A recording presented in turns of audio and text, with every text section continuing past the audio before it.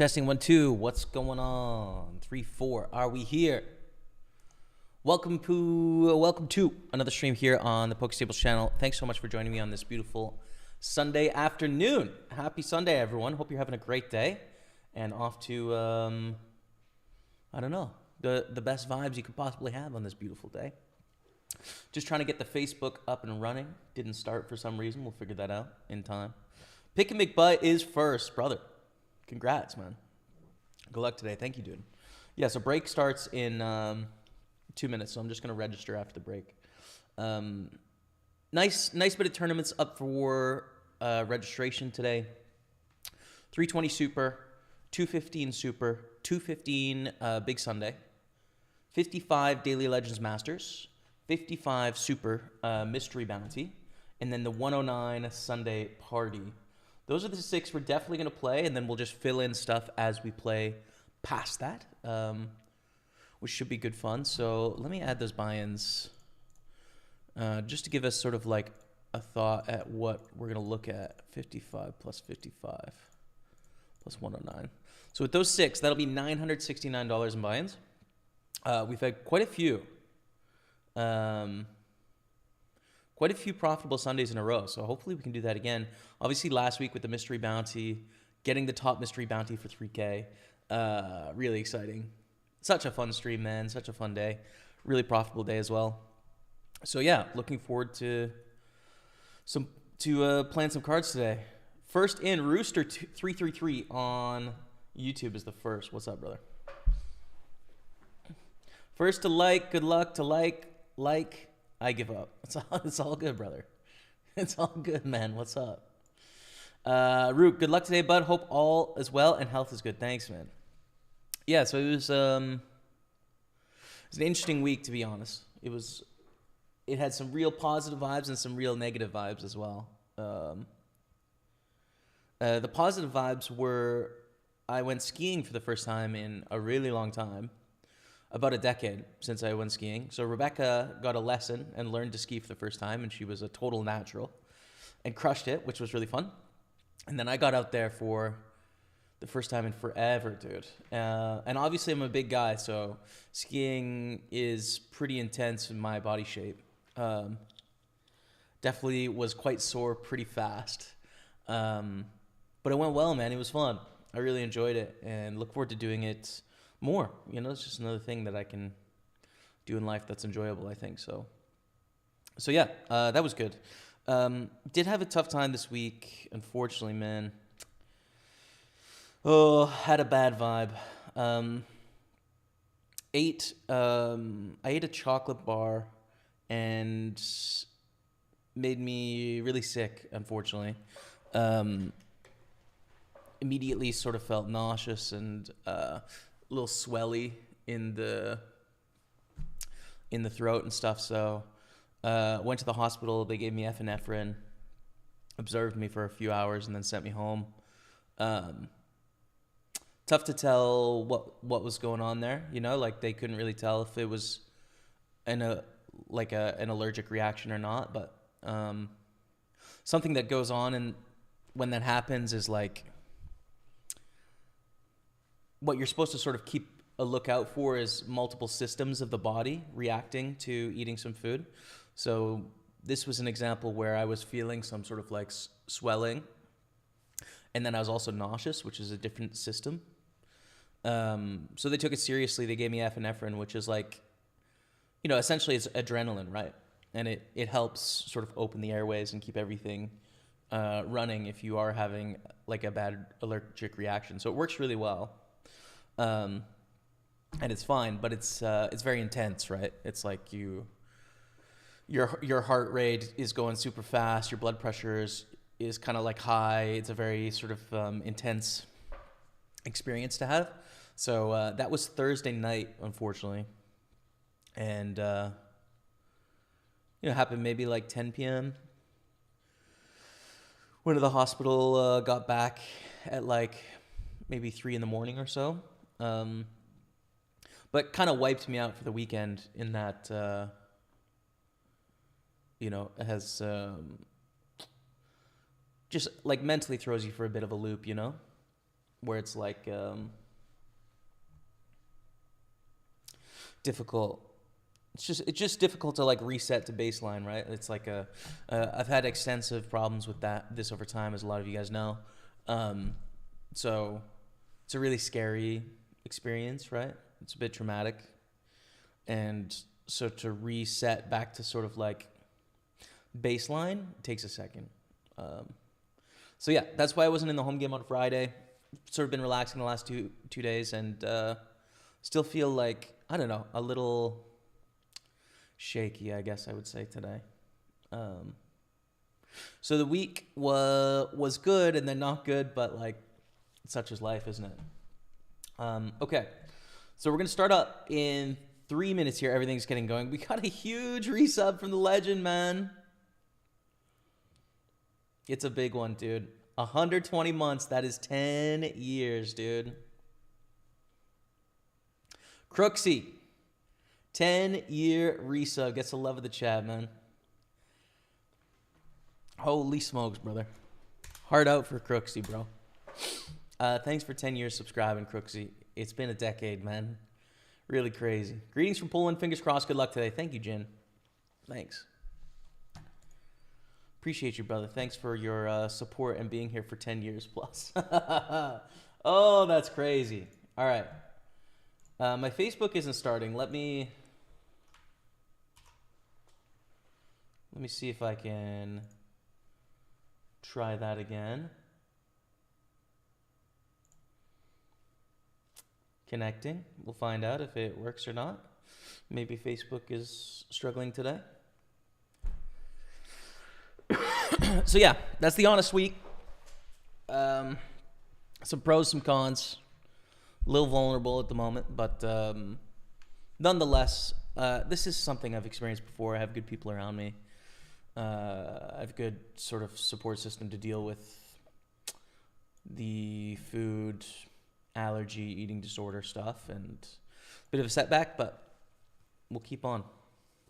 And let's play cards, yo. So plan is to play cards all day. I also found a video game this week. Got obsessed with it. It was so fun. So we're going to play a little bit of that after the poker in several hours. Yeah? Yeah?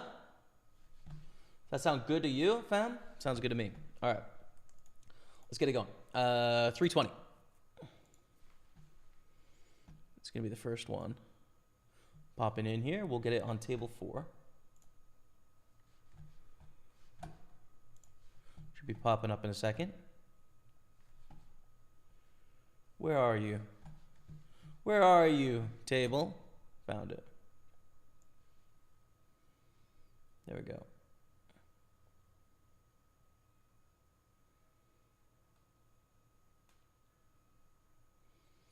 Okay, sweet. Next up, 215 Super. We'll put on table 5. And this mystery bounty, we've started to put these in gold, yeah? I think gold is the one.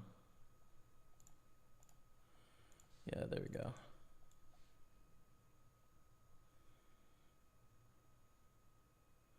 Table 2, Super 215, just a green felt knockout. Table 3, 215, Big Sunday. The Big Sunday, baby. We have a lot of success in this tournament. Hopefully we can do it again today. Good, we're going to start up here. And then 2 more pre-registering right now. 55 Masters, which is just a freeze out. On table 1. Hope you're feeling better soon. Get well. Love from the land of the Vikings. Thank you. Poker Liran TV. Thank you, brother. Ooh, I have sound on. At some point I was playing without the stream.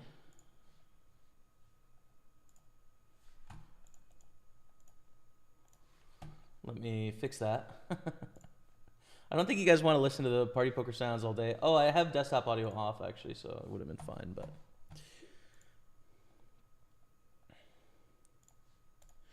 But yeah, Bray. Okay, 55 Masters, and then Super 55 is the last piece here.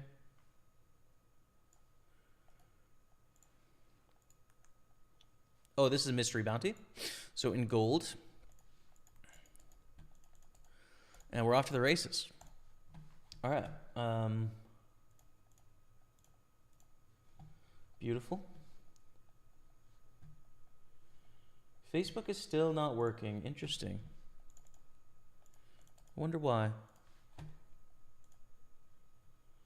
See if I can...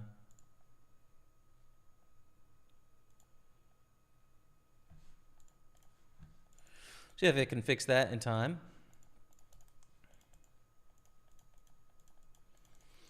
In the meantime, let's call with the ace-queen.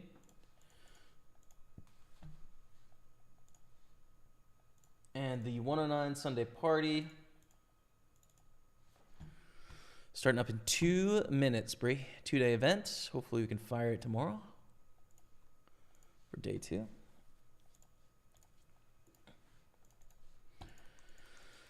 Look at this spade on the turn, man, in the super. How are we going to win this pot is kind of the problem, right? We have a 3-way pot. I think we should continue. It's just like, are we going to have enough bluff opportunities on the river to make this a good thing? Is the question, right?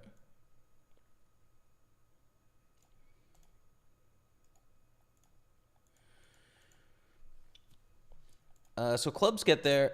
It's a good spot to bluff, I'd say, right? Like our hand missed with the spades, but this is the most likely draw we would have is clubs. So we're going to try and get them to fold something reasonable, you know? The thing that's interesting and I should have thought about here is that probably ace-jack is not going to fold, and they probably don't play king-jack and queen-jack like this.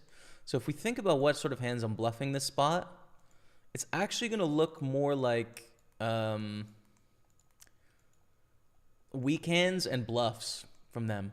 In which case, I don't need to bet 20,000. So I probably could have saved some money here by betting more like 15,000 because they just don't have many hand. They're very polarized, right? Basically, they check raise, will fold.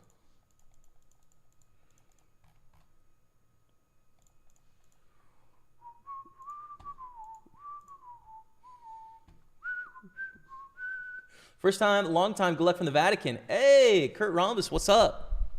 That's cool, man. I didn't know I had any viewers from the Vatican. That's pretty amazing. Hope you're having a great day. All the best.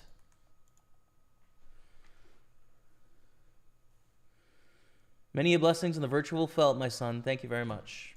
Thank you. That's on YouTube. Played 109 Mystery Bounty, finished second. 2 bounties for 825, second place 950. Let's go, man. Beautiful. Beautiful result. Love that. Oh, Facebook is working. Okay, sweet. Finally got Facebook up and running.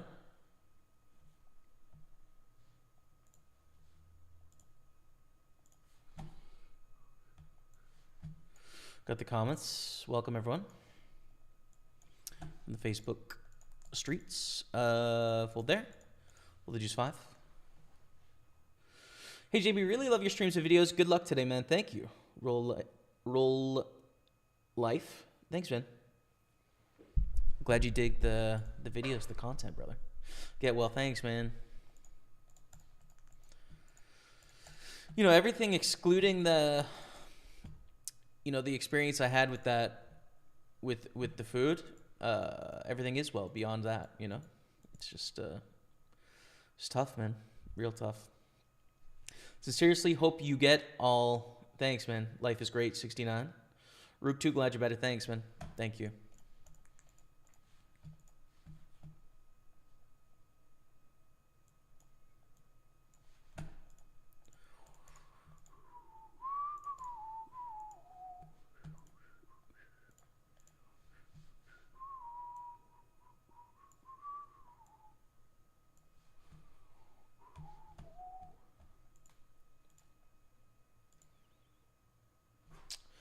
Yeah.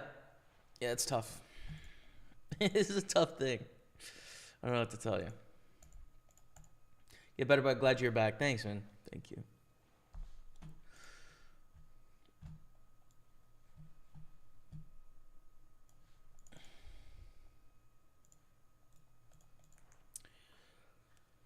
Okay. Queen, queen, jack. We have an overpair of kings.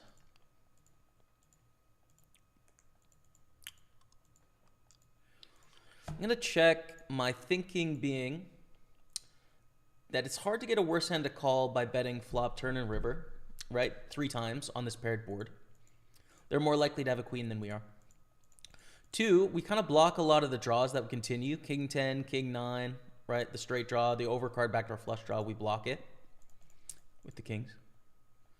And then 3, our hand isn't very vulnerable. There's only 4 cards left in the deck that make our hand worse. This is one of them, for what it's worth. But still, the way we played our hand, I think we call the river. So it's less risky to slow play than if the board was like, let's say, 8-8-7 and we had 9s, for example. Call the river. It is queen 8. But I think if we would have played that hand differently, we would have lost more chips, for what it's worth. So that's the bright side of losing there, I'd say. Praying a mighty bank today shall betroth you from the big man upstairs. I shall claim no credit. Thank you, brother. I appreciate it, man. A mighty bank. I like the plan.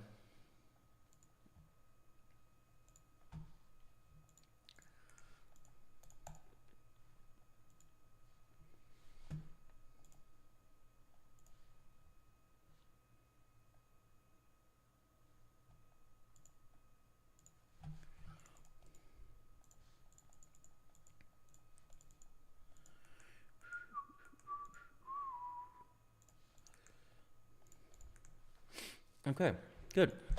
Chilling out here, early days. Lost a few chips in the 215 with our missed flush. But we're hanging out. It's all good, man. Oh, the live video ended. Oh. Facebook.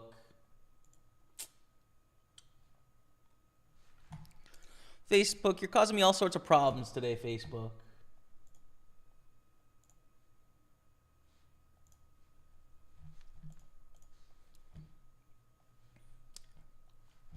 Try again.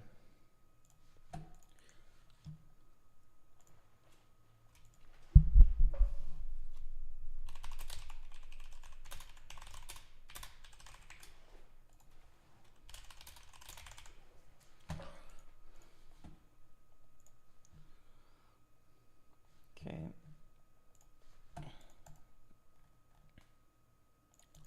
So we're going to 3-bet here with a great hand, ace king.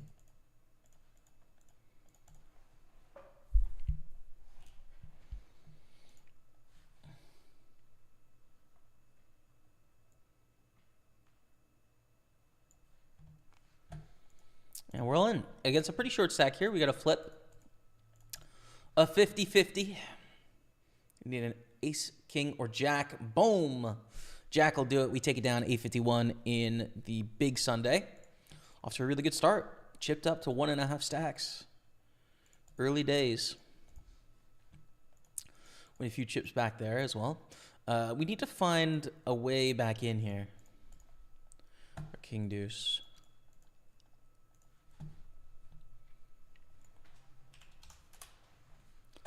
Evening, everyone. What's up, Racy JC? Hope you have more luck than Tamworth.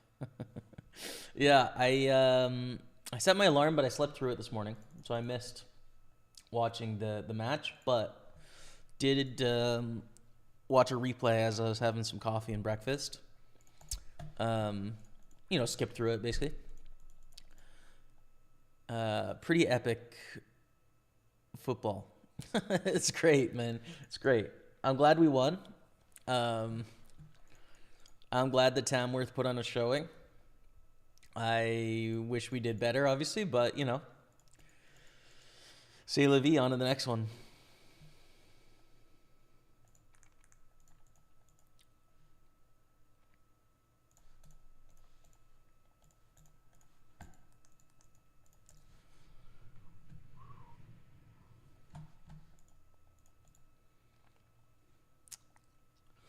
Serious note, didn't know you got sick. Glad to see you're better. Thanks, man. Thank you.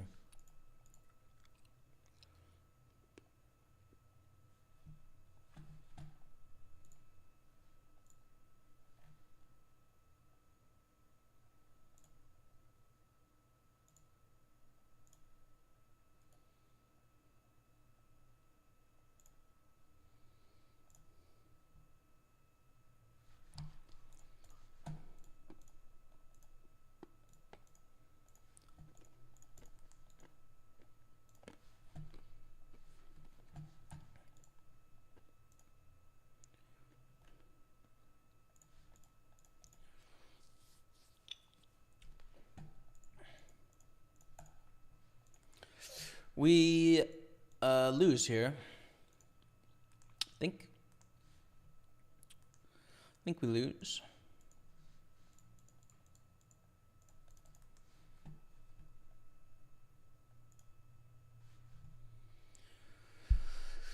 Being laid off, life is boring. Watching you is a bright spot. Don't think you realize how much help people coming into our living rooms every Sunday. Thank you. Hey, man.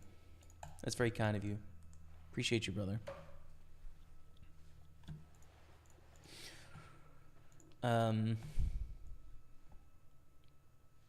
You know, I have people like that I watch where it's just whenever they are on, it's like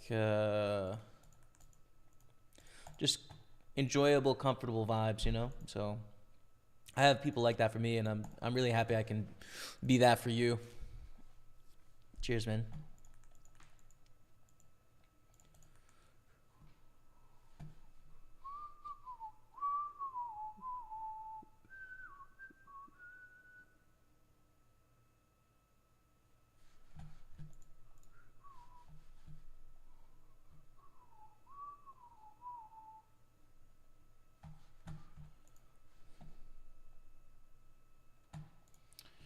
Oh.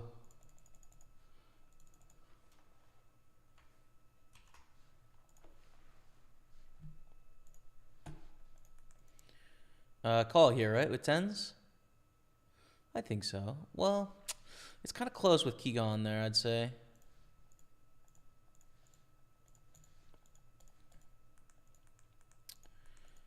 Let's gamble. I think there's some useful future game in picking up a stack to be able to get mystery bounties at that stage.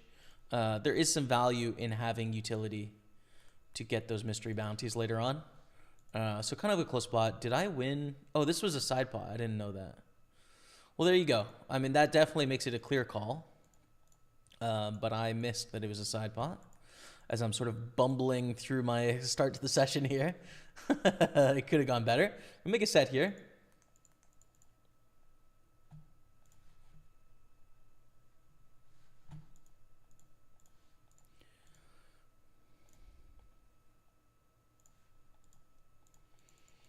A lot of pots. Also ace king versus jack 10 in the mystery bounty. And we're not looking so good. Okay. We're going to have to re-enter there for another 320.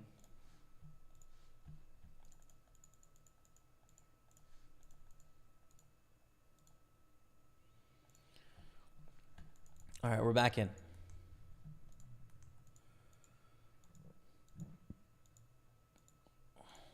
What's up, bro? Trebendo days. What's up, brother?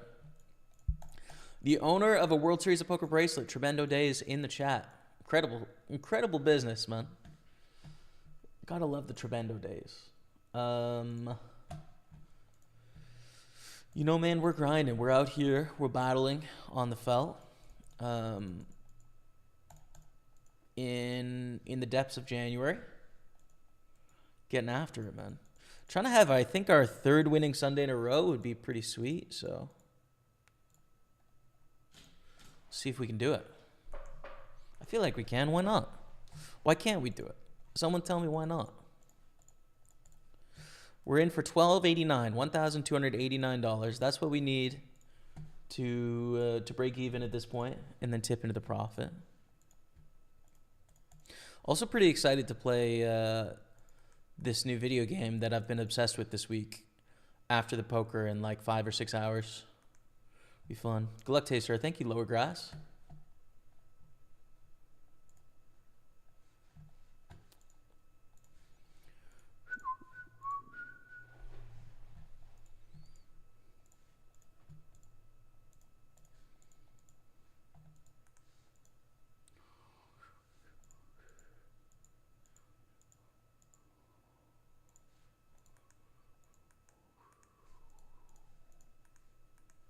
We have lost to Keegan. No mystery bounty or anything. Small pot there. It's all right, but I prefer to win. If I'm honest with you.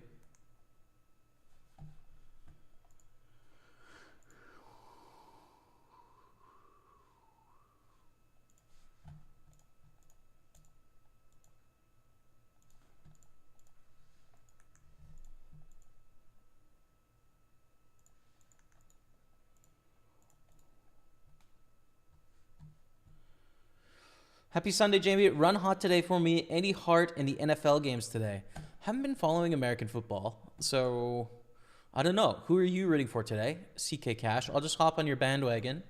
Whatever you would recommend is who I'm rooting for today. How about that? How about that?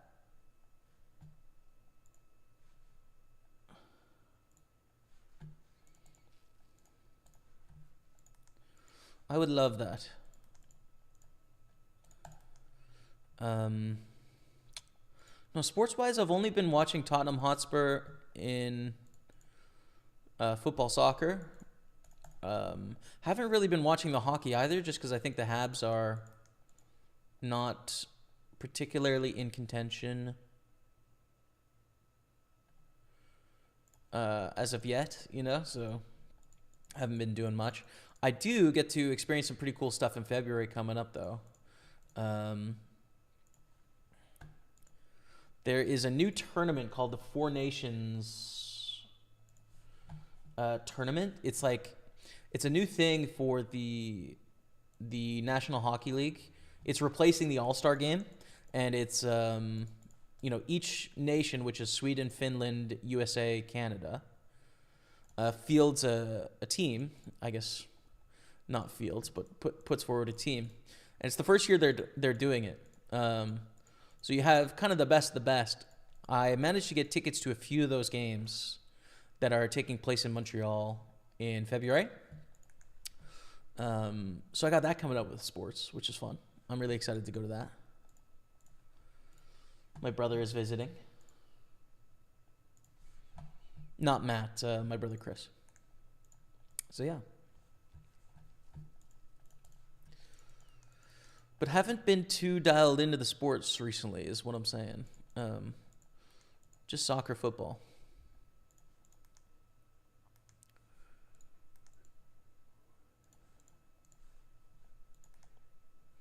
Give up, lose to queen 10. Okay, but we river a queen here. Do we want to try and get the last 6,800?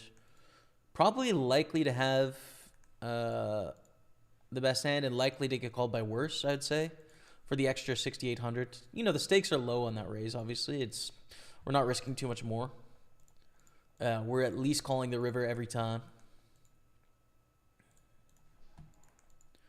But we lose.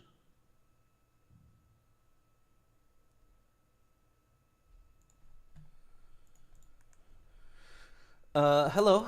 All right, we got Facebook up and running finally. What's up, Batman?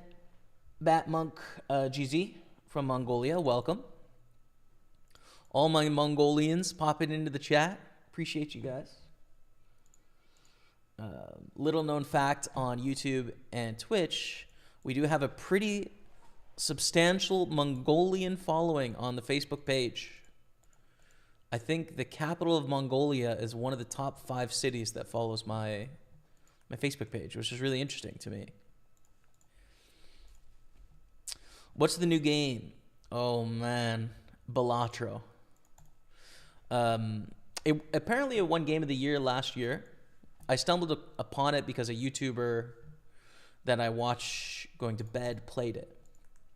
And I was like, oh, this looks really fun. And so I downloaded it and played it and totally got hooked. Like, so fun. Basically how the game works is it's a cross between quite a few games, actually. But the base game is kind of like poker meets solitaire. You're making poker hands and you're setting a hand. But then there's also like a bit of a Hearthstone element in that you have Joker cards that do different things, and you can combo different Joker cards to make really powerful sort of abilities, which is quite fun. And then it has a, I guess, slot machine element in that, you know, has the lights and the cash rewards and, yeah. So it really has a lot of great things going for it. It's quite a fun game to play. And for all poker players, I mean, you pick it up absolutely immediately. So should be good fun. We'll try it out. Good luck today for the UK, says Christopher Harvey. Thanks, man. Can I recommend a quick artsy game? Would think it'd be a nice cinematic experience, about 2 hours. This is on the other end of the spectrum, man. This is on the other end. But I really do need to take your advice and play some artsy games, man. Because I like art and I like games, so. How about those Habs? Where the hell did that team come from? I'm still a diehard Sens fan, but the Habs are killing it lately. See, I haven't been sweating, dude, so I don't even know that the Habs have been killing it. Let's go Habs. What's going on, man? Standings. Oh, let's go, baby. 20 and 18. Over 500. What's our form?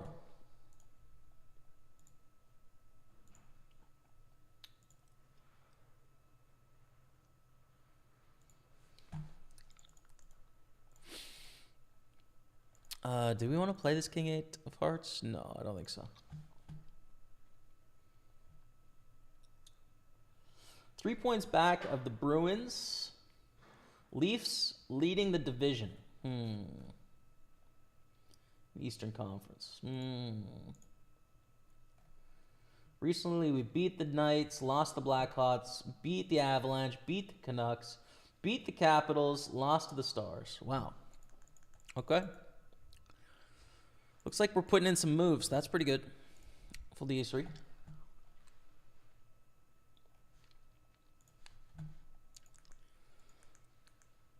Habs are 2 points out of a wild card spot. Let's go, man. What remains of Edith Finch? Okay, so this is a video game that's kind of like artsy, couple hours, cinematic. I just Googled it, so I have a link open. You did just hear a voice crack, but we don't have to revisit it, chat. Just, you know, it is what it is. 7-2-1 in their last 10 games. Oh my god. It's time I dial in and start watching the Habs, man.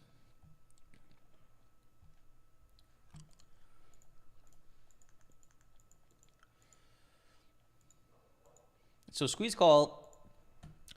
This should be really strong, right? And we're basically set minding here.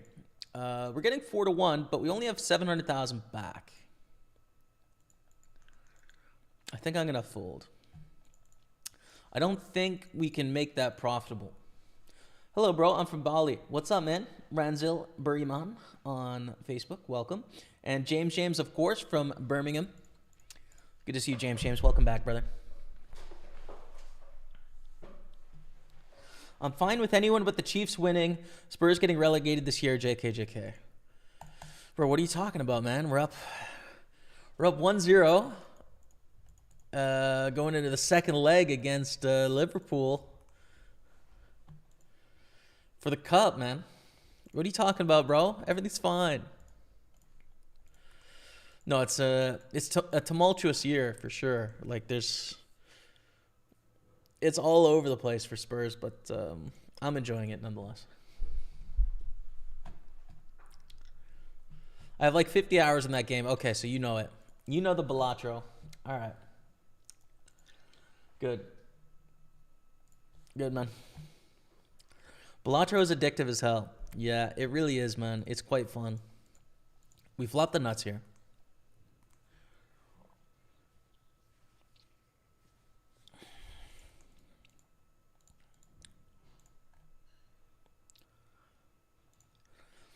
Man is explaining Balatro to a huge deck-building roguelike player. I don't know what you mean. What do you mean?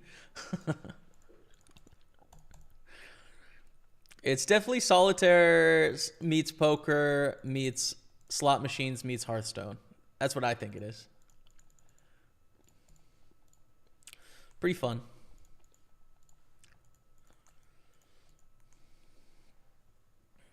And the thing is, like, I think, like almost all the games that I've played on stream over the years, they have almost no crossover to poker, right? Like what do poker players care about Valorant? Of course, we're all human beings, so like we like video games. They're fun. They're a great time.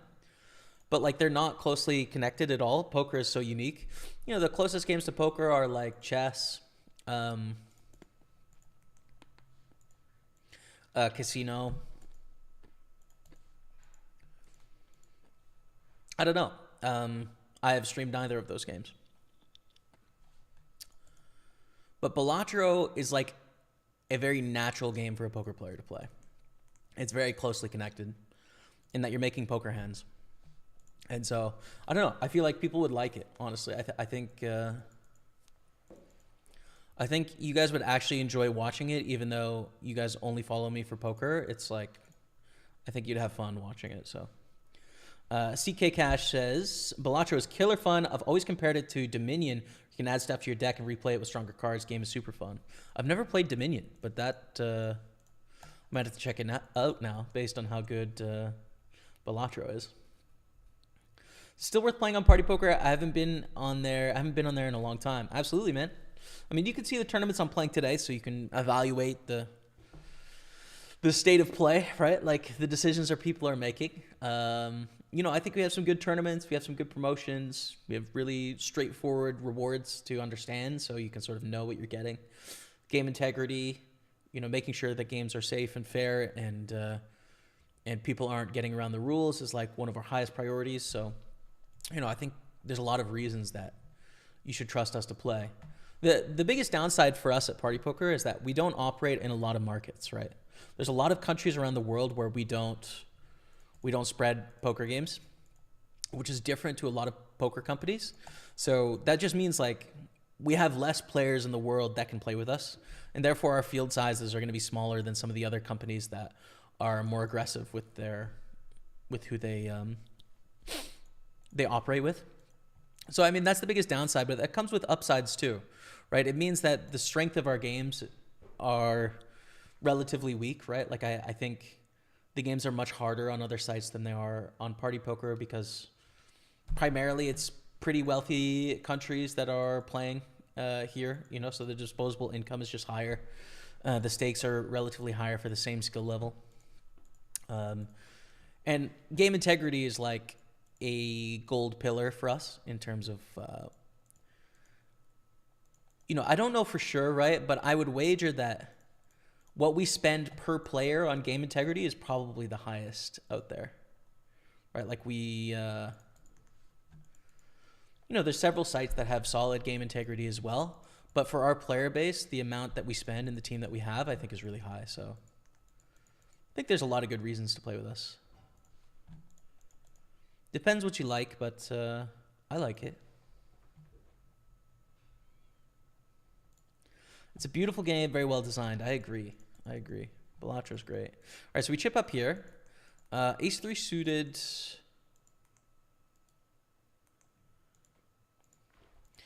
Why so big on this 3-bet, man? 3.5x.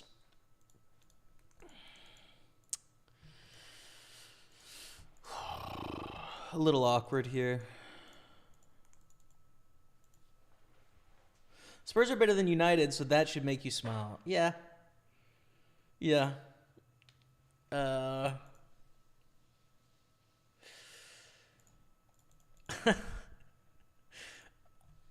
I would have loved to watch the United Arsenal game today because that would have been great memes.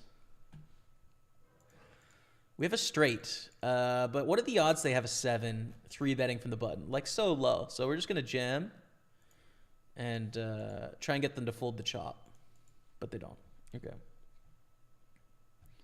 More hours than Slay the Spire, which is the most famous deck builder. Interesting. Yeah, I haven't played that one either. I haven't played any deck builders, I guess. So it'd be good to play more. It's fun. Nottingham Forest need to be studied, bro. How are they in 3rd place?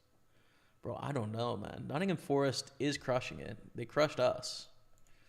We're out of the Super 55.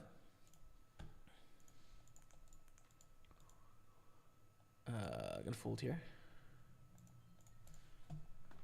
And let's see if we can get... We actually don't have anything that is 33... Oh, I had the wrong filter on. I could play the Super 33. I have 15 minutes to late reg, so I'm just going to wait a second. We're just going to chill a bit. We'll get it going from there.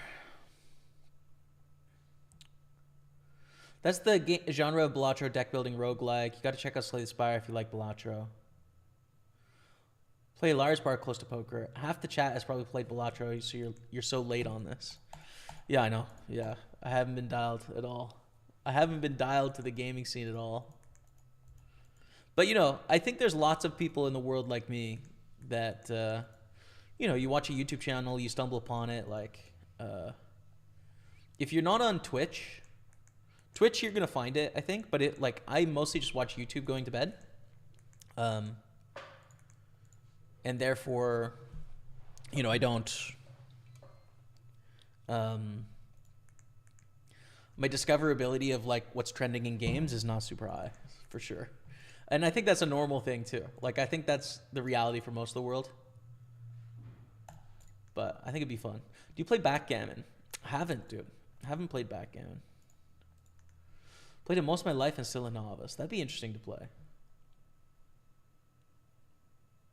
Had no bankroll yesterday. Used the freebie. $1 spin, won $20, won another 20 and 250 satellite, 25 Euro GG. Nice. Genius. Congrats on the spin up, bro. That is so fun, man. That's like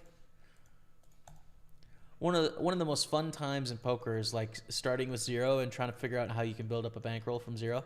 So fun. Like, such a great experience. This 3-bet is super small. The king 10 suited, so we'll call.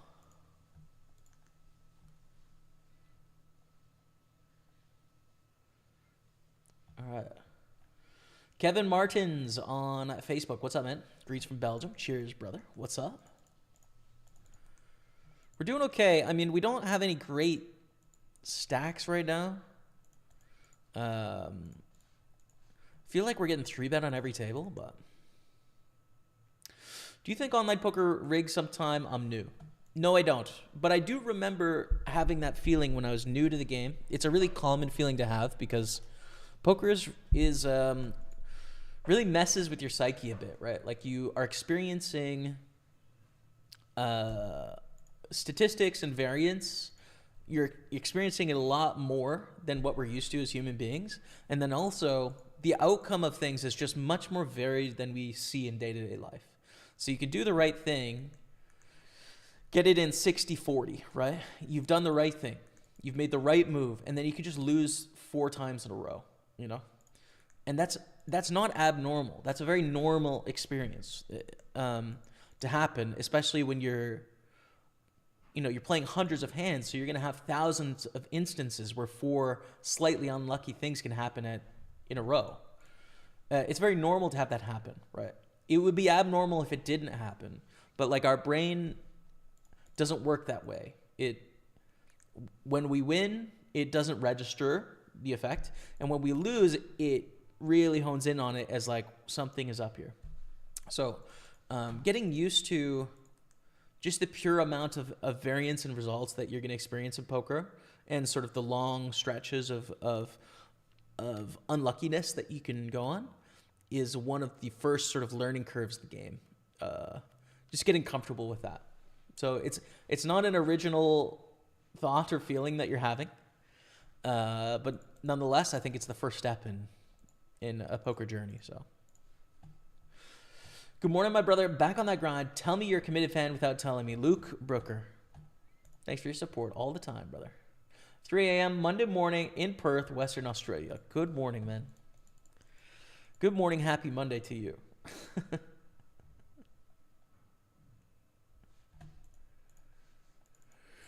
But when it comes to party poker, right, and not even just party poker, but other sites as well, the random number generator that generates the cards is outsourced to third-party companies, and then it's audited by regulators, depending on where the company is regulated from. So, that's something that the poker company doesn't actually deal with. It's the third party that does it, and ensures that it's as close as machines can be to being truly random.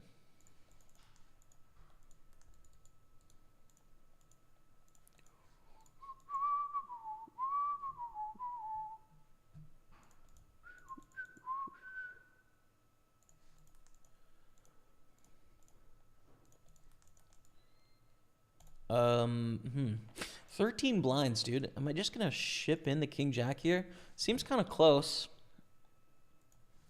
Seems like a close spot. I don't know. What would you guys do with King Jack? 13.3 blinds in middle position. 55 masters. No bounties or anything. I shove it in, but it seems close, right? I don't think we're going to shove King 10 there. Offsuit. We're obviously going to shove King Queen. So King Jack is the line. And I don't know if I'm on the right side of it or not.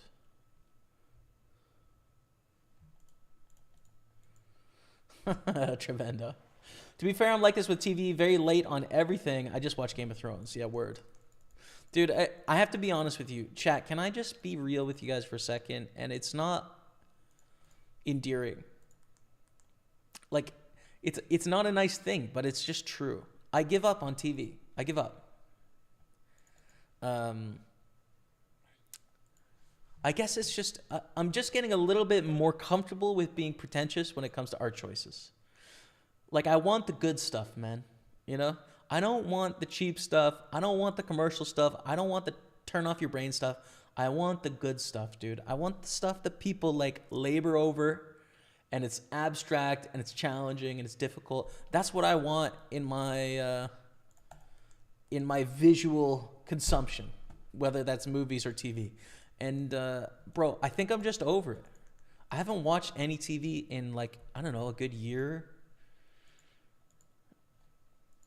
Since I've seen a, like, TV show episode. I think I'm just done with it, man.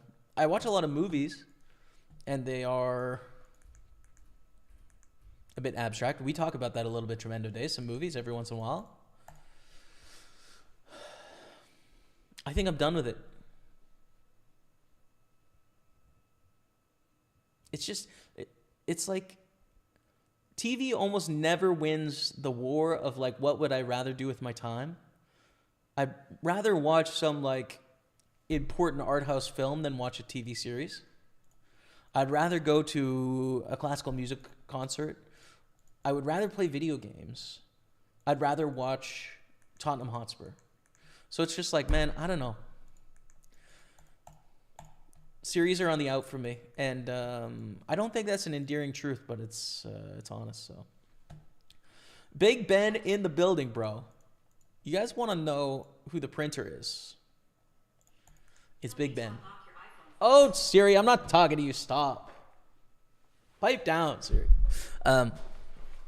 Big Ben is a true printer. You can ask him about it if you want to in the Twitch chat. Welcome back, Big Ben. Hey,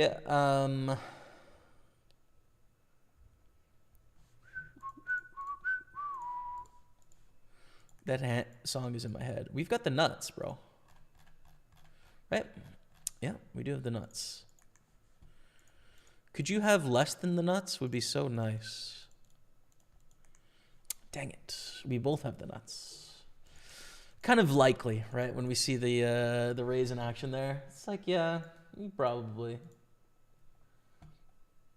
All right, let me get the Super 33.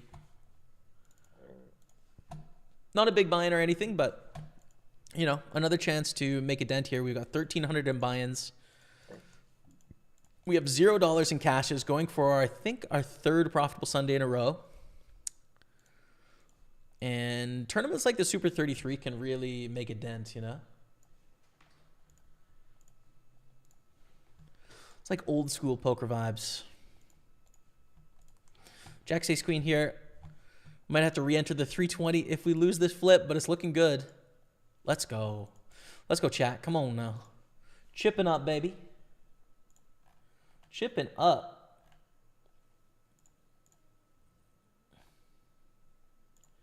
I didn't have the 109 felt open. There we go.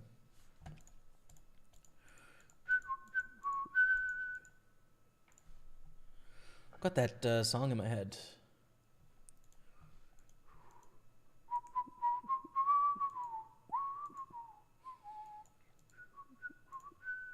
Because I watched it on TikTok this morning. Never knew the algorithm came from the third party. Good to know. Yeah. Yeah.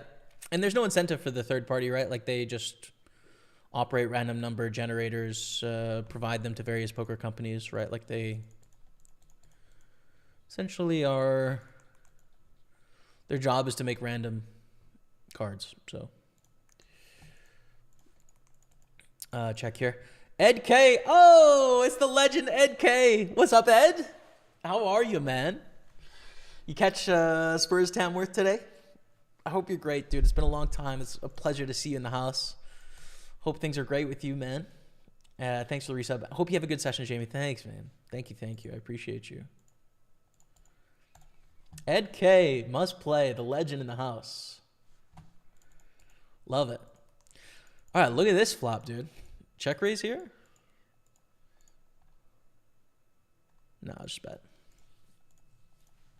Just bet. Lots of stuff going on. We have trips. This is going to be a check raise.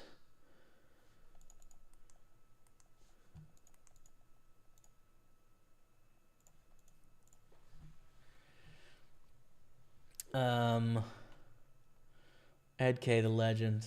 I'm almost back to gold, but every game has like immortals in it. Yeah, I haven't got placed yet in Valorant. I've played 2 placement matches as we lose Ace King to A7 here. You know what? Fine, we'll play again. Whatever, dude. Add another 33. King Deuce wins, the check raise wins. All right. Like, it could have gone a lot better there, I'm not going to lie. We didn't gain a lot of chips, and we had 3 very big hands. Trips, Ace King, and top with a flush draw. We ended up just busting a tournament. But, you know, it's okay. Let's battle it out, fam.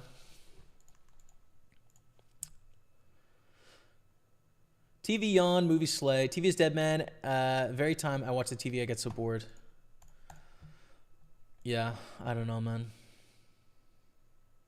There's some good TV, but less. See, I think there is got to be good TV too, but I feel like there's something wrong with the medium in that it just has to, like, the aims have to be too commercial, you know what I mean? Like, they have to play to the masses to make the TV shows. And dude, I don't know, I've just consumed enough art where it's like, I don't want some mainstream stuff. I want some like kinky, weird art house shit. Like,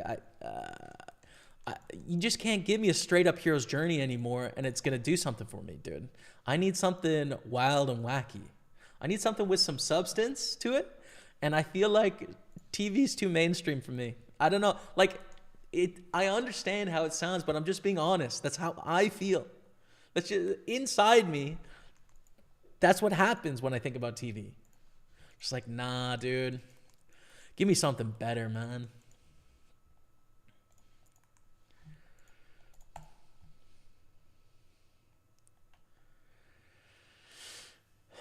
I don't know. Hello, nerds. PSR on YouTube. What's up, brother?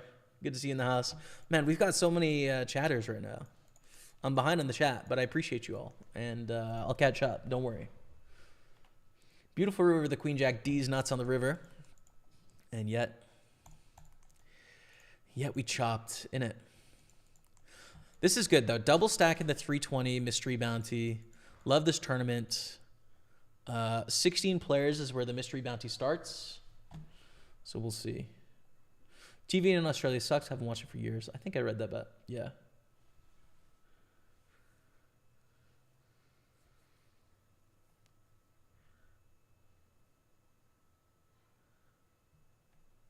Bunny Hill.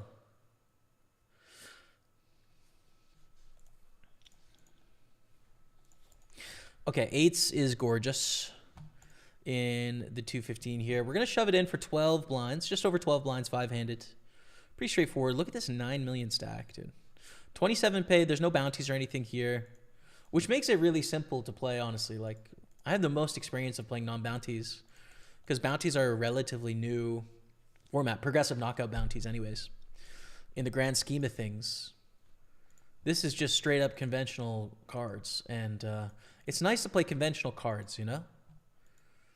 It used to be that like bounty was one of your 6 tables.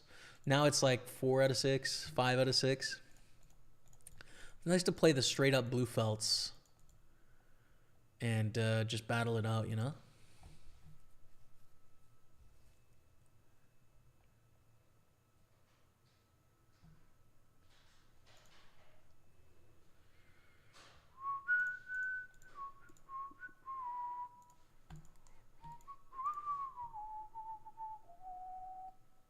Thanks, genius. Very kind, brother.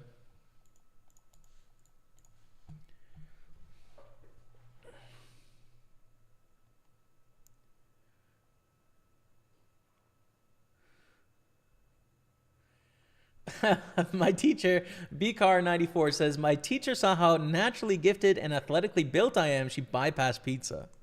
It's true. Rebecca had a private lesson. She went straight to French fries, bro, carving down the hill.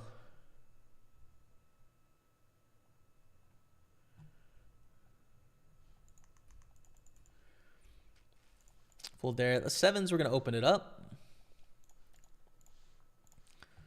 Early position. PGD, Balatro Chief. PGD, we're going to stream some Balatro, but it's going to be after the poker in several hours, so I don't know if you'll make it.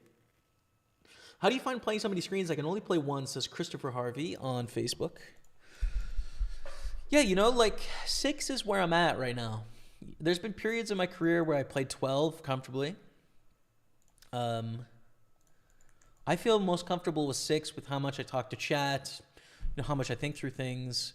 Some of the guys that are like grinding harder and are studying harder and are more sharp in terms of like just knowing where the lines are, they have to think less so they can play faster. They're also younger too, some of them, right? And reaction time is faster. For me, 6 is like a good number, but I started with 1, Christopher, right? Started with 1, 2 was difficult, and then it was okay, and then 4. And I would say on average, I've played 6 tables in my career, like nine tables for a lot of it. But then like 5 is really my favorite, I'd say, at the moment. So yeah, I don't know. And that's with streaming. Like it'd be different without streaming to where I could handle, you know, more pretty easily, I think. 10-7. Nope. Good afternoon from Quebec. Colin Moore. Bienvenue, mon ami. Thanks for tuning in, my friend. Welcome. Have you watched Severance? Season 1, like 3 years ago or so. Haven't watched anything since then, though.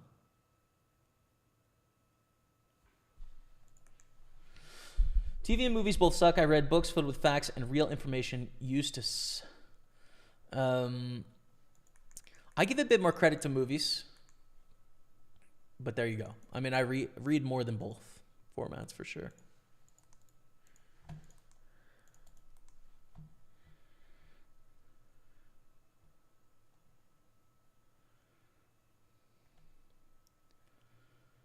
You're right. The studios can't get the stuff funded. HBO a little better for that. Yeah.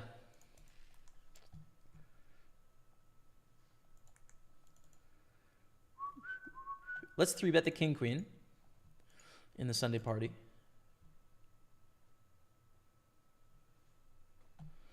Hey, Big Ben dropping the prime. Gets the love of the chat.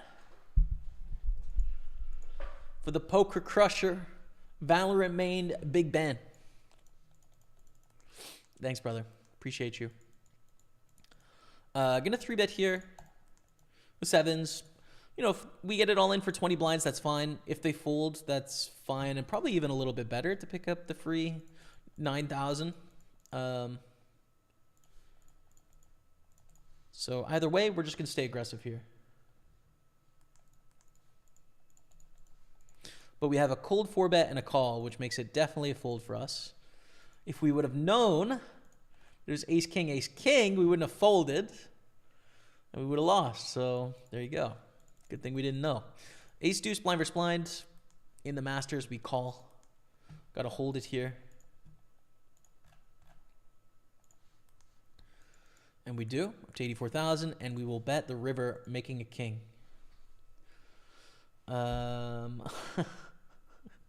Guys, don't be mean to PGD now. Come on now. Tremendo Disc says, I listened to a New York Times podcast reviewing 2024 TV. They lamented all of that, TV and movies. Everything too safe. Everything is sequel. Yeah, word, brother. I mean, I don't want to, like, you know, I don't want to harp on, like, the anti-capitalist stuff, but it's just, like, the incentives are not very good for art and capitalism. They don't work very well together, right? In that and this is obvious for a lot of people, but I just want to riff on it because I think about it often, is like, if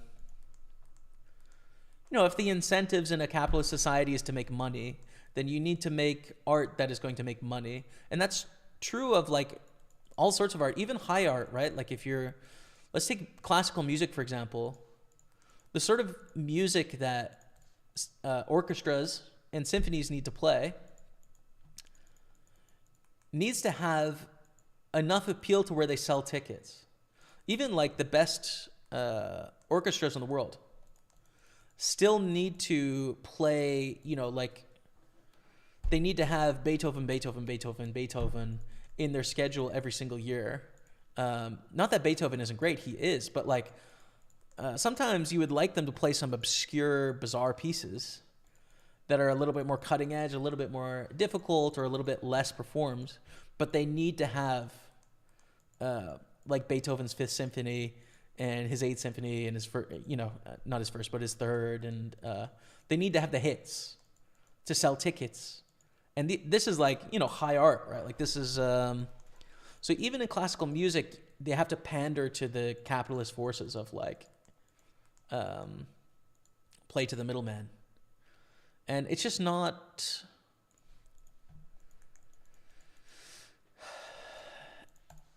it shouldn't be the way that art is built around, right? Of like, art that is tied to profit motive isn't very good most of the time.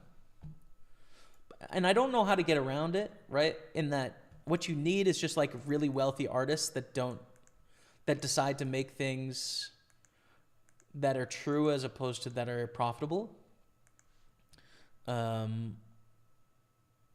Which is where the meme of the broke struggling artist comes from, where it's like they don't make any money, but they make good art because they don't care about the money, right? Like, and at least with film, you get around it, right? In that people make like art house films for relatively cheap, has enough of a scene, but like TV is too expensive to make like art house TV. It's just not a thing. It's not. So yeah, bro, I don't know.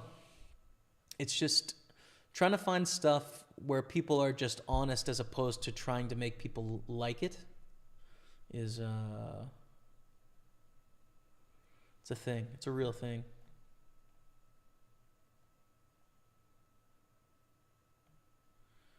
Yeah. But I guess you can also like just consume stuff without the critical lens, right? Like, and just sort of like, okay, I'm just going to take this more as like a brain off casual consumption, which is fine, but then it's not my favorite casual consumption. I'd rather play like video games or go for a walk or something like that. I don't know, man.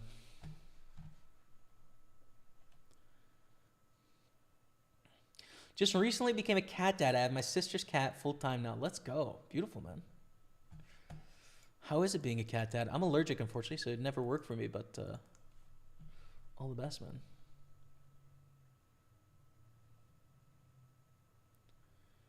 Okay. I'm just going to grab a drink and I'll be back in a few minutes, okay? Pokerstaples on Twitch, YouTube, and Facebook. Enjoy these highlights. And I'll be right back. 1020. This is so sick, dude. And in the 320, I think we're all in with 10s here. Pretty close to mystery bounty portion. 23 blinds, 25 blinds. 10s is strong, right? We're kind of in a tough spot when we have like 6s there. With 10s, it's not so tough. I think it's just a shove all day. So 3 off the mystery bounty, 4 off the money. This is our new main bay, I would say. So the 320, we check 5 Dewey. Pretty good board for the big blind typically. I'm not gonna bluff 5 deuce. It's really easy to overbluff here. We have so many hands that can bluff in this spot. I don't think we have a great one to do it with. So I'm not gonna get too crazy here. We have a straight. Great.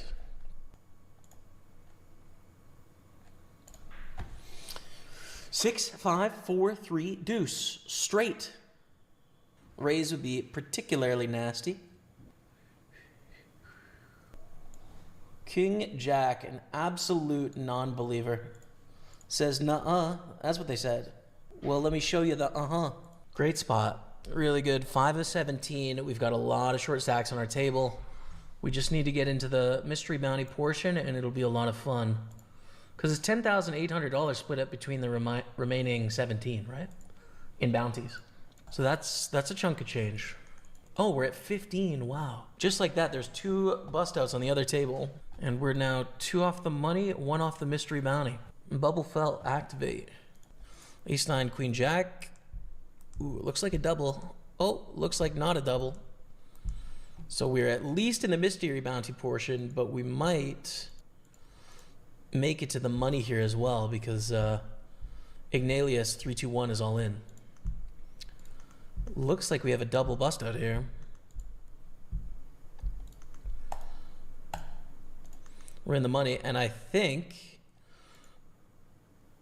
also there is a mystery bounty, but no one wins in that hand because the money bubble bursts, so it's split between the top 12. So the average bounty is $830. That's the average bounty. Holy smokes, man. Because there's also like, it's a compounding effect too, right? To where if you win and you can get more bounties, like winning a pot has future game potential. It also has the immediate bounty. It also has the prize pool potential. So we're 362 cashed. First place is 2,700 and each bounty is worth 800. I mean, that's a really interesting structure. It is an interesting structure past Jamie, but current Jamie's got to get back to business. 6 tables. So let's do a little review of what we're at. We've tripled up here, 3.5 stacks. 5 of 39, top 16 are the mystery bounty. Last week we got the top bounty for 3,000. Would be awesome.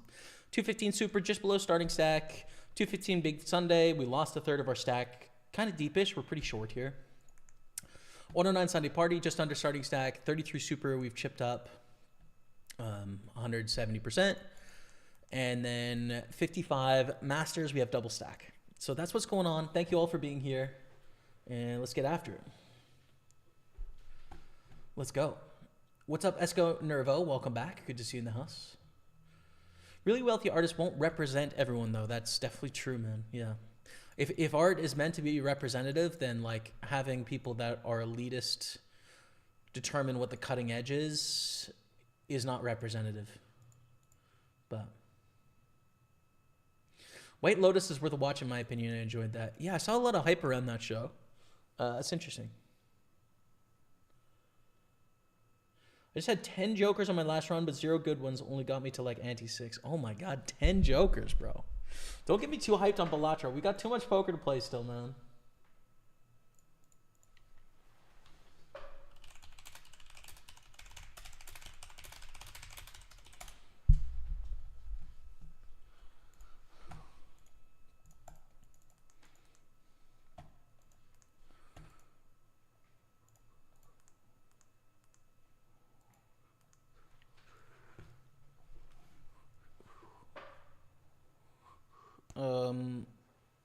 All right, and so we're all in against this opponent. I really wish the mystery bounty was on, but of course, it's not.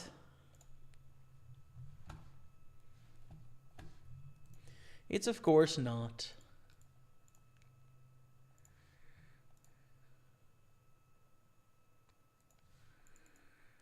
Not a great flop for jacks. Oh man, check. Check, check, check. In a 3-way pot. Now they're all in with any 2 cards, right? But then there's still the big blind.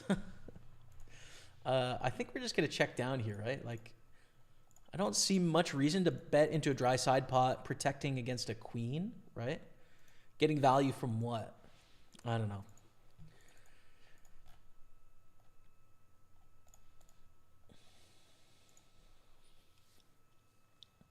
Good to see some legends in the chat. There really is some legends on Twitch chat. We do lose to the ace 9, unfortunately.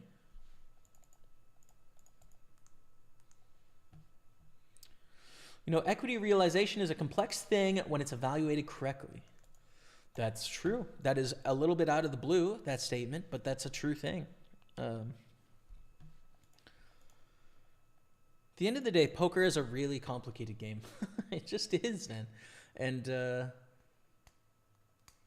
being able to realize your equity is one of those concepts that I find really difficult to boil down into like a bite size conversation, right? Because it's like, okay, you've got X percentage in the pot, but if you can't get to the river, you can't get your percentage. So you might be 50-50, but you might only realize 80% of that, which was, you're kind of 50-40 at the moment, if the hand plays out as is. And so that's complicated, I think. Reshove the 8s here. In our best run right now against King 9, ooh, we got to flip. We got to flip it. That's a set though, baby. Come on now. Set's good. Up to 4 stacks.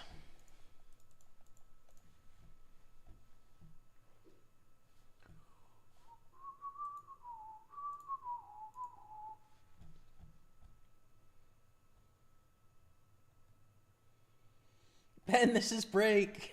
Ben, bro. Ben.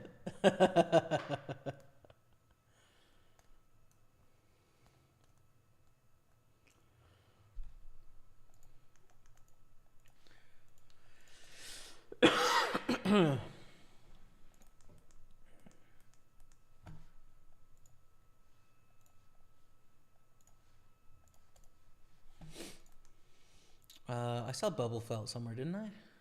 No. Thought I did.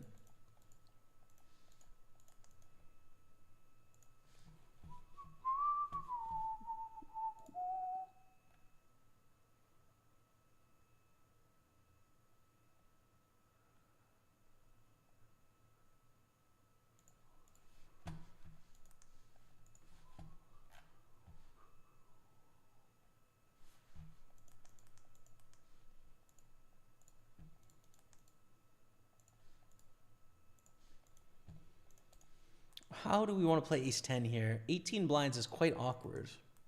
Shoving is going to lose. So we can call. We could 3-bet, but I think it's a bad idea. I think folding is best. I think we just lose money. Now let's go down to ace 4 in the big Sunday. We've chipped up a little bit. We're going to go for a small bet.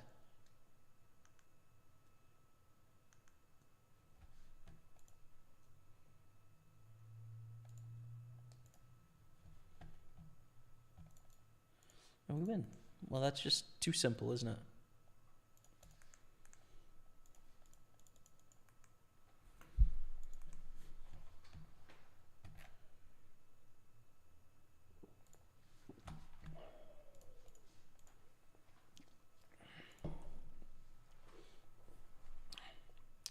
Have you seen any of the crazy runs where they re-triggered King's Joker? I haven't, dude. I've been trying to avoid. It's been so tempting to watch Balatro on YouTube, but I've been trying to avoid it so that when I stream it, I can know less. Because I think the game would really lose a lot of luster the more you figure it out. And it's definitely like a solvable game, right? Like it's a game where you can have perfect answers. Not too difficult because all the odds are knowable. But the fun part is figuring it out. So I've been pushing off all of the YouTube highlights, starting them, and I'm like, oh, he's on too far of a deck. Like, I can't watch this guy. Honestly, my YouTube searches have been like, let's play Balatro, and then like watching like episode 1 of people play Balatro because I don't want spoilers, you know, of like perfect combinations to run crazy, like unlimited runs, basically. So yeah.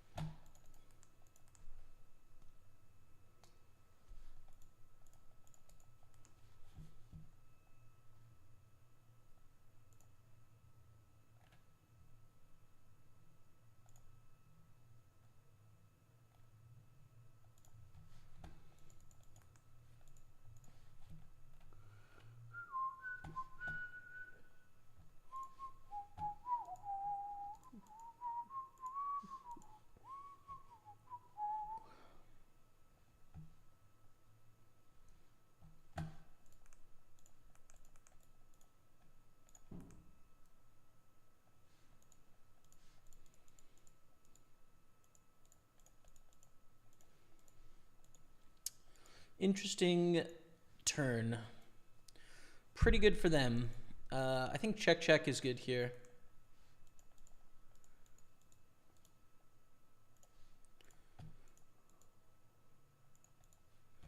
I don't really like bluffing on this river. I think we block all the missed draws we want them to have.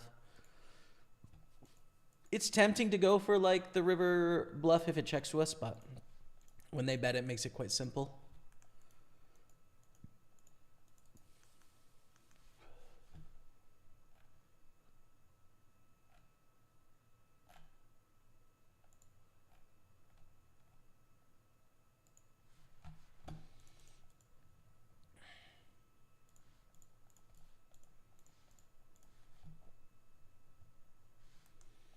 Win a little pot with queen 9 there.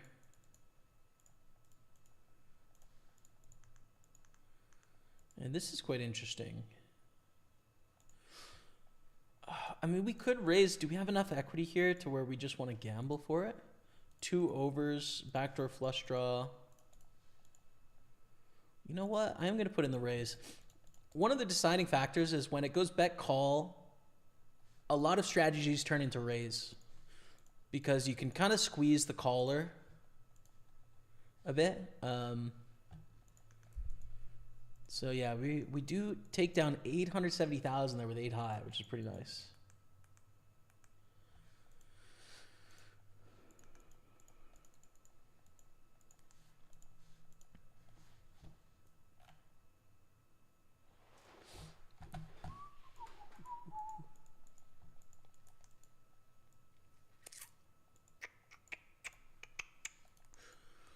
Eights, lovely. Call in position 437 here. My guy, what's up, Adam Tobin? Watching for years, didn't realize you stream on YouTube. Yes, sir. Motivated me from get to 10 to 50 and L this year. Keep it up and enjoy watching. Congrats, man. Nice climb.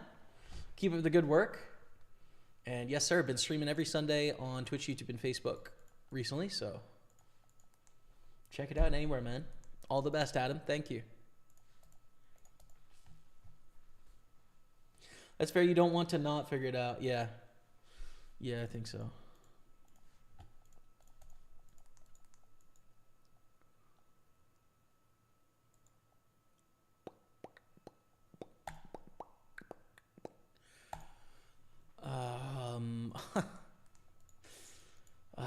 Okay.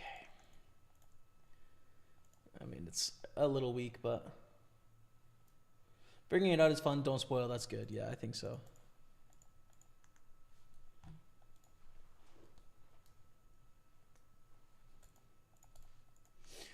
I think it's a game that wouldn't be too hard to get really good at, actually, Balatro, because if the amount of jokers are knowable and the odds are all knowable, you could just do equity calculations on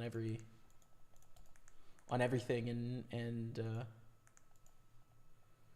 could create a Balatro solver with not too much work and have optimal lines, I think.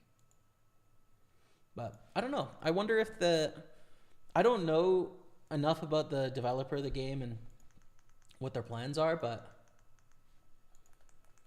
it'd be cool if they continued to work on it and or figure out ways to give it a bit of legs.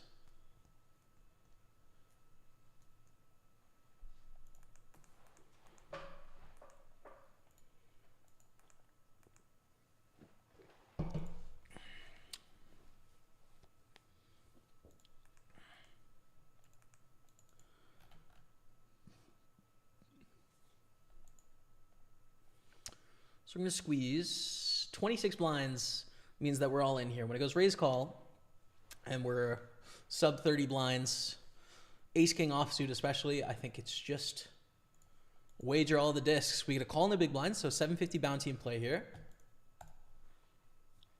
And a call here as well. Not a bad lineup set, but we do have a side pot against big fish. So we won't bust, but we do lose some chips there. Let's open Jack 9 suited.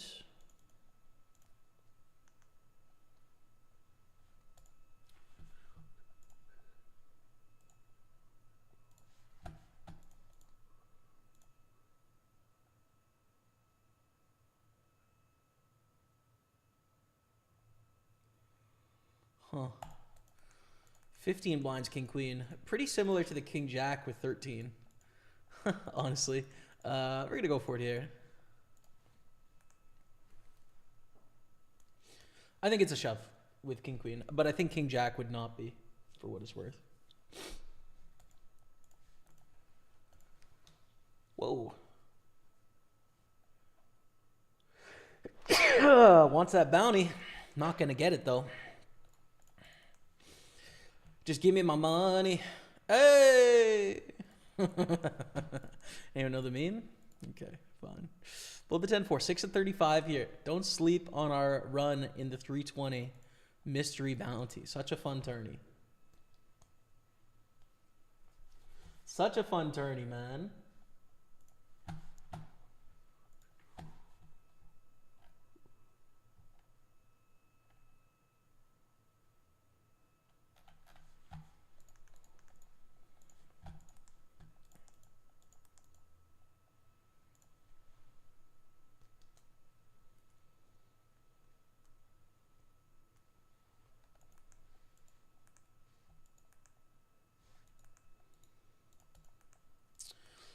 Pocket threes under the gun.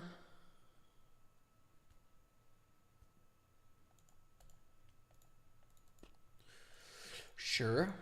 We'll give that a sure raise. Wow, this is actually probably just a fold here.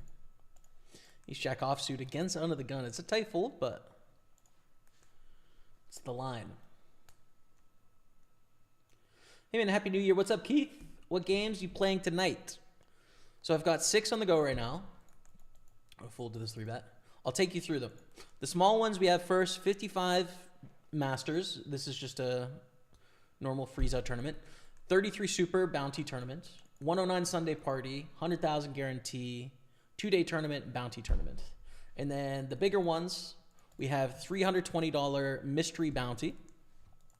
We're going to call here in the big blind, 9-7. And check fold. We're on a really great stack as well. 6 of 35, top 16 gets into the mystery bounty. So we're pretty close to getting going there.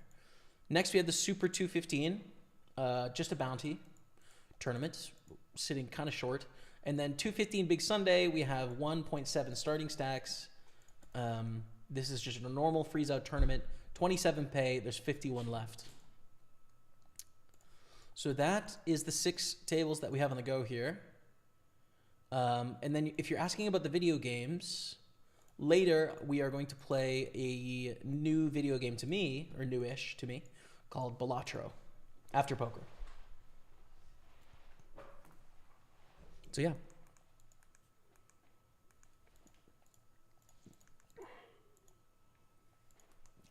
Our 9-7 is trash. Developer is unnamed. He's been in the shadows. Does speak publicly. They've released new content, but it's mostly aesthetic. Oh, interesting.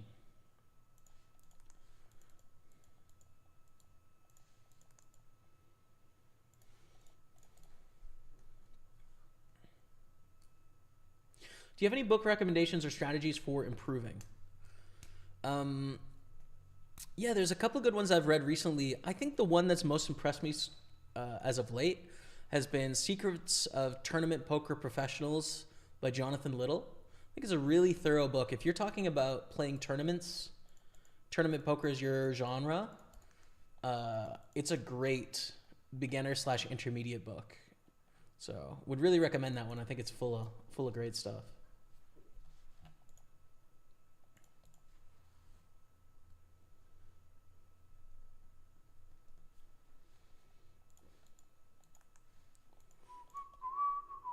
Bonne chance. Merci beaucoup, Andy, et bienvenue.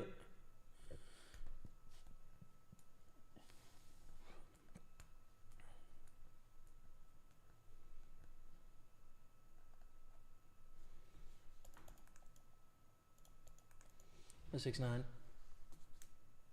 Bonne chance.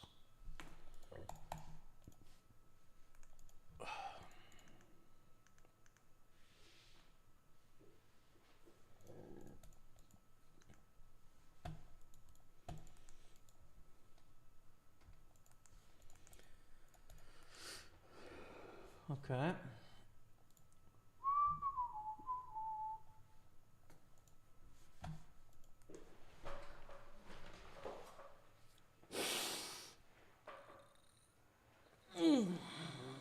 Excuse me.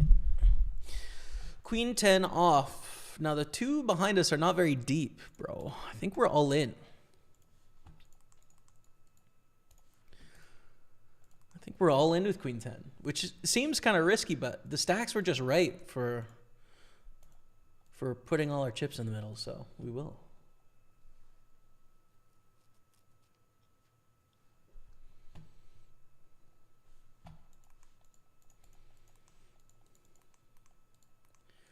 Lafal raises with 9s here, 22 blinds. Yeah, I think jam. I think we'd be in a tough spot with 7s. I think 9s are just really good. The other option would be to call with 9s here. But I think they're good enough to just go all in. Like I said, 7s is where we're in a real tough spot. 7s, 8s, it's like, oh, 6s? Honestly, a fold 6s. 7s, 8s, I don't know, and we're all in with 9s. Take it down. How about the 5s up here? We're going to reshove against FJ Ripple. And we're going to win it. Voice cracking like a team. Hell yeah, brother. Just we youthful.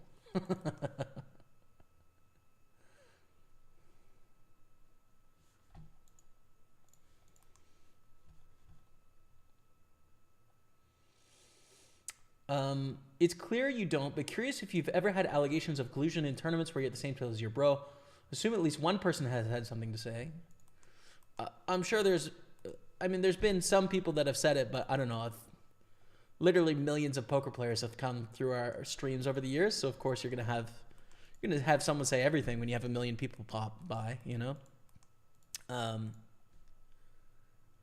Not seriously. I think the thing is, like, there's video evidence of both Matt and I playing all of our tournaments, right? So, like, first of all, we don't share bank accounts, right? We're both competing for our own success to do well in the world. 2, we're competitive, you know, in the world. And then 3, there's video evidence of our decisions and why we make our decisions. And, sometimes in those spots against Matt, you have to be careful not to psych yourself out because you know so much about him, so you could get into like weird leveling wars where you try and go 5-6 layers ahead. And usually what I end up doing is just defaulting to baseline, right? Which is like, okay, like this is theoretically what's good, and I'm just going to do that because Matt's a strong player. The only exception to that is when there's memes available, in which case it's worth punting some equity for memes, right? Like, I'm going to make a ridiculous bluff because it's funny, and so I'm going to do it, right? So, I don't know. That's just how it works, but, like, we've never really made a huge final table together either, to be honest. Fold here. Mike Finn, 24, dropping the 31-month resub on Twitch. Thank you, brother. Appreciate you very much. Get some hearts out in the chat. Thank you, thank you, thank you. Close, but I'm going to fold. Hey, bro, it's been a while. Good luck today, man. Hope all is well with you and Rebecca. Thanks so much, Mike. Things are indeed good, man. Thanks for being here. Thanks for the resub and your support of the channel. All the best, man. Sub number 4 on the day.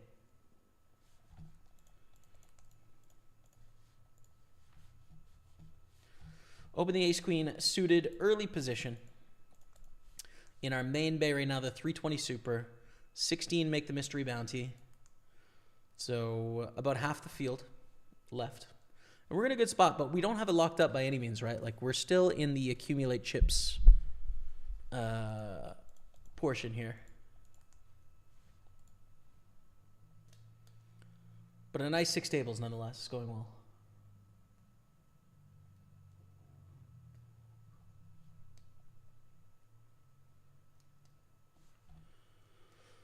Proctinus calls on the button. If they go all in, it would be a reshove, but it would be a big pot as well. Very big pot.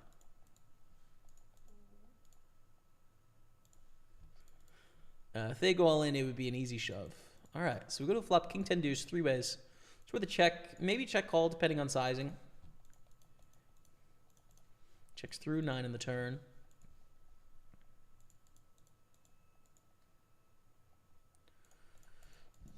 jamming garbage, but we cover for a bounty, so I think it's worth it. If we get caught in our bluff, we have some nice extra incentive.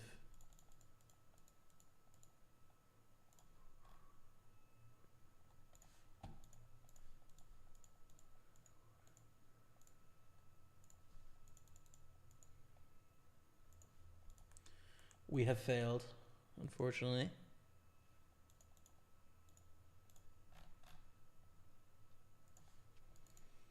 Fold the turn. Let's go for the kings here. Oh, wow. Beautiful stuff.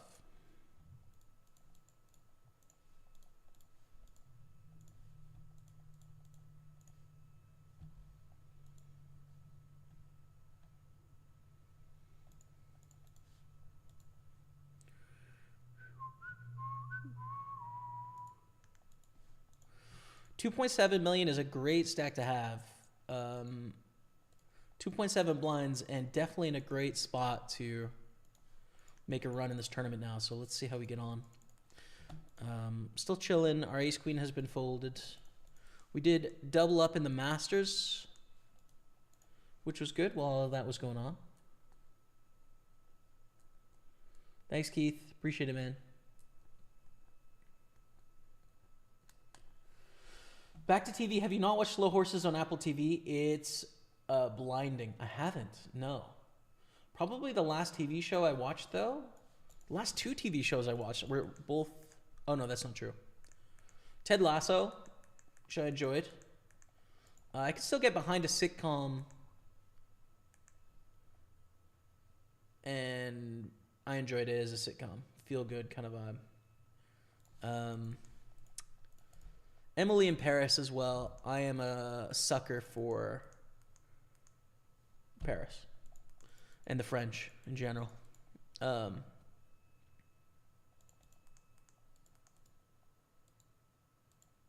It's a French real estate show on Netflix as well, which I watched a few years ago. We're going to try and play it for this 137 bounty. Let's see how it goes.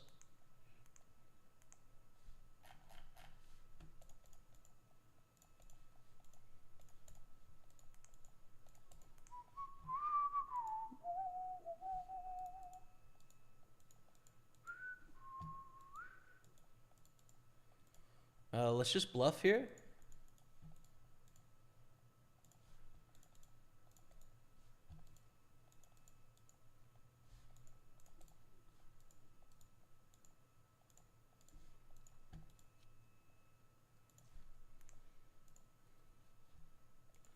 Wow. Not bad, Kaiser Soze. Full house is good. Sick. Sick, bro. We didn't get the bounty, but, you know, we only risked 3 blinds or so for $137. That's all right. How about King Queen on the button in the 55 Masters?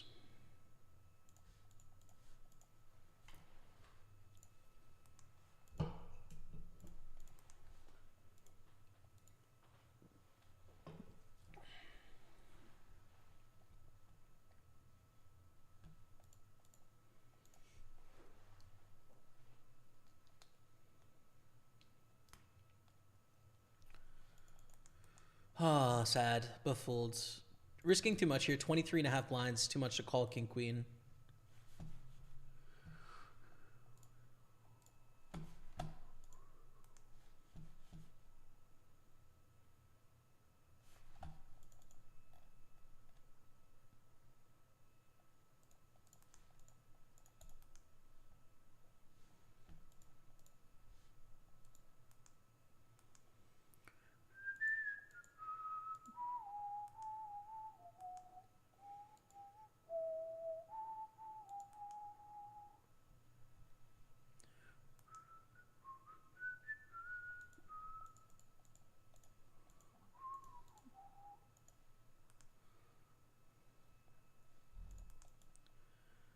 Six, 8 of hearts is going to be a fold. King 7 is a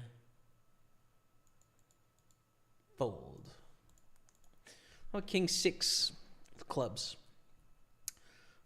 Typically going to be a raise here, but if someone else puts in action, no longer good enough.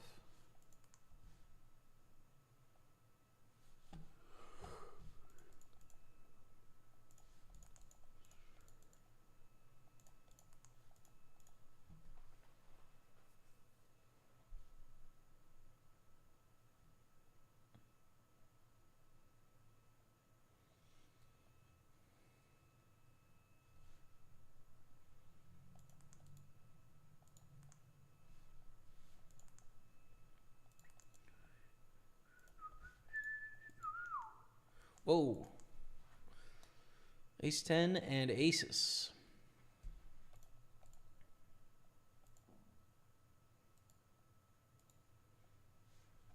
Nice pot going for Donkey. We're down to 28 now.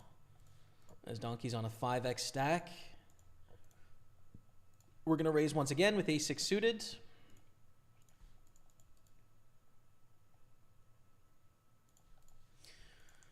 Oh, and no more HUDs, please. Okay, jams for 10.7 blinds. So it's 8.6 blinds to win 15. I think we must call, especially again with future game stuff. It is a good thing to have a big stack. We bust the super 215. We're going to re-enter. We suck out with ace 6. Let's go, baby. Let's go.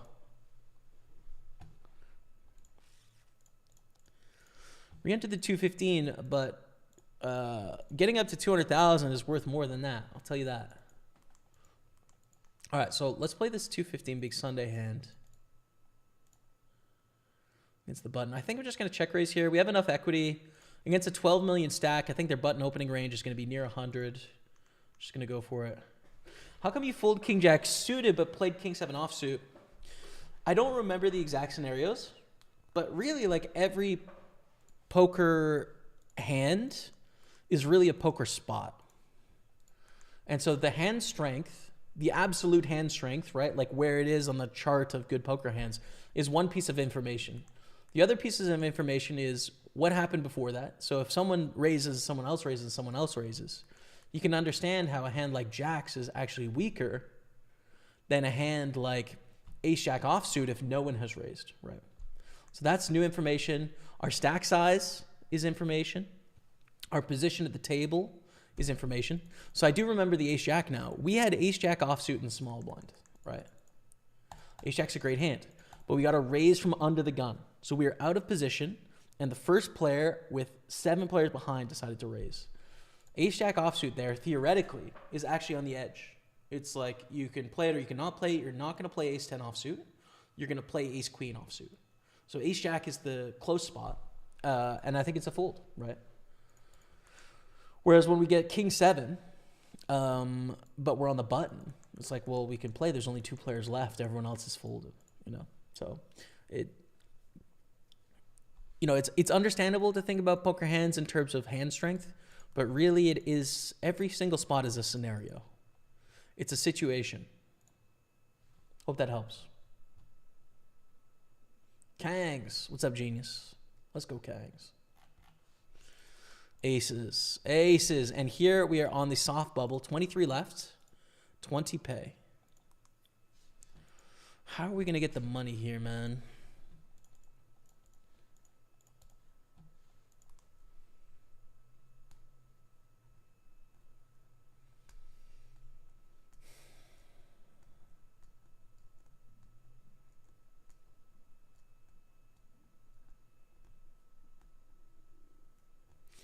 We have such an awkward stack here. Oh, well, this makes it easy. I was actually going to call with aces because it's really hard to get the money with 21 blinds in the small blinds on the soft bubble. Like, they're just going to fold so much, you know,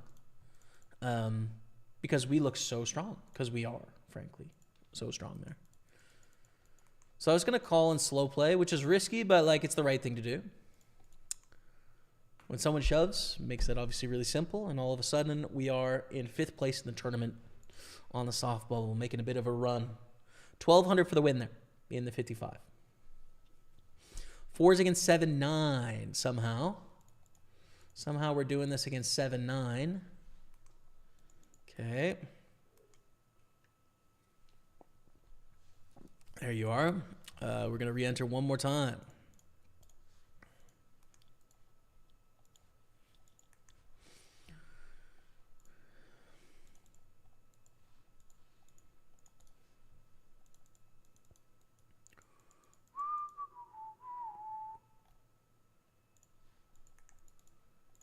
Call with tens. We're also going to 3-bet King Jack here. I almost just want to fold this hand, but I think 3-betting is good. I just kind of have a bit of a feeling they're kind of strong, but that's why you can't trust your feelings too much because math is usually better. So just do what's standard and it wins.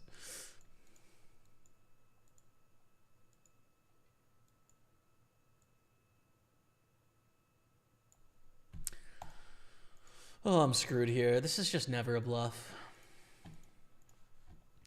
I mean, of course, it is more than never a bluff, but it's, you know what I'm saying.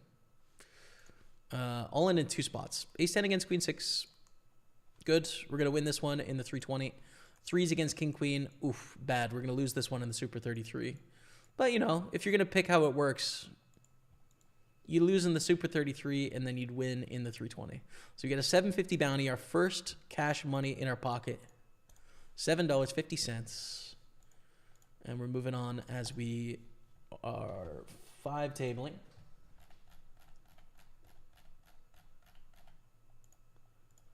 With some options for other tournaments. Raise jam, and we have ace queen offsuit. Close here, I think. Hijack button shoves for 21 blinds. Pretty close.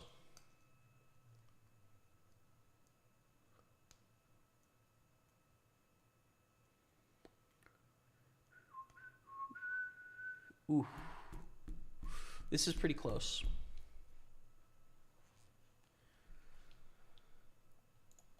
Oh, okay, we're going to go for it. I don't know. Ace Jack's a fold. Ace Queen suit is obviously a call. We're on the line again here. I was also thinking about like utility of our stack, right? In that basically doubling up here is good, right? It gives us more chips to knock people out, but we were already in a position to be able to get a lot of the knockouts when the mystery bounty starts. So do we want to risk it? But we're still like 11 off the money here, which is quite a ways away. It's ace queen, it's 5-handed. I think they're going to shove hands like jack 10 suited there, in which case like we probably need to get it in. So yeah, we go for it. We lose the flip. Raise get a call, king, queen, 9, check, check here. Not a hand that's going to get 3 streets of value very often. We're not protecting from very much, although that's one of the not greatest cards for our hand. For our range, it's okay.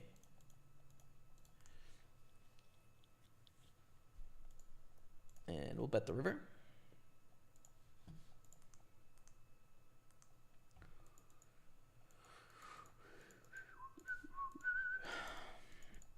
$150,000. All right. And 4 of 21 here in the Masters.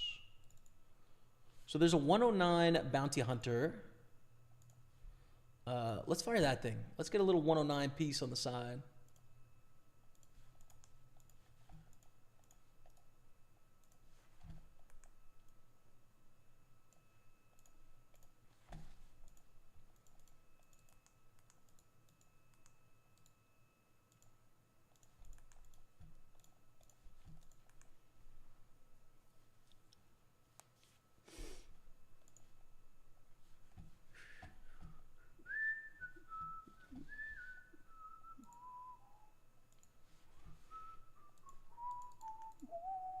We call. It's a huge shove, but like 10s is a great hand, so.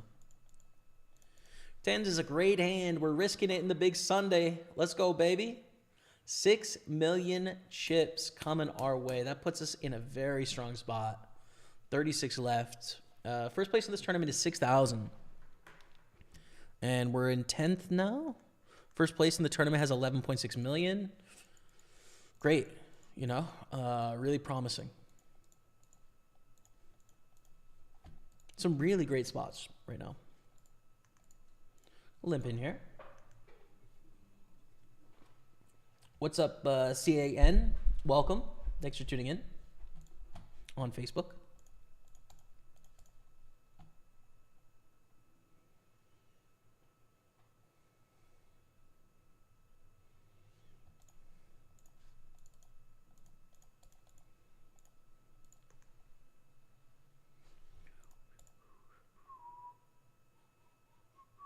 I don't mind a little stab here. Maybe get them to fold for half the pot. Kind of just take control here.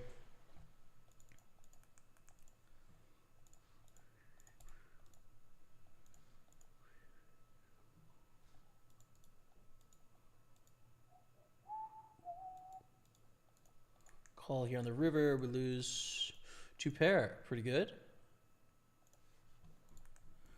In this brand new 109 bounty that we just registered.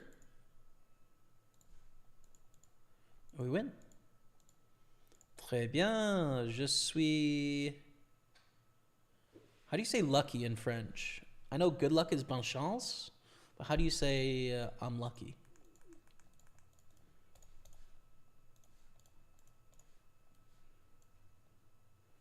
Queen. All right. We reshove here. 25 bounty in play with the jacks. Come on now, Jack. Jack 3-way all in. Side pot against the queen deuce. Hell yeah.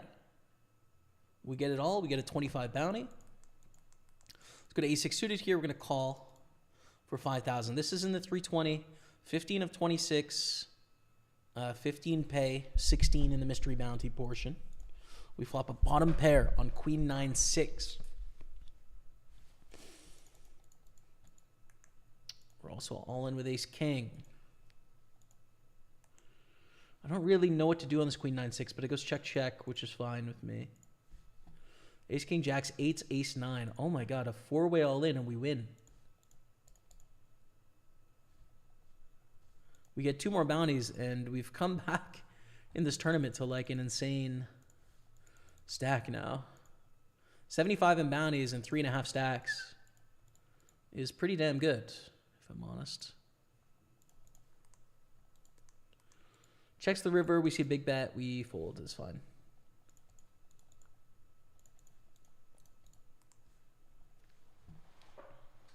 Wish Katy Perry was my girlfriend. Okay. We have now established this. Jim Ladd. We have established this. Listen, I think Katy Perry is very pretty.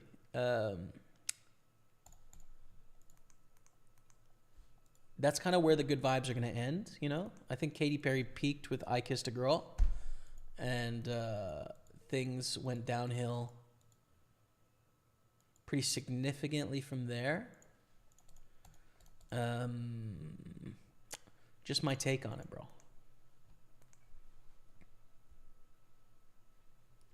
Just my take on it, but listen, I'm not trying to poo-poo your vibe. Do your thing, 21.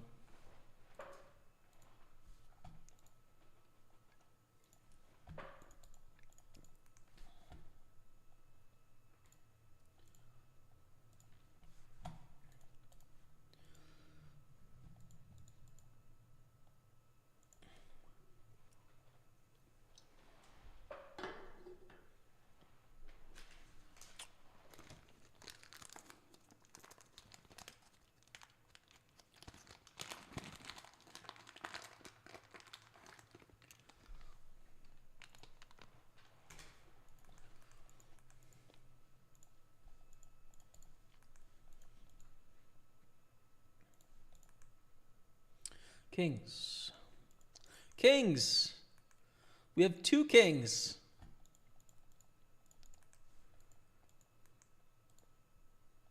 Oh, this one's got a $50 bounty involved. Let's go. Jim Ladd, wear protection. What are we talking about here? What are we talking? Oh, you're talking about Katy Perry. Okay. I understand what's going on. Kings win. How about these kings? We get a nice bounty there in the 215. Love that.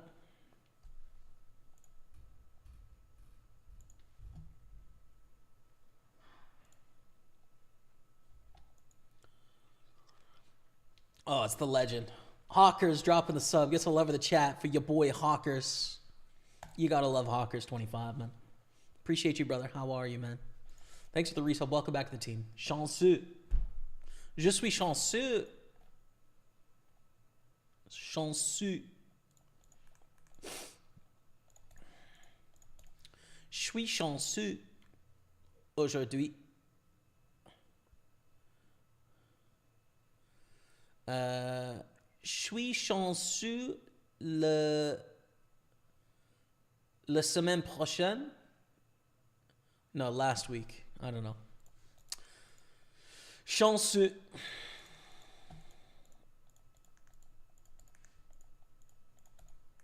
Je suis chanceux. Je suis chanceux. D'accord. C'est bon.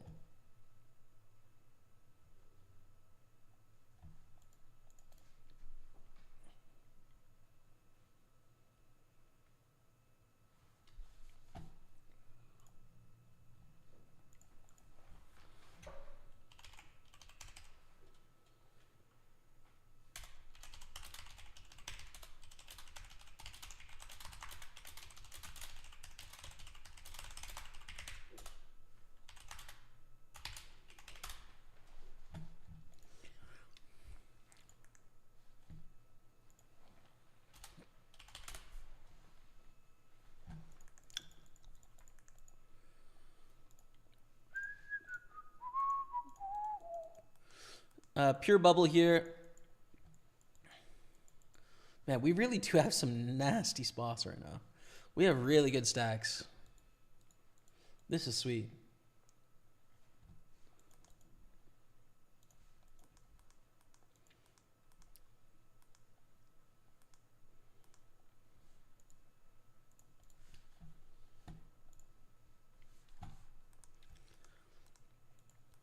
Well, this is not what we want to see.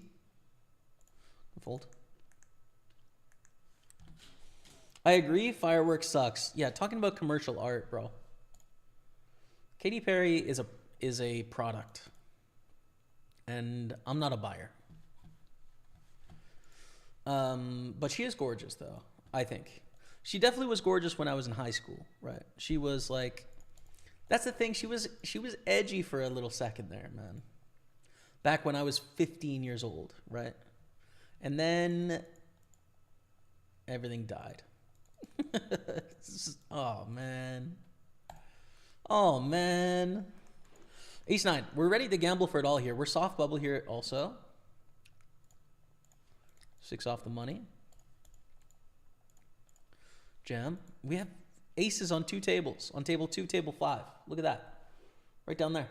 Ace, ace, ace, ace. Table 2 is a 109.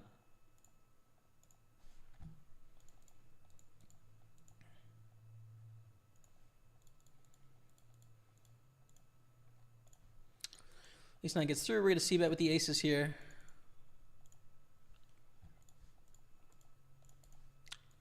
The aces in the 109 gets through, which is so lame. 6 in the turn is good for them.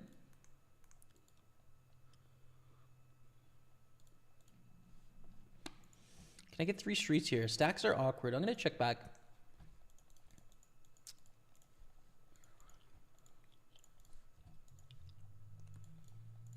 Call. Beat Queen 10. We love that.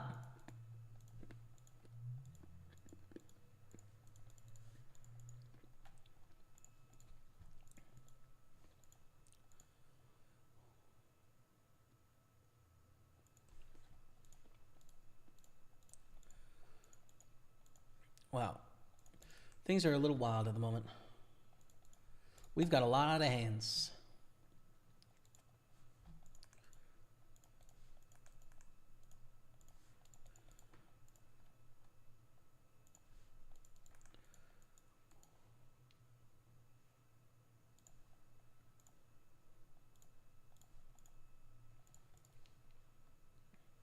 LFG, what's up, Great Bluff?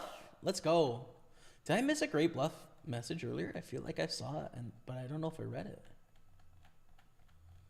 I'm scrolling back up to see if I can find it. It might have been in the really hype active times. Okay, this is pretty big here. God, we've got a lot of things going on right now. We got a lot happening.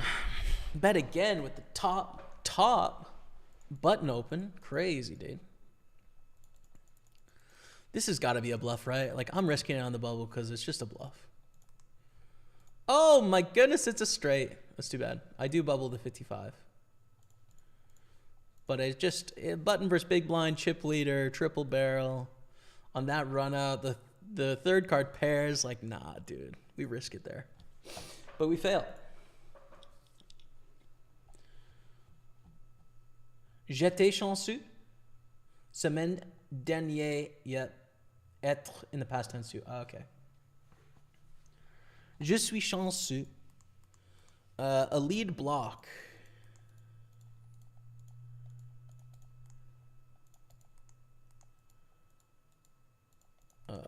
I don't know. I think I'm jamming. Like, 5 is not that likely. And if it is, are they going to lead block for 8,000?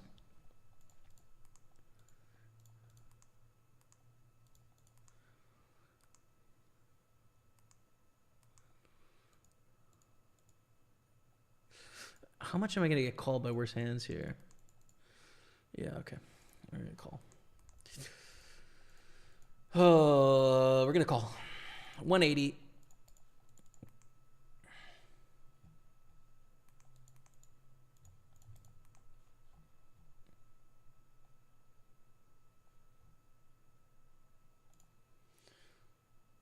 What's up, Dennis? How's it going, man? Merci beaucoup, mes amis, pour le leçon français.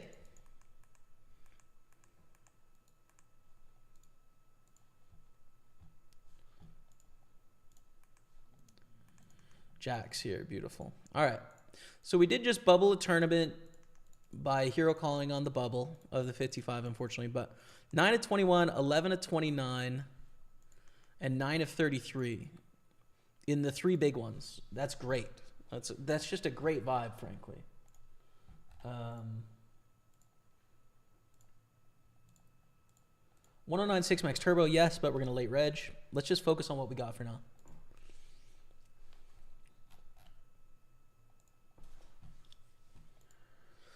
Okay, they're all in here. We're going to call.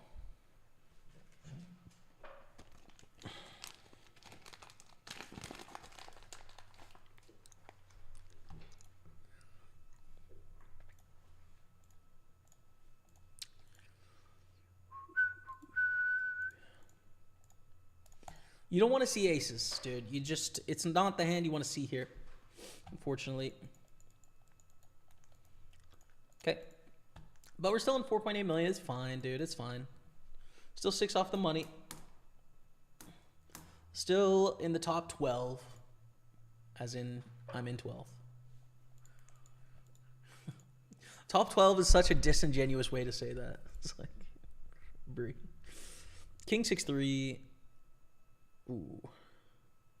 Actually kind of awkward with ace queen here. Because it's a really dry board, so you bet these king highs often, but like they have more kings than us. The stacks are really set up for them to pressure. Hearts out there as well. They bet 12-5.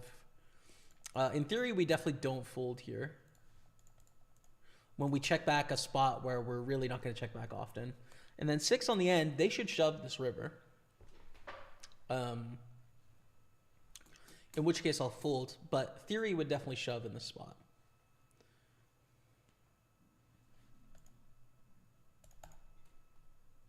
Yeah.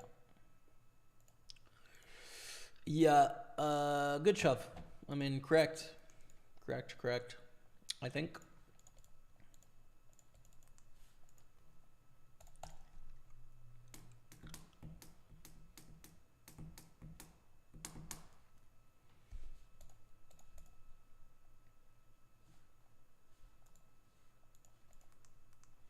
We have Matthew Ice on our table on 87,000.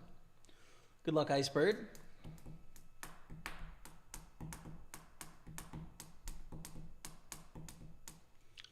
Great flop. King 4-6, 2 diamonds against the small blind. They can have King X stuff, but like have a lot of stuff that isn't King X, and obviously we're drawing to the nuts, drawing to a really strong hand there. So we bet we take it down 200,000. Staying alive. Hi, buddy. What's up, Robertus on Facebook? Welcome.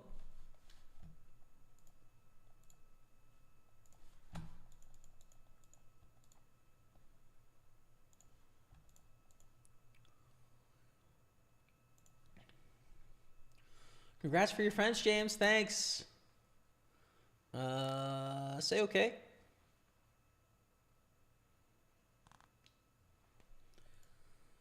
Je ne parle pas bien, mais je suis ok en français.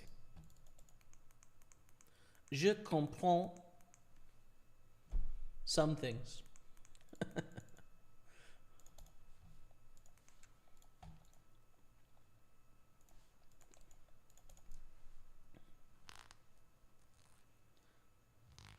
What have I started? B-Car went all quiet. I think B-Car should probably have no issues with me saying that Katy Perry was once upon a time pretty. I think she'd probably agree, and I doubt it'll make her too jealous. But, you know, possible, dude. Possible. You never know.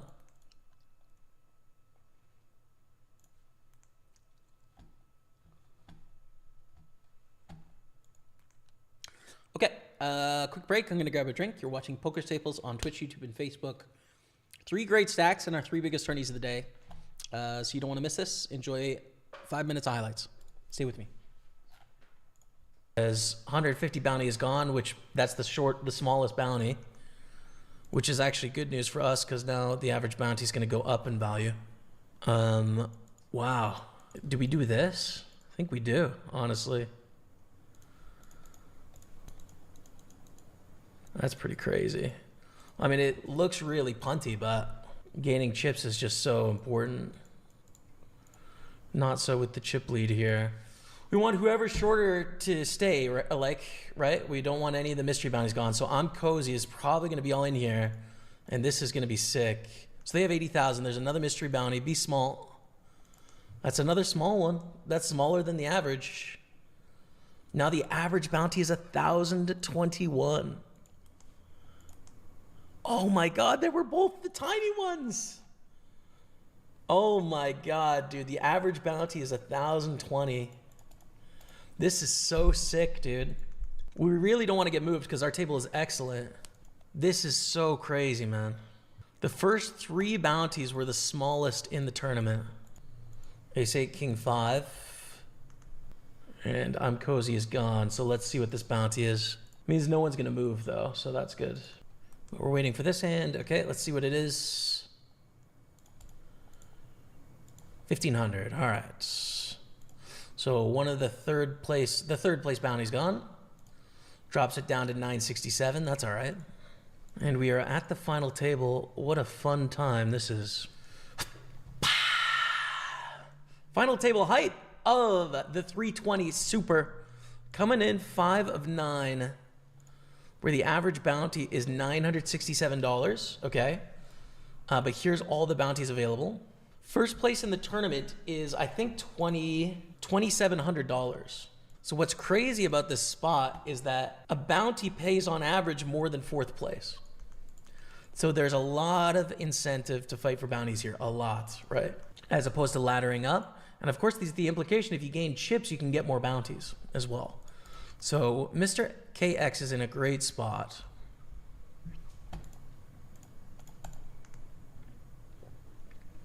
Rokas doubles, which is good news for us. SWAT is all in against 3 bigger stacks. They're going to cover us, although they already did, actually. And Mr. KX is now going to be on the short side, I think. Yep. And for us with ace queen, if they're all in this hand, the door is open, although it's not a guarantee they're going to be all in, right? Like they have 5 blinds. They can try and ladder or survive a little bit. But obviously with ace queen, our hand is great here. It's a great hand. Beetroot Soup is going to play against us very aggressively. But again, I think with the ability to get bounties here, it's pretty important to be aggressive. They both fold. And now we go post flop. And we flop top pair, which is great. So let's c-bet.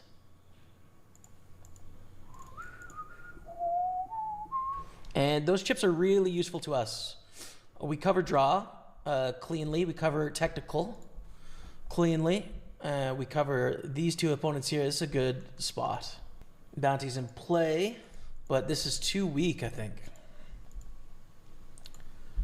Nines, ace, king. I mean, I'd love for it to be a tiny bounty, but realistically, we want a chance at it ourselves. Okay, up to 134. Raise, call, squeeze, jam. Crazy action in the 320.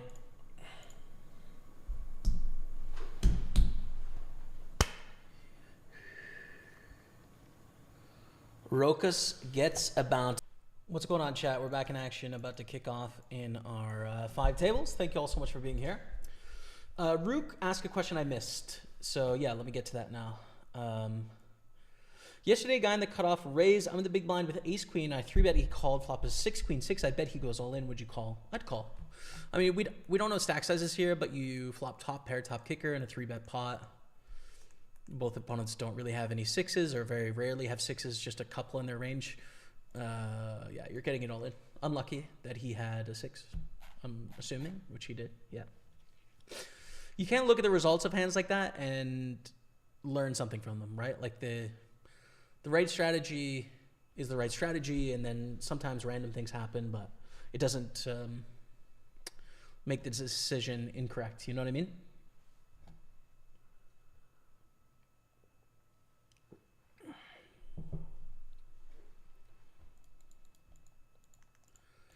Limp in for 70,000, 4 off the money here.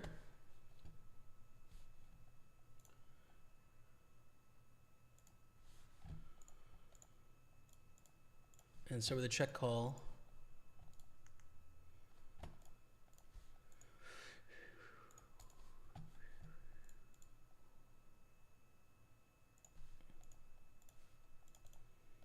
We have a straight. They don't know that though.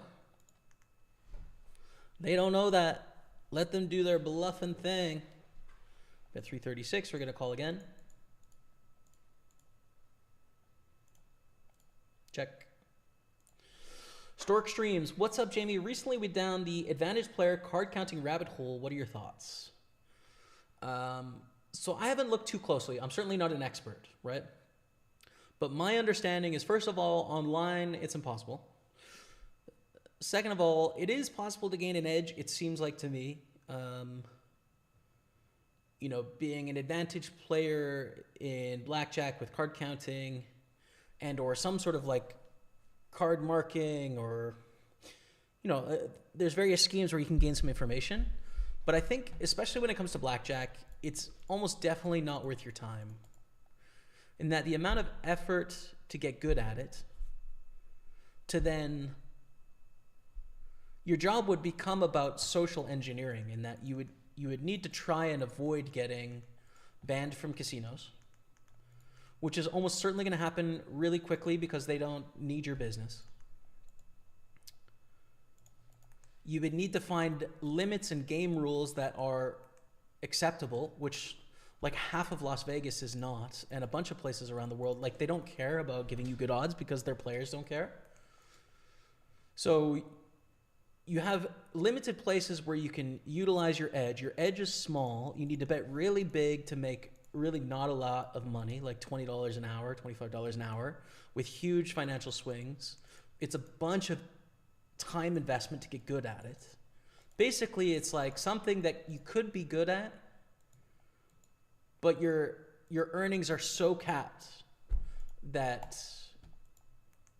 if financials is why you're doing it, you'd be better off doing almost anything else to make more money. Theoretically possible, almost definitely not worth it for almost everyone, unless for some reason like your true calling is the game of Blackjack, which is so dry, so boring, so dry. Yeah.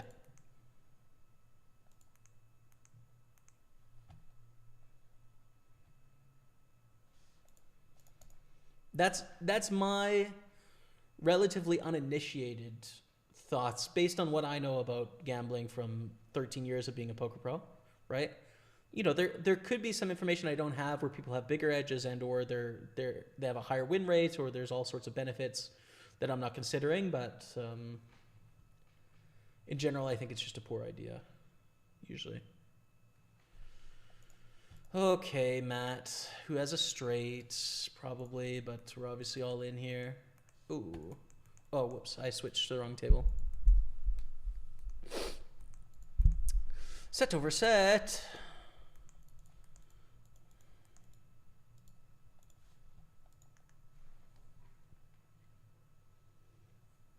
Good evening, everyone. Good game to you. Thank you, Christian.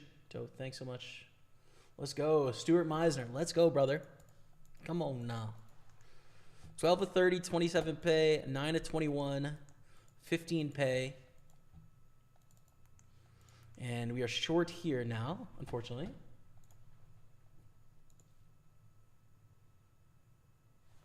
$109 Turbo is coming up. Jacks in the Sunday party. Don't sleep on the Sunday party. 3.5 stacks with 3 bounties. 100,000 guaranteed in this tournament. So a pretty big one.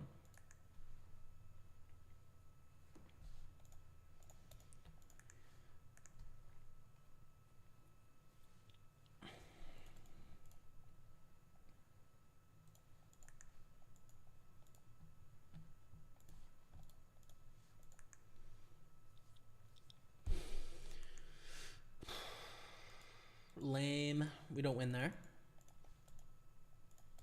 Still got a lot of chips, though.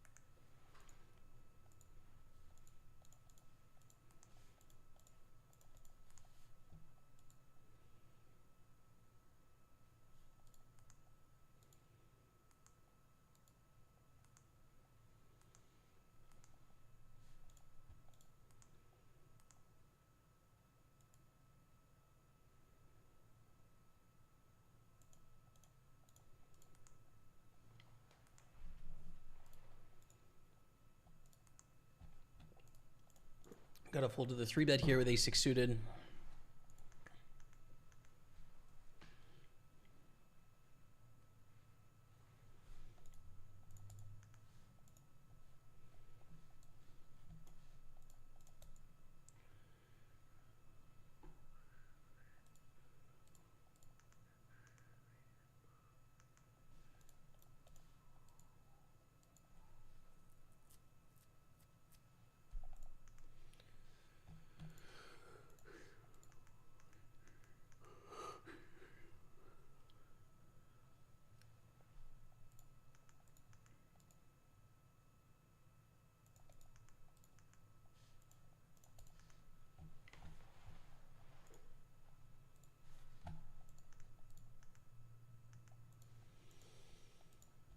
Queen 10 of spades. Lafal calls.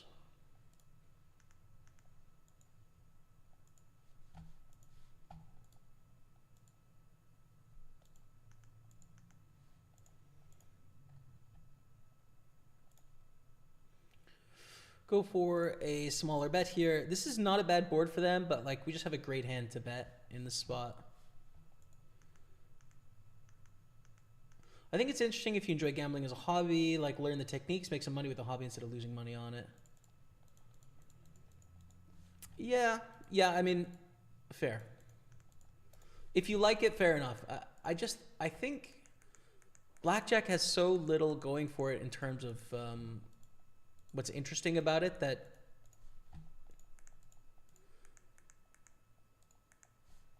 I think the thing that makes it interesting is beating the contrarian beating the system in some way, you know? I guess we'll fold. I don't know. It's like beating the odds and beating the casino at their game and then being in the casino environment and then also having the thrill of some sort of chance and going up and down, right? And I think you can find that in poker, right? More effectively at a higher win rate.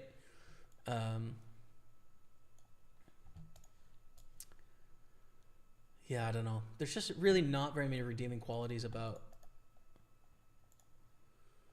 Blackjack specifically. I think it's a really boring game, if I'm honest. We are going to lose here.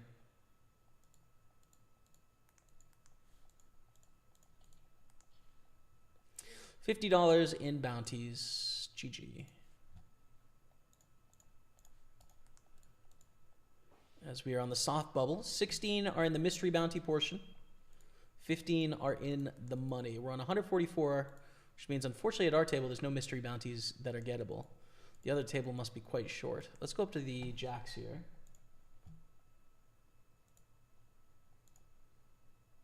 And I'm going to register this 109 6-max turbo on table 5.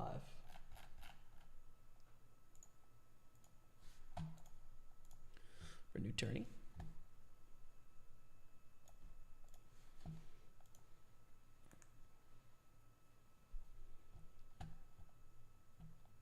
I think the interesting part is the social engineering, the disguises, the politics, the conversations between him and the pit bosses.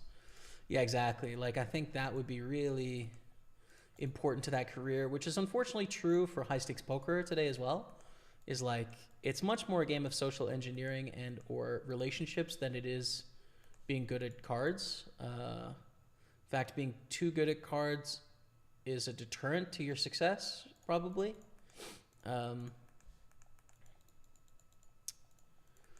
So yeah, I mean, it's I mean, that side of the game doesn't appeal to me so much, you know, but I understand it. I know some people that are really great at that part of the game as well. And for what it's worth, like I like being around people that are enjoyable to be around, right? Like that's nice. So, you know, I don't have the same problem with it that some people have in terms of like, oh, this is not real or it's fake or whatever. You know, people being helpful to other people, I don't have an issue with. But yeah, it's going to be tough to make any money. I don't know. I just don't like it. Jack is so difficult to play in early position. It can be a challenge. Start with a raise and go from there, basically. Yeah, it can be hard. 14 of 18 still. 74 of 600, and then 11 of 29 with 27 paying. No bounties in this tournament, so the min cash will be 466. Pretty big min cash, actually. Pretty big min cash.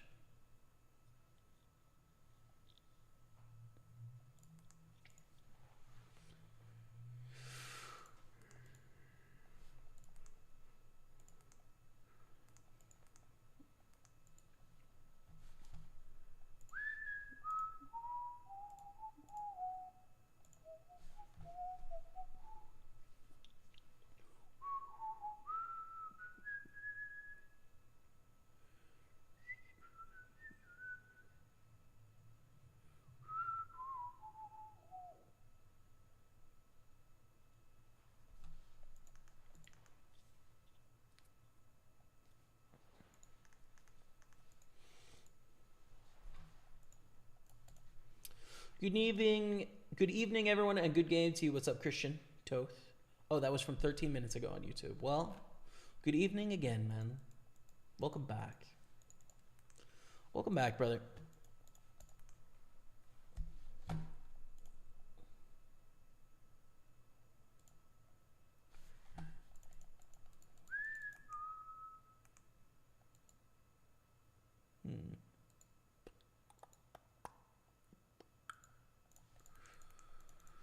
I think shove here, king queen suited.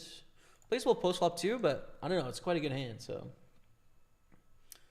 you're gonna make a profit no matter what you do. If you 3-bet, if you call, if you jam.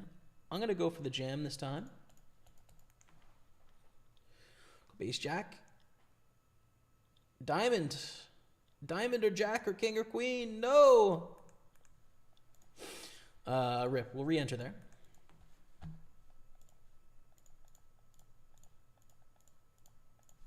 Sadly. Fold 5-9. Still 2 off the money. We are hand for hand apparently over here. which means we must be down to 17 somehow with like mystery bounty or something.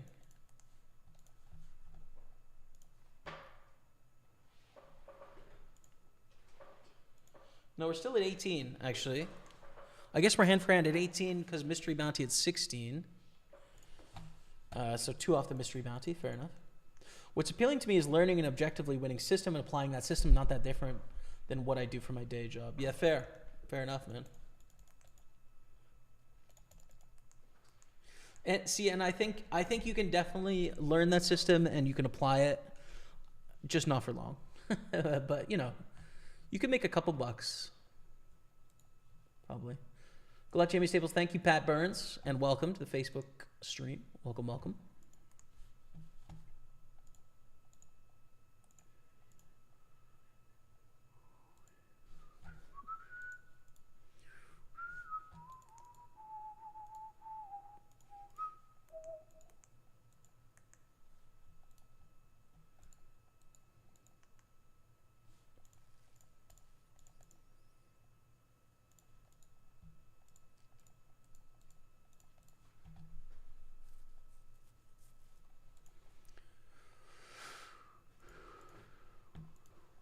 Wow.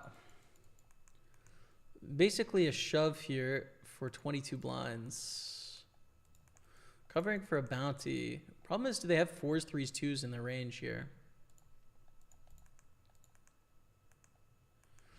Probably not, actually. I mean, the bounty is nice. Oh, there's still at least a 5% equity drop here. Yeah, we need to go for it.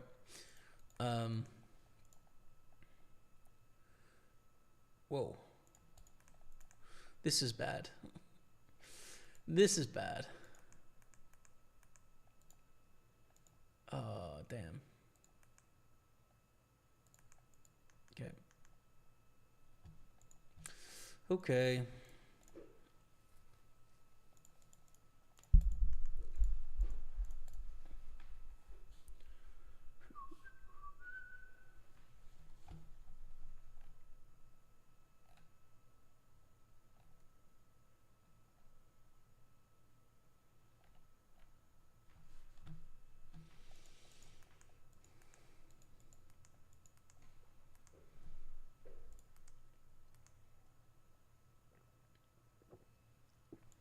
Wow. And we're still just chilling here, eh? So Mariano won like 500K over 500 hours in 2024, which is absurd. He's solid, but obviously just in the best games in the world. Yeah. Yeah, I think so. And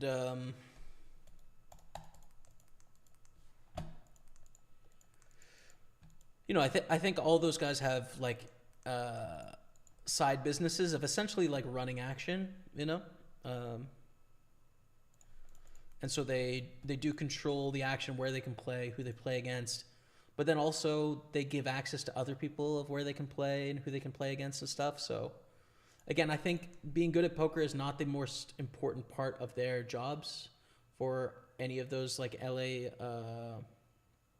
poker influencers. I think it's being a poker influencer. But yeah, like, you know, that whole crew is crushing. So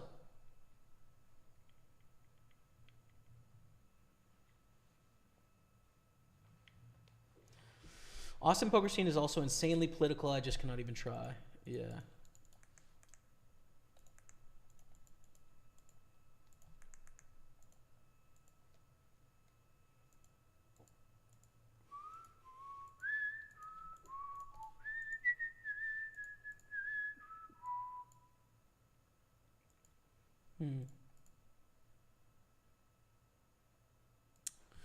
How do we want to do this?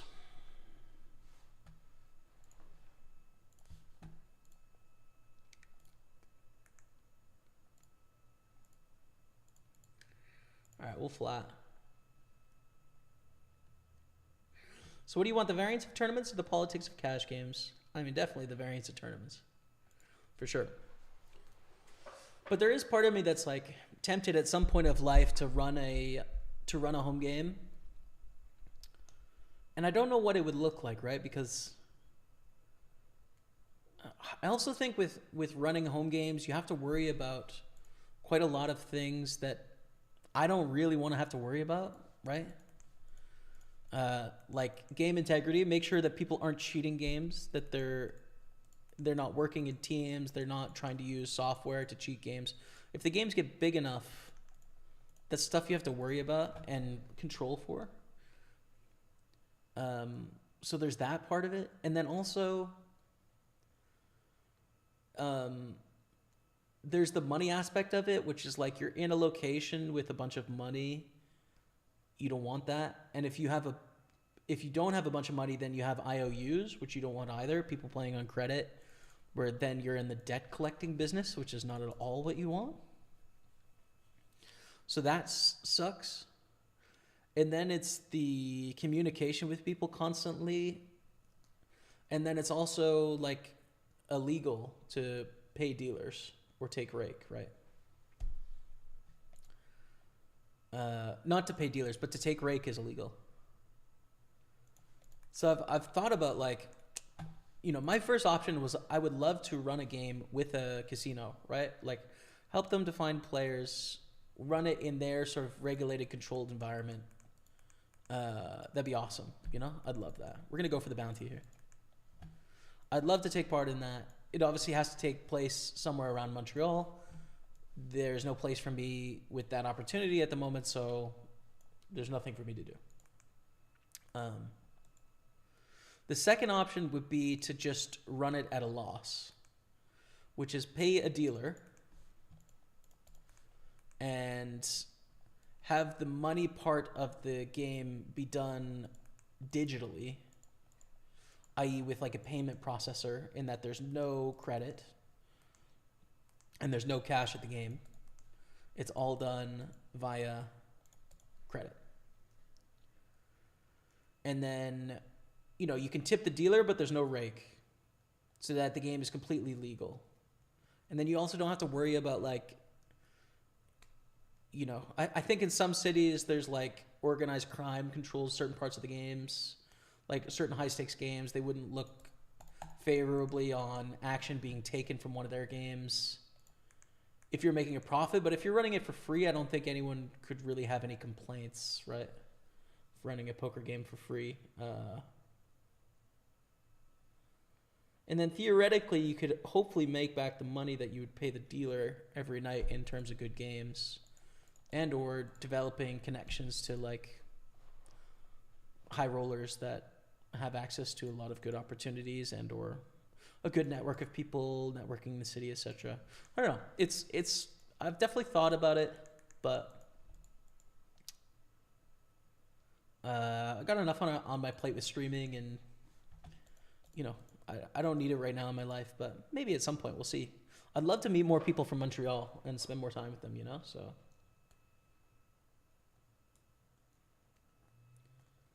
We're on a 5-minute delay. Exactly, Benjamin. Thank you, Kurt. Appreciate it. Check here. Tried to get the showdown. Still 14 of 18 here. 13 to 28 on the pure bubble of this one. Let's get a big score. Good luck. We're working on it, man. Theo. 13 to 28 here. First place is $6,000, right? Yeah. 5,900. We're working on it.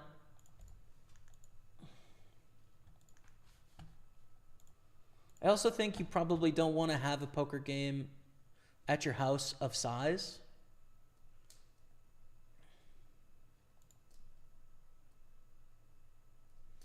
Right? You could have a poker game at your house if it's small, but if it's big, you probably want it somewhere else. And you also don't want to deal with the wrong characters getting into the game. I don't know, bro. It's just, you hear all the headaches that come with dealing with that. Too many. But I mean, it's there for the taking, right? And some people do very well running games, but not for me. I would definitely love to do it in a casino. I think that'd be fun, for sure.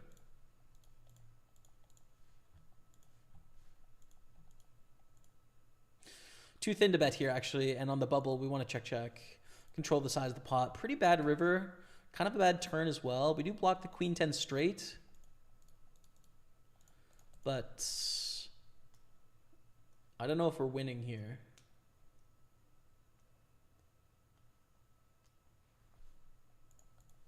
Nice. Check, check.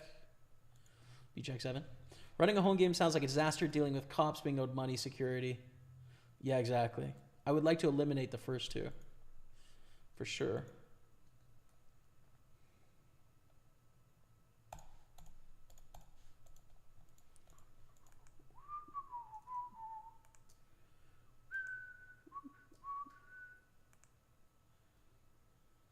All right, somebody Dumby. Cheers, man. Thanks for tuning in today. Have a great one. We survived somehow with the full house. All in for our 2.5 blinds. We're back up to 7 or something. Fold there. Pure bubble continues. Soft bubble continues here.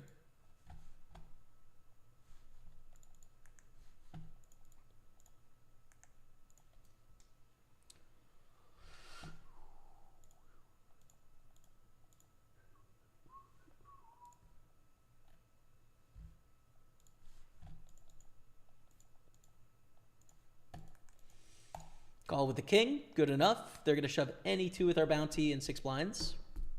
So king 4 is definitely good enough against that. But we fail. We die. Can we re-enter?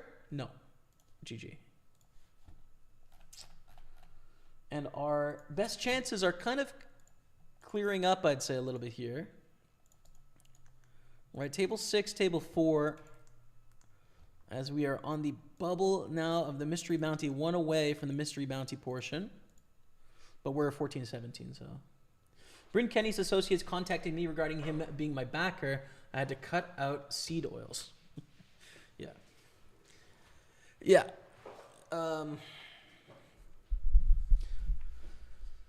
You know, contrarians and pseudoscience, they go hand in hand.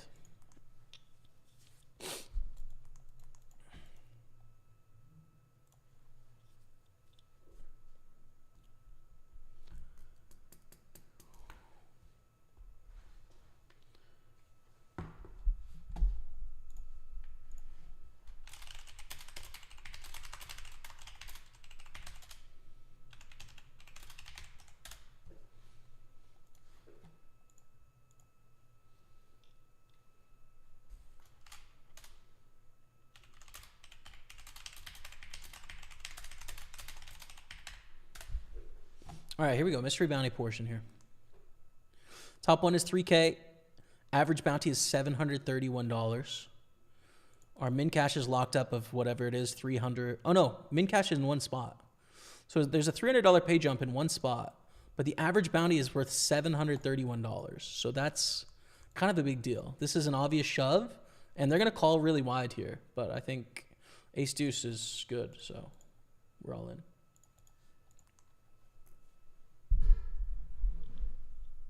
And let's not bubble. We do cover lawyer dad at the table here, which is good. Ace deuce king queen, good. Nice. Keep it clean. Let's go. That's a huge double, 235,000. We now cover 2 more people who we have position on at our table. Good stuff, man. This tournament is so fun. All right, so I'm going to open up the other table so we can sweat it because we do want to see what's going on here. Here's the other table. You know, one kind of shorter stack on 100,000.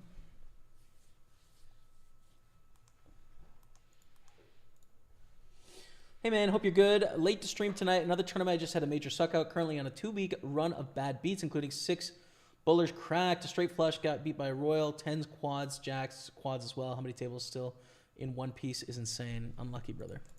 Hang in there, man. She be like that sometimes. You know what I'm saying? Hang in there. If he catches me eating nightshade fruits and veggies, he will immediately drop down my stakes. Yeah. Yeah.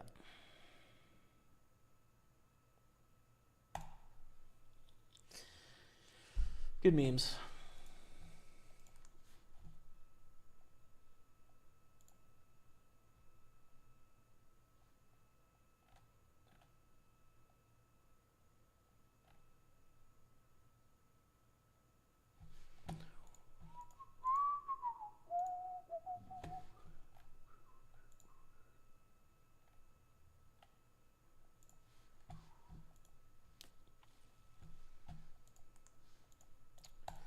Deuce 3 of spades, we fold.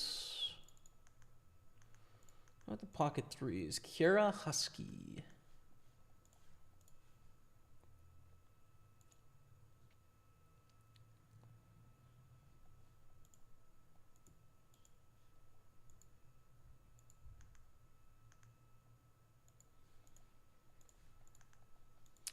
Raises and a call.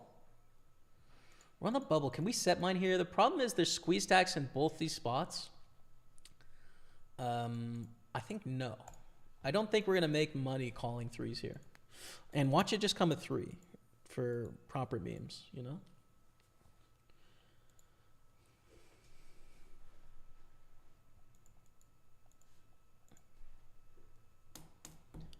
We're on the pure bubble of our 2 biggest tournaments of the day. Pretty fun, man. Be nice to get a double cash in the biggest tourneys of the day.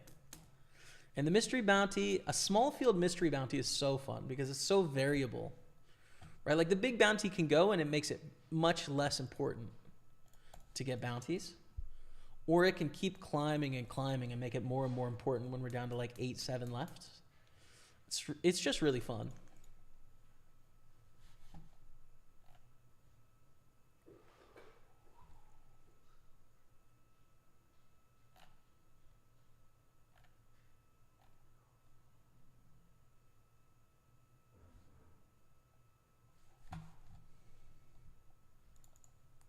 All right, let's go back to the mystery bounty because that hand's getting boring and taking forever.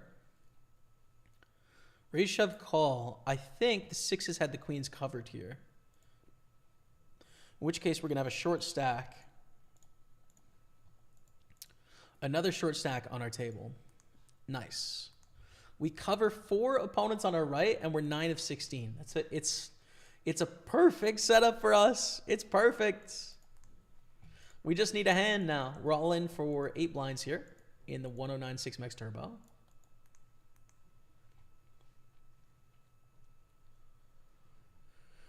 King, Jack, Ace, Queen. Diamond. GG.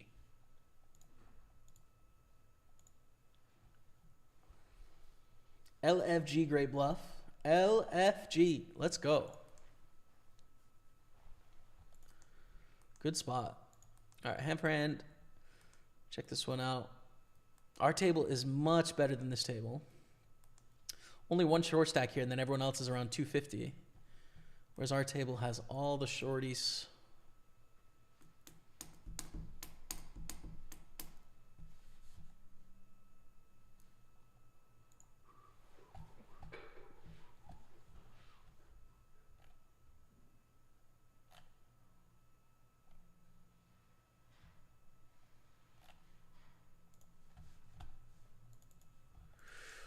Kind of a pretty looking hand. I don't think worth it here though to play.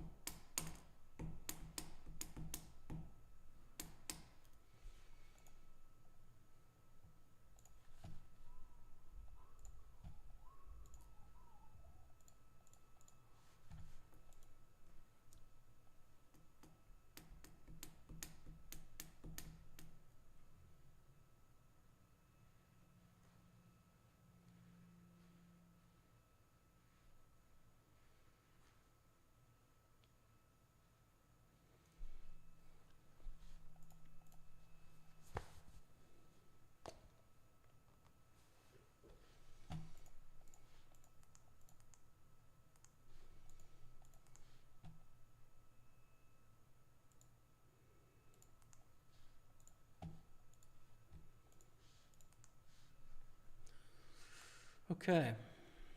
Jack deuce. Trash.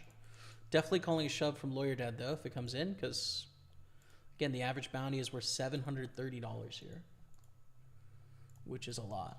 I don't think we can call jams from these opponents because our hand is really bad.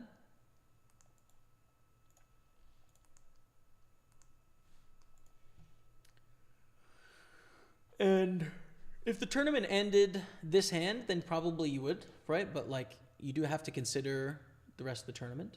Ace-9 is a little different, though. If Kent shoves, it's a reshove with Ace-9. Because there's going to be some broadways here. There's going to be some worse hands, right? Worse aces, etc. I think I like limp here.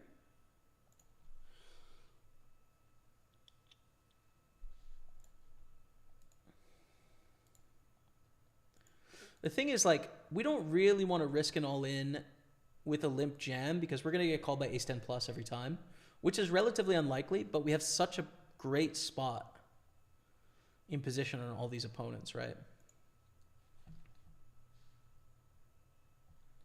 550 bounty buy in fourth place, cash $80 with 42 bounties. Michael Campbell, nice stuff, man. Good work. On Facebook. Check, check. Deuce on the turn, check.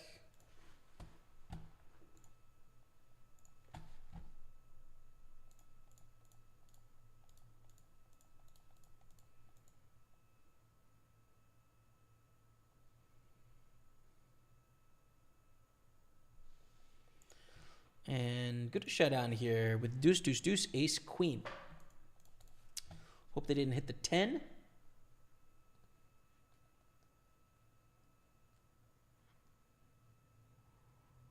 Appreciate you reading my comments. Enjoy watching you and your brothers play poker tourneys. The YouTube shorts brought me to the YouTube and Twitch streams during the COVID era. Good luck today, sir. Thanks, man. Appreciate you. So you'd think it's a 10, right? You would think it's a 10 here. We're getting a really good price, though.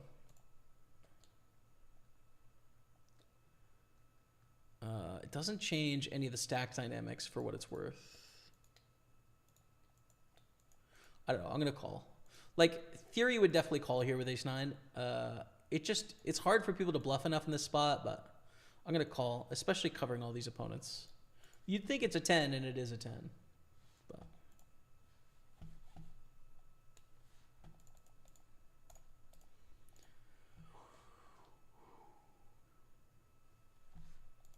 okay.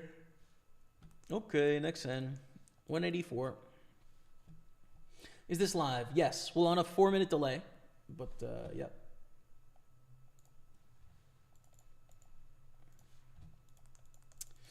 King 8 suited. I think I can raise here. I think it's good enough hand to raise. If they jam us off our hand, we're still covering everyone at the table. And it's not the same as like, it's not like we have Jack 2 suited. We might fold on the button here, right? Like it's a pretty decent hand, King 8. We do see a shove and we do fold. All right, we're in the money of the 215 Big Sunday, $466 cashed, and we have kings.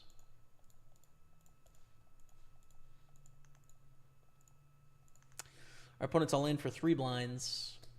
Okay. All right.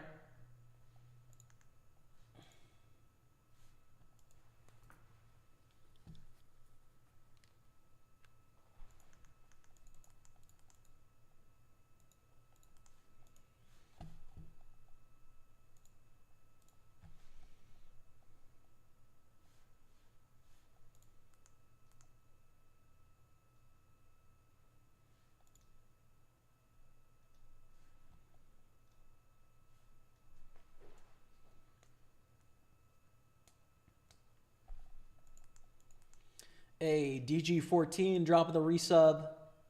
Gets the love of the chat for DG14. Thank you very much for the 14 months, man. I appreciate you. Sub number 6 on today. Hey, Jamie, Spurs got there in the end today. Best of luck for the rest of the stream. Thanks, man. Yeah, I slept through my alarm, so I missed the match, but then I woke up and saw 3-0, and I was like, oh, great. And then I saw when the 3-0 happened, and I was like, oh my God. So yeah, I watched the highlights. Sounds like a great cup game, dude. Sounds like it was great vibes. Okay, bounty's gone. We're in the money, and it is a small bounty. Not the smallest, but it's one of the smaller ones, which means the average bounty goes up in value here. 332 cashed. All right. Come on now. Let's go now. Come on. Second lowest bounty goes. Average bounty is $760 now. Let's go.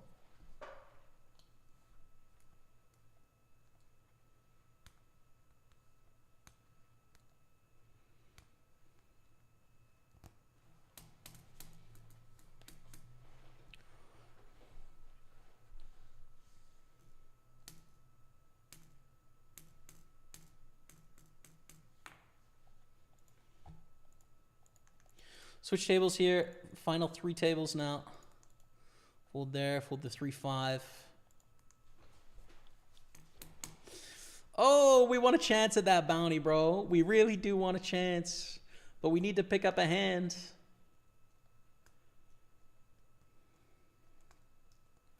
Limp, raised to 45. All in from In Your Mom. And now I assume Cactus calls here. Because then the door is not open for Donkey, right? So risk 5.5 blinds to win 790 on average, or 760 on average.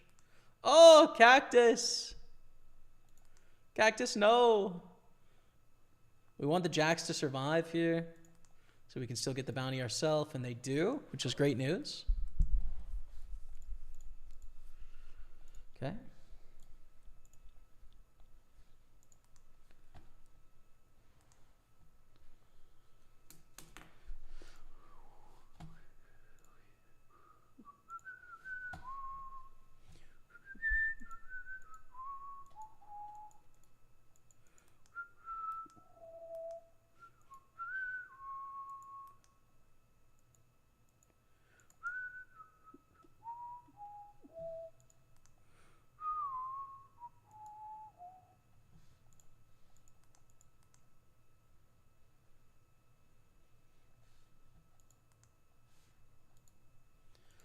Technical gamble with the min raise.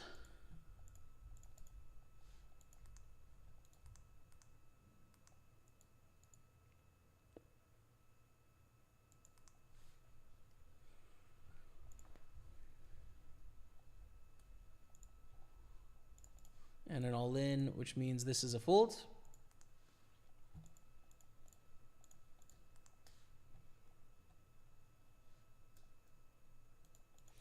Bounty gone on the other table, 858, which actually drops the average bounty by about 10 bucks. It's the 4th biggest bounty in the tournament, but not the end of the world, right? Like treading water on bounty value there, basically.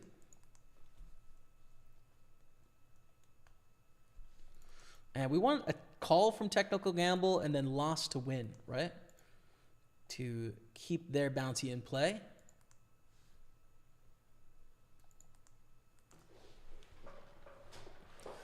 Hey, sub hype. Micah, what's up, yo? Dropping the prime sub, 35-month resub. Get some hearts in the chat from Micah. Good to see you again, man. How are you? Thank you very much for the resub. Welcome back. Ace-Jack, Ace-4. We want Ace-Jack to win. No diamonds. No diamonds. Oh, bro. All right, be a min bounty then. Okay, good. Bounty amount goes up.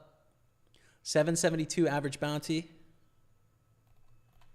772, which is not bad, honestly. Like, we don't mind if it's a bounty that goes and the bounty value goes up, then great, you know. Good for us.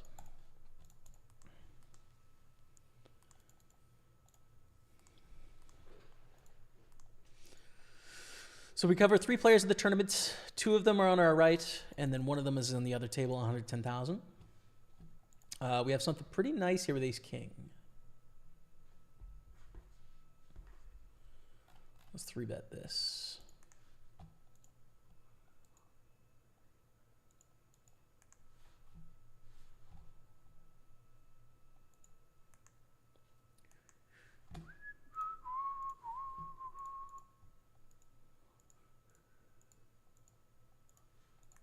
Four bet. All right, let's gamble. Good luck. Hey, Grant Wheeler. Dropping the 40-month resub. What a legend. Thank you so much, man. Good luck today, Jamie. Spurs didn't really deserve the win today. Replays have robbed the small teams of big paydays to just help the big teams play less games. Thank you for the resub. I appreciate you. I read someone talking about that. So, the lack of replay when there's a tie, fair enough. Ooh, one of the min bounties. Good. Oh, that's good. Okay. But I also heard that the Tamworth got through because of a lack of replay as well. So I don't know. I don't know if that's the truth or not, but your point is taken. I'm unsure how I feel about it. Thanks for the resub. And I'm glad Spurs are through. Villa away is the next matchup. 332 cashed. We still cover both these opponents here. Oh, no, we don't cover Kent anymore. We just cover In Your Mom. We're actually in 12th place. The average bounty is now $824. Give us a hand, yo. Give us a hand. Give us something.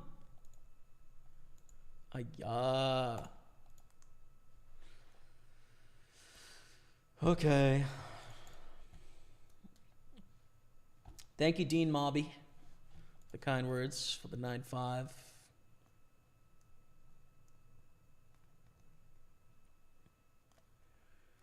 And In Your Mom picked up the chips. Donkey should shove any 2 there, so that's a mistake. But we are now the shortest stack. On the other table, King Jack Ace-6. Bounty's gone. Be small. Be small. Yes. It's another small one, chat. Let's go. Average bounty 841. 841. All right. Kent, lose this pot. Let's go. We cover Kent again. Queen 3 is not great. Kings here. We open, get 3-bet from Poker Brat. This is just going to be an all-in spot in the big Sunday. 21 left, $516 cashed. But Kings is great. Also, they're not folding, right? They 3-bet to almost 4x, so I'm expecting Ace-Queen suited here. That's my guess. Queens.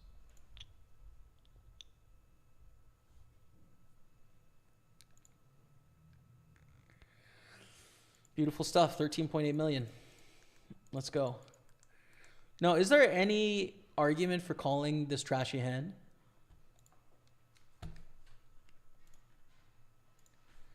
Probably not. Like, if the tournament ended next hand, then we're always calling here, right? The future game, though, I think has an effect.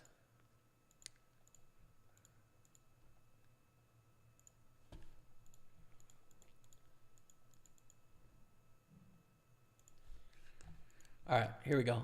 We are shortest in the tournament. We have Ace-10. I don't really want to see a raise from Donkey in that they missed a shove. We see a shove here. We're going to reshove. Good luck us. Let's get a double here. Cactus probably calls, honestly, for 2 bounties, right? Like, for $1,700 in equity here. Come on, Ace-10. Ace! Damn, dude. All right, what was our bounty? $2,250. We had the second biggest bounty, dude. Oh, that's sad. 358 is our finish there. The good news is, though, we're 3 of 20 in the big Sunday. So we've got a good shot there. Also in a good spot in the Sunday party, too. 516 cashed. Let's open up the other tables on this tournament, too.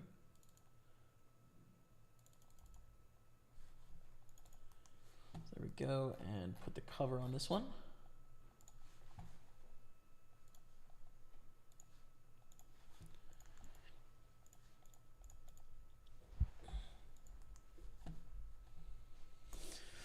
I am going to have a bit of lunch here as well, chat. So I'll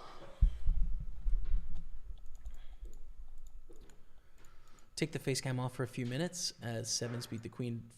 Oh, never mind. Queen 5 make trips. I missed that. Rebecca, thank you. Yeah. I appreciate you, Rebecca. Thank you. Thank you. Thank you, Rebecca. Lovely. Okay. Face cam off. Back in a few minutes. We have a 5-minute break in 5, so I'm just going to take 10. And when we come back, we're 3 of 20, 6,000 for the win, I think. Yeah. So stay with me.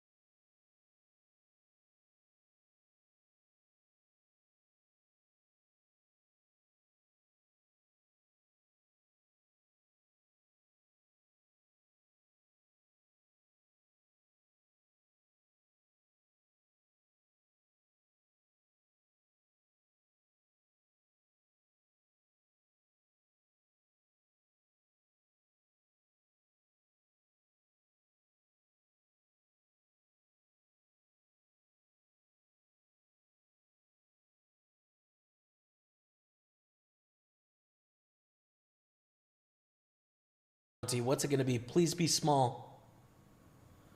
Oh, no. No. Oh, that's unlucky, Bree. Technical gambles out. We're down to 8. The biggest bounty is gone, which means the average bounty is $700. Oh, that sucks, man. For us. Dang it. Wow, SWAT doubles. Ferret is out. Please be small. Dude.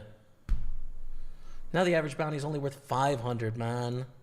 Well, our equity has dropped through the floor with those last 2 bounties. Gone. Wow, and Mr. KX is all in for a bounty once again.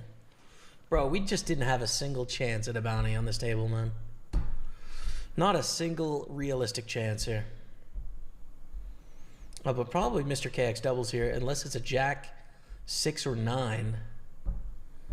Oh, they got so unlucky on this table. Please be small.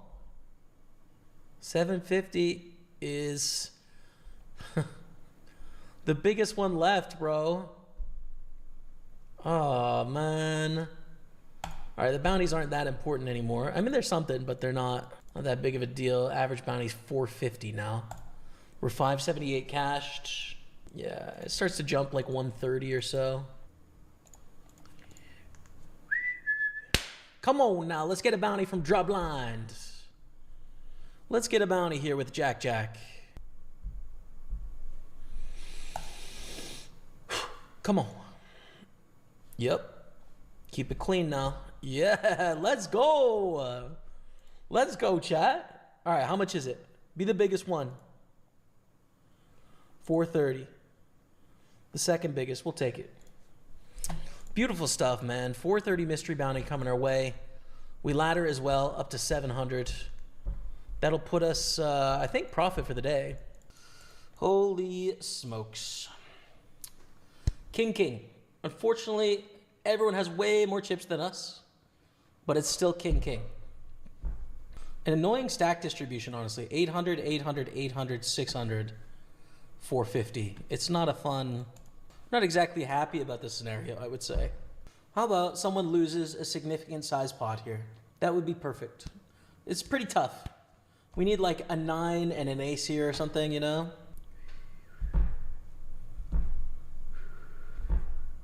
And that king turned itself into a bluff there. Or did they show and fold? That's probably what happened, actually. Ah, they caught the bluff. I see. Well, I totally had that wrong. Bet call on the river caught the bluff, and they're all closer to 800,000, which is very annoying. You know what's not annoying, though? Flopping a flush. So we want to jam here or flat? I think flat. A little too wide to go for the jam with a7. Although in this flop, I think it's a pretty good spot to go for a check raise. Because an ace or a 9 is going to be good often and make the best hand. And if not, we can just pick up this pot as well. However, they bet so small that I think check raise less than all in is the way here. Which makes this hand play out really weird because if they continue, they flat. And then we check fold the turn probably, which is a little bizarre, but yeah. 8-3 is pretty bad. We are pretty short though. Easy check raise here, right? With the flush draw. You get them to fold a lot of stuff that's better than us here because it just looks like we've got the goods, you know? So if they don't have like ace high or better, they're going to fold most of the time. Get called by trips. Pass, hit it. Jamie. No. Rest in peppers, dude. Pass, Jamie. All right, GG. What was our bounty? 563. Thanks for hanging out while I had a bit of lunch chat. We're back in action in 40 seconds here. 3 of 17, 6K for the win. Let's get it done. Thank you all for waiting. And good luck us, I would say. Also today, after this tournament, I would probably play the Party and Balatro side by side, probably. But we're gonna play Balatro for the first time, which is a really fun game. If you've never played it before, it's got some big similarities to poker in that you're making poker hands. So, super fun game. I found it this week. I've been obsessed with it. I think you guys will like it too. So that's coming after the poker. But obviously, we're trying to win $6 grand first. I gotta put my camera back on, bro. Well, you guys could hear all of that, anyways. You couldn't see it, but you could hear it. Bro, the hair is a disaster today, man. What's going on with this? Should we get no headphones for a while? Let's do that. Okay, King Jack is reasonable. It's a reasonable hand. It's probably going to be a 3-bet fold against these stacks, right? You can also call in the small blind, which is fine. I don't love it as a shove hand. So I think 3-bet semi-bluffing is a good idea here.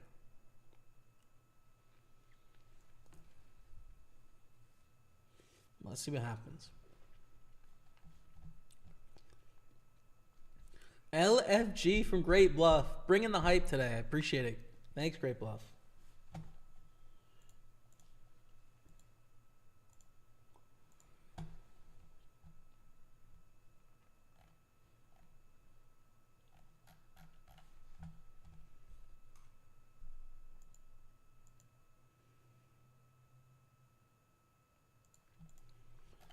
And we 3-bet. 2.4 million is about right here.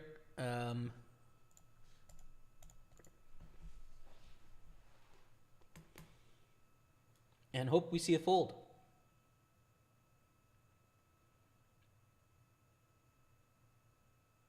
We do. Beautiful. We love that. Moving on.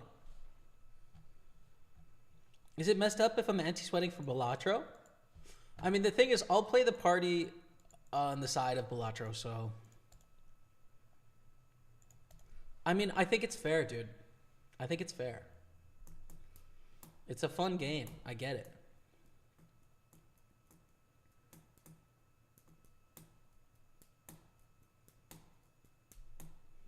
I'm going to have to figure out how to change my listing and all of... on Twitch, YouTube, and Facebook for Balatro. I know how to do it on Twitch, but I don't know about YouTube and Facebook, actually. Open King Queen, get a call. Deuce 5-7. Check back. Both of us miss this quite often. Pretty dry board, but really wide range on the button and the big blind.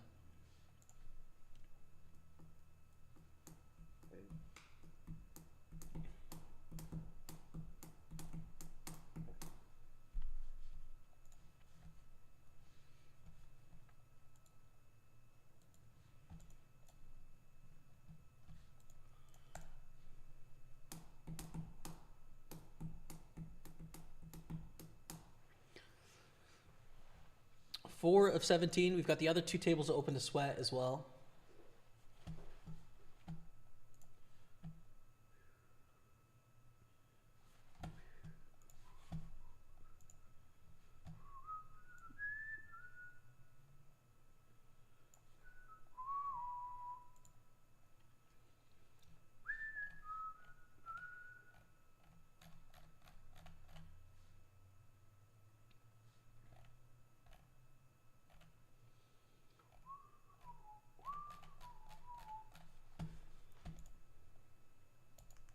Four, 8 under the gun. No dice. No good.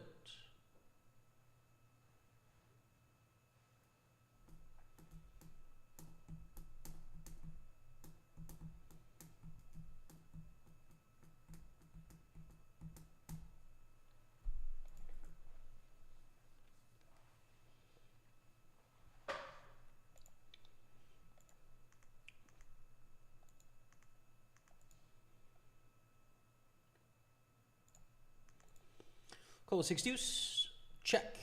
6 deuce suited, I should say. Ace check 6 board, they raise in the cutoff. Our hand is not great. Against half pot, I would fold. Against a smaller bet, we have to decide how to play it. Just under a third. I'm still gonna fold.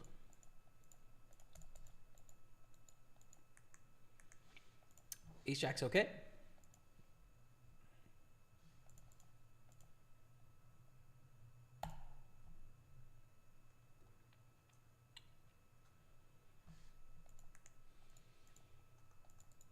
fold to this 3-bet. Not a very good hand there.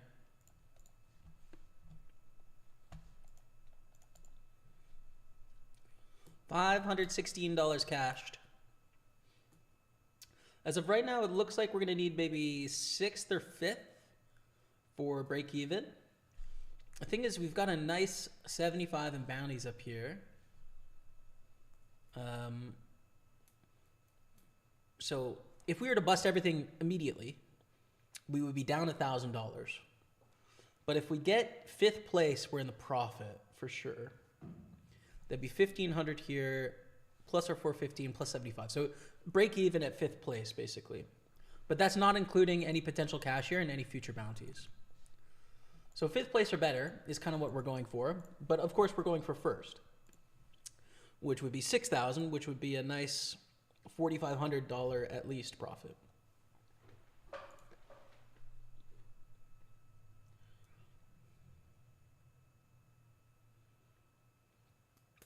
Oleg, now's the time, Oleg. Do it. Just do it, Oleg. Just a flat. Queen Jack 3, small bet.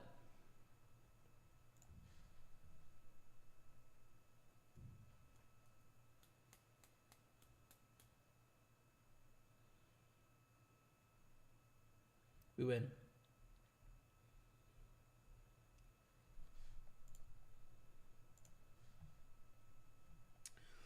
As we're down to the final 2 tables now, 15 remain.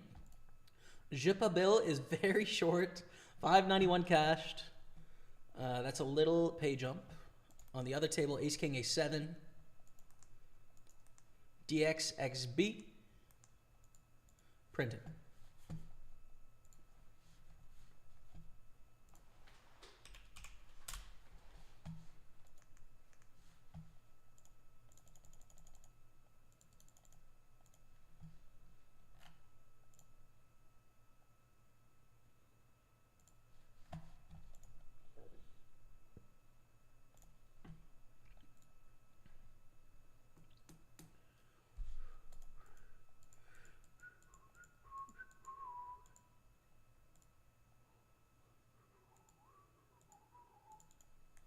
Can I play this hand profitably 3 ways?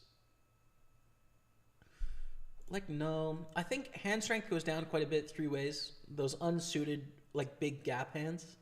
Whoa. The shorty chips up here. Flopping the nuts. Back on 2 milli chips. Stushy must be the chip leader. They are. 1st and 2nd place on our right. 3rd place? No. 4th.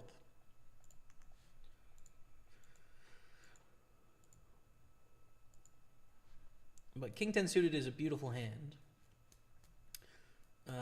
When it goes raised 3-bet, it's no longer beautiful. Wise Man Fears all in for 6 million pretty quickly. Beat Root calls, 9s, Jack 10. This is real wide. It wins, though.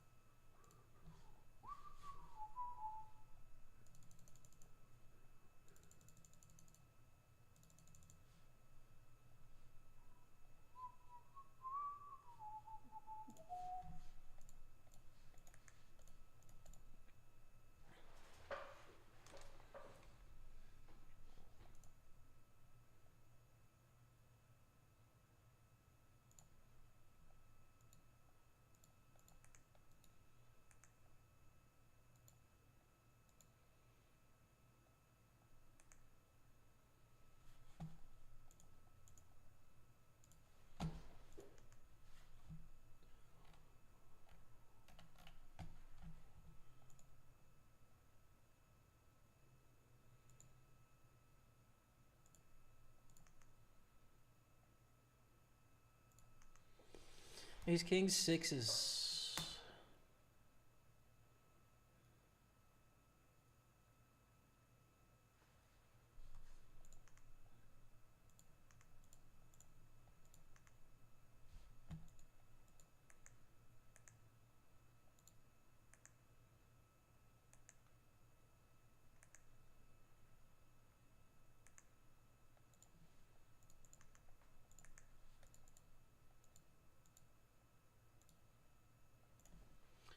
What's your in the money percentage? Stephen Kale, I don't know. What's your final table percentage? I don't know. Out of all tournaments started. Yeah, I'm not sure. I think return on investment is a better thing to look at. Like in the money percentage, you can have just like an average in the money percentage. Like if it pays 15%, you in the money 15% and be a really great player, or you could be a pretty bad player, right? Because most of the money is winning the tournament, right? Like when you're down to 3, how often do you win as opposed to get second place? When you're down to 9, how often do you get top 3 as opposed to bottom 6? Like these are much more important than those statistics. So I think it's tempting to try and find something solid to rely on in the statistical noise of poker, but those stats are not useful ones to me. You can do what you want. I'm just saying. I'm just saying, brother.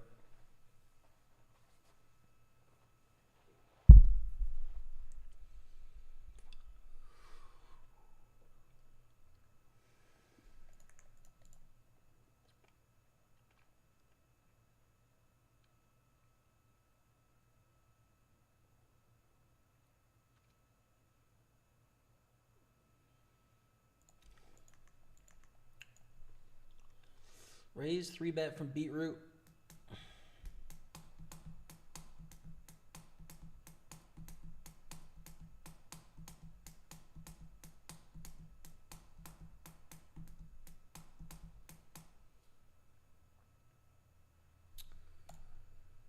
So she takes it. King 7's a fold. We grinding. We grinding, baby.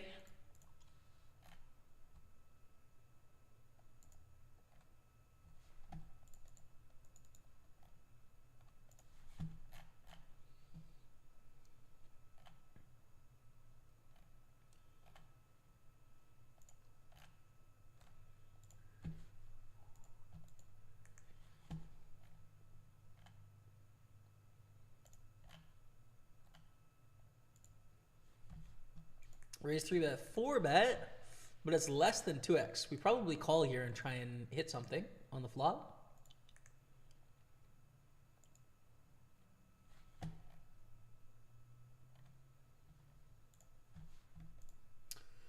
Yeah, 4-1, suited hand, good enough. Ooh, close. We have a gutter and a backdoor flush draw, but the problem is we're probably all in on the flop, which makes it a fold. If they bet really small, we can continue, but if they bet 158, we can't. If they bet 84, we can't. Sad vibes. If we had a bit more stack depth to where we thought we could fold out ace king, ace queen, then maybe we could check raise there, right? But too short. It'd be priced in. It would be priced in, so.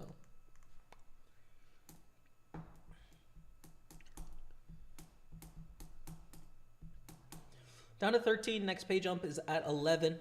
Trending towards the final table here, we're not here yet. I'm a big fan of the mullet. Thanks, brother. I want to get it cut a little differently next time. Like, see how he cut it like really high here? I kind of want to cut it a little lower. This one's pretty ratty, cut high there, but let's see what we can do.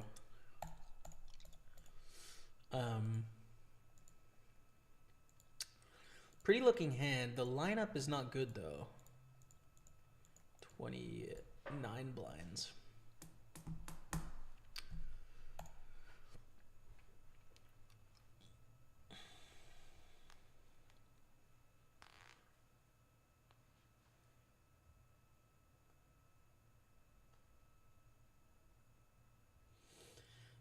Thank you, Deuterino. Terrifico. Cheers, man. You know what I think it's time for, though? I was telling Rebecca, I think it's time for the dye blonde tips, man. I think it's time to truly rat it out, Brie. So you guys can expect to see that coming soon.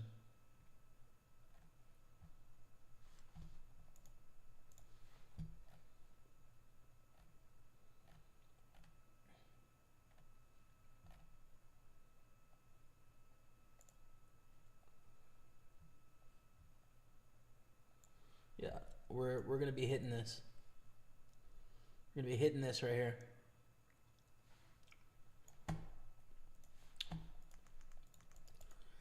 Fold the queen 5. Definitely Montreal influence, dude. I saw a TikTok of a local sort of influencer guy that talked about how Montreal has worn off on him after living here for a year, you know, and the style that he's sort of picked up from being here.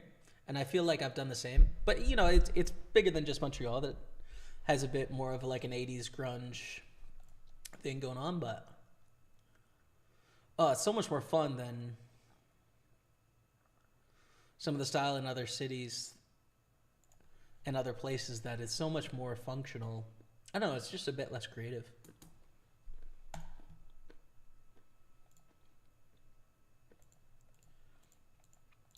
Definitely love oversized fits as well. It's really fun to wear oversized because it's much more comfortable on a big frame as well. So wearing like oversized pants and shirts and stuff, it's like comfortable and, you know, stylish with people that,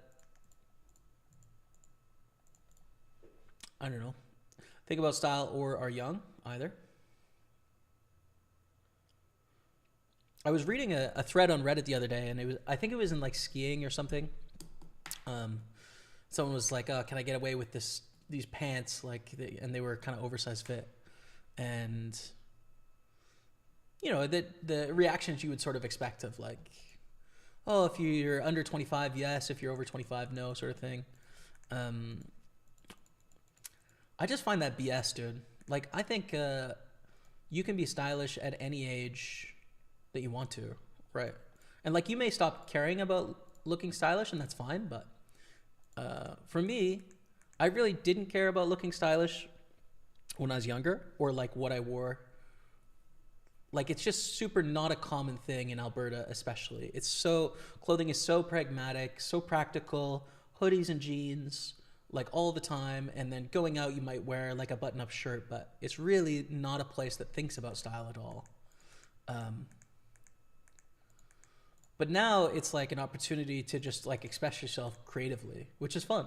So I don't know. I've seen the bright side in terms of just playing around, messing around, having fun, you know, playing different characters and sort of the clothes that you wear, the image that you put forward into the world is it's a good time. And I don't think it matters if you're 25 or 55 and whether you're conventionally attractive or ugly.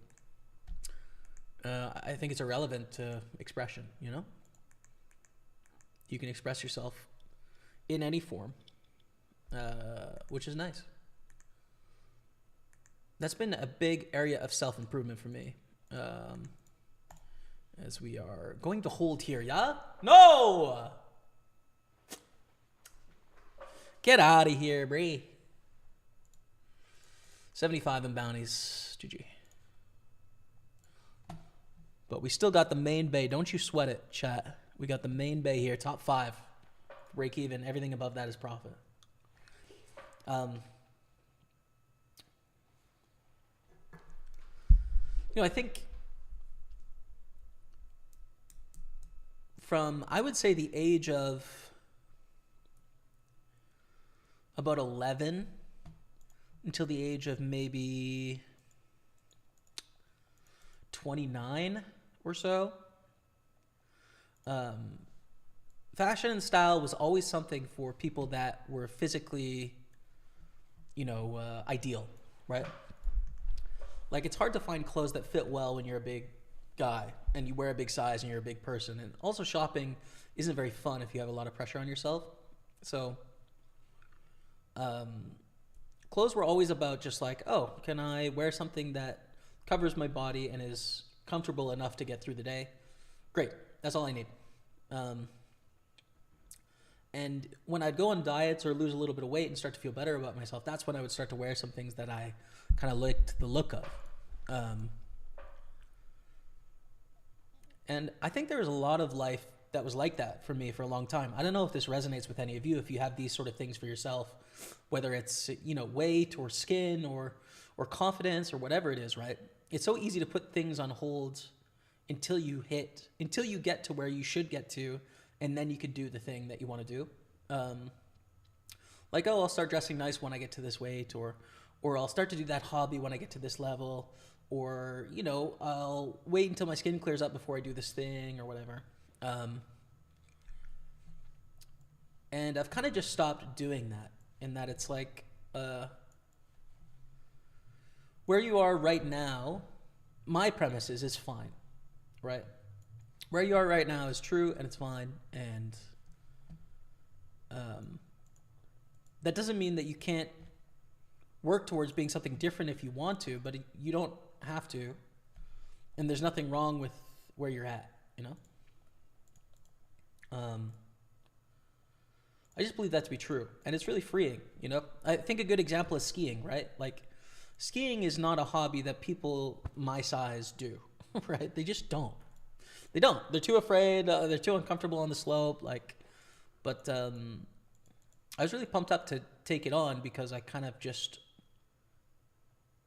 I don't know. Is another example of just like not putting life on hold to wait until I get to some ideal physique or figure or different shape to do what I want to do. It's doing it right now, you know? And clothing and style has always been like that for me. Like, even in grade 9 and grade 10, I always found clothing interesting. Because it's like art in a way, right? It's creative choices that have no pragmatic purpose other than expression. But I never participated. But now it's more fun to participate, even just in small ways. It's still hard to find stuff that fits, right? In that sometimes I wear 3X, sometimes I wear 4X, depending on what, you know, piece of clothing that I'm wearing. And they all fit differently. Like, stores don't really stock that, right? You have to order stuff online. But even as a person of that size, like, you could still play the game for fun. Why not? I feel like being stylish is great as long as it's age appropriate. For example, men in their 40s should be wearing aviators. You don't think so, Poker Dan? See, I think you're wrong, bro. I think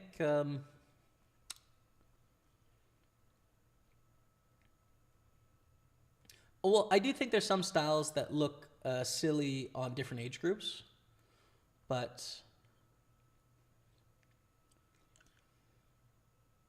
you know, I don't think, like, I think following trends is something that you shouldn't, that ideally you would grow out of as you're older, you know? Of like, oh, this piece of clothing is really cool, I'm gonna wear it this year as like a 45-year-old is a little weird.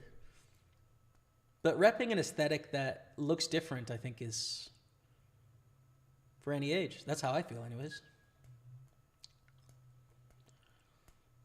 Aviators aren't stylish. I'm not a huge aviator fan myself personally either, but do your thing, 21.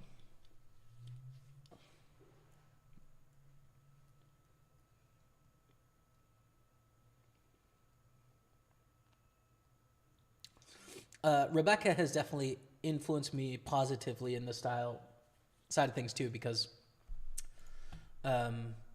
she's always just been in tune with what's going on in like fashion circles, but then also like UK fashion circles, which is more cutting edge than like North American. They're just closer to like what's new and coming out, a little bit less commercial as well, and then has access to like a lot more feminine spaces and conversations than I have ever had. So like crochet, for example, right? Crochet is a thing that's like really popular right now. Drake's dropping crocheted bucket hats on Instagram. Like, she was on that, you know, a year ago.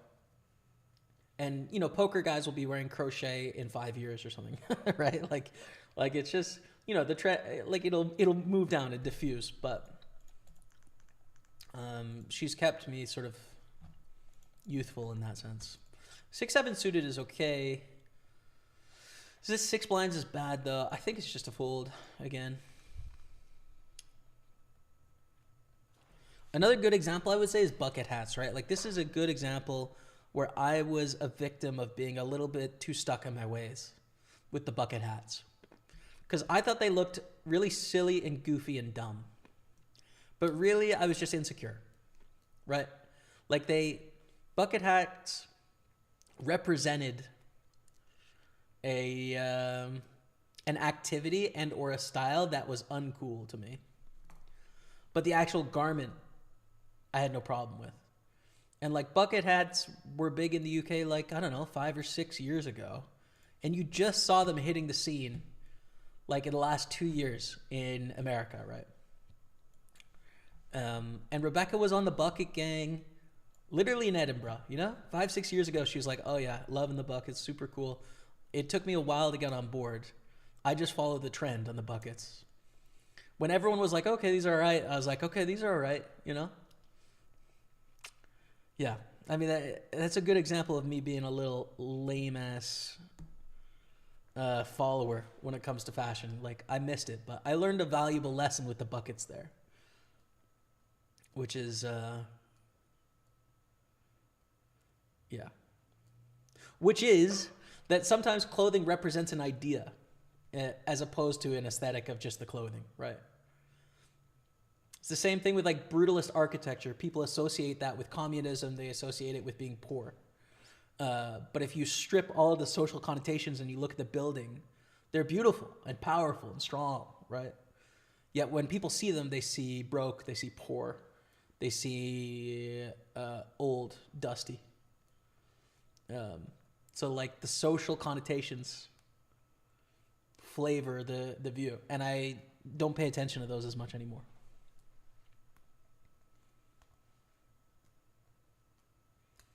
I have same body type as like you. Ice fishing, Flit's a great fit with a lot of barbecue and drinking. Beautiful. Rebecca really wants to ice fish. Like, I'm talking like bucket list. She really wants to go ice fishing. So maybe I should.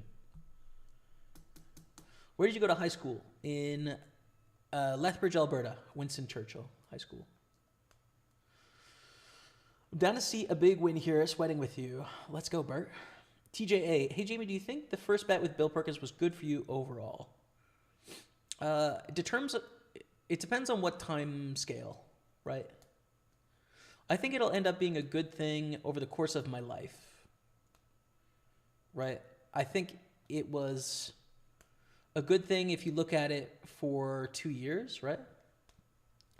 I think if you take from when the bet was made to right now, it was one of the worst possible things that happened to me, not that happened to me. I entered the bet. I chose to do it, I didn't sort of realize the effect it would have on me. And, so you live and you learn, right? But no, it's certainly like we accomplished what we set out to do, but it caused a lot of downstream consequences. It changed my audience in ways that isn't very good. Sort of branded me in a way.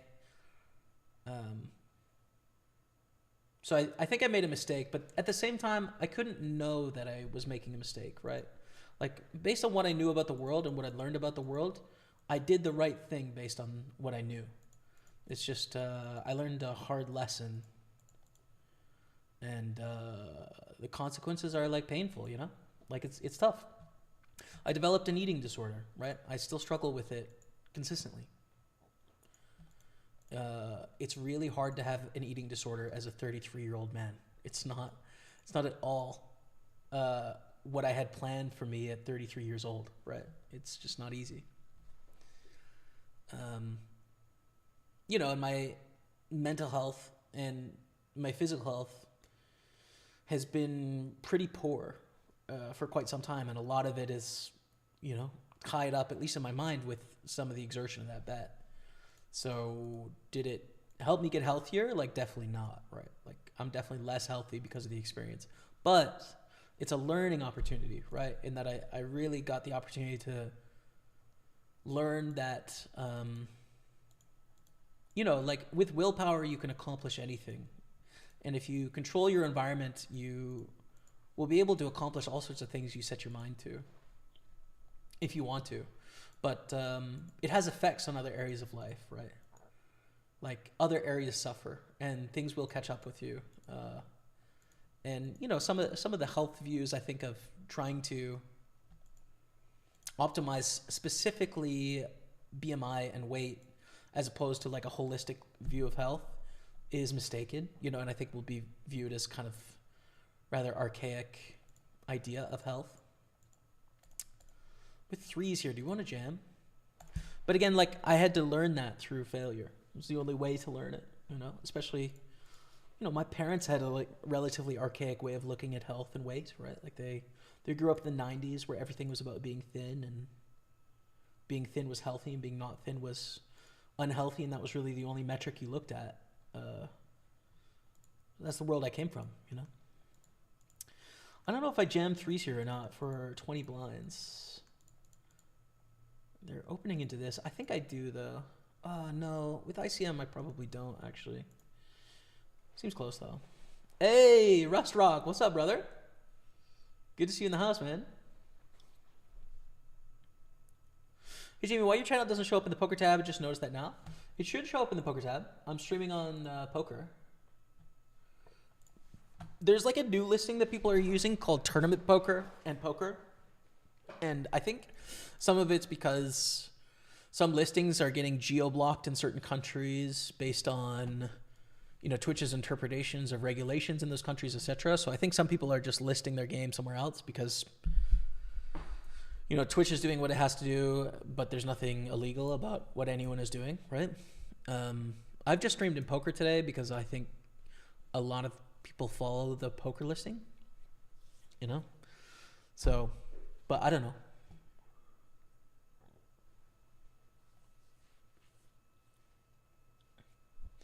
She's so hip. How'd you find her? She's so youthful. True, man. True. Good luck. Have fun. Thanks, man. Lex Valtez was just telling a story the other day of you and Rebecca in Whistler, Canada. Let's get some W's. Thanks, man. Thanks. Good vibes, man. I miss hanging with Lex and Mirta. One Bone. I've seen ads for those shirts and stuff. One Bone. Looks cool. Aspen looks really cool. I think we're going to have to improve our skiing ability before we get there, though. All right, so what happened here? Yeah, they just took it down. So pairs go down, like these small pairs go down in value under ICM. We're at 10 left. Like there's definitely some ICM here, especially when you look at like 10 million, 11 million, 12 million, 10 million, 10 million, 14 million. There's a lot of really close stacks here, so.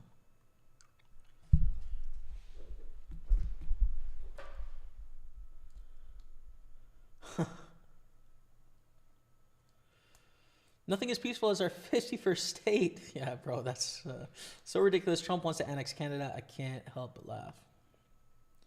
It'll be pretty interesting to see what happens in the next couple of years.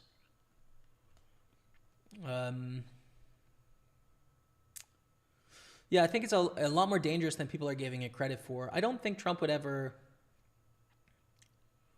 like invade with military, but I do think that he thinks it's a good idea. And I do think he will manipulate headlines and media to get people to discuss it, And I think there's a lot of people in Canada that will sort of fall for the rhetoric and be interested in the idea, and then there'll be a legitimized discussion about it. For me, it's a non-starter. Yeah, it's like, I think the mass majority of Canadians are like, no. There's, of course, a few contrarians that are unhappy enough that they would like it. But I expect that number to increase just based on, like, media headlines and stuff. 6 is, again, going to be a full tier. Value of these hands are not super high in this spot.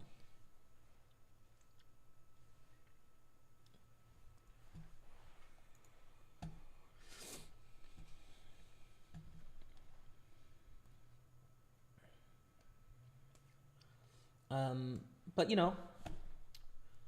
there's always the UK if I need to. I don't know if my family would move to the UK or not, but I would.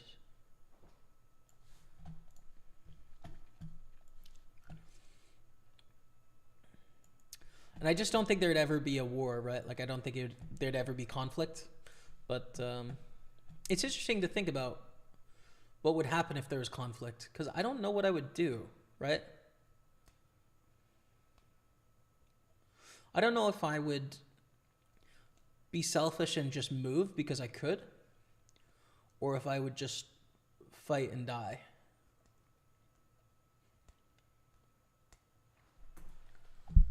I don't know.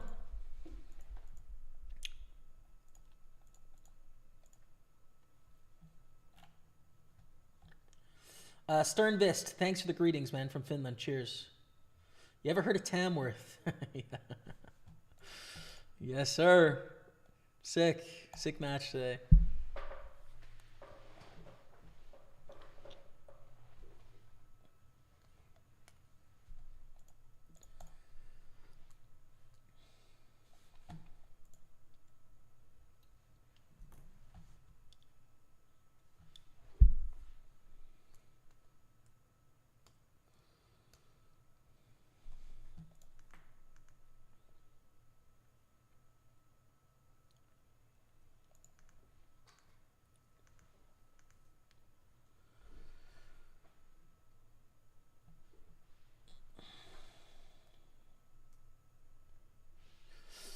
Yeah, I am multi-stream ATX Chaser, right? So I stream on Twitch, YouTube, and Facebook. So there's options for people to watch, and you know, I've been of the opinion from like the very first year of me creating content.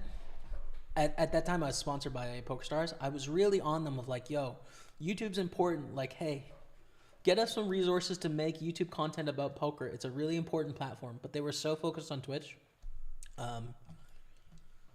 That like I never could get those resources basically. So I would just like pay for myself out of pocket to make YouTube videos and lose money on it every year, but because I thought it was important. And now every poker company in the world is focusing on YouTube, and it's kind of just like a I told you so moment. But what do we do here? I mean, reshove's an option, but fold. Hand for hand continues.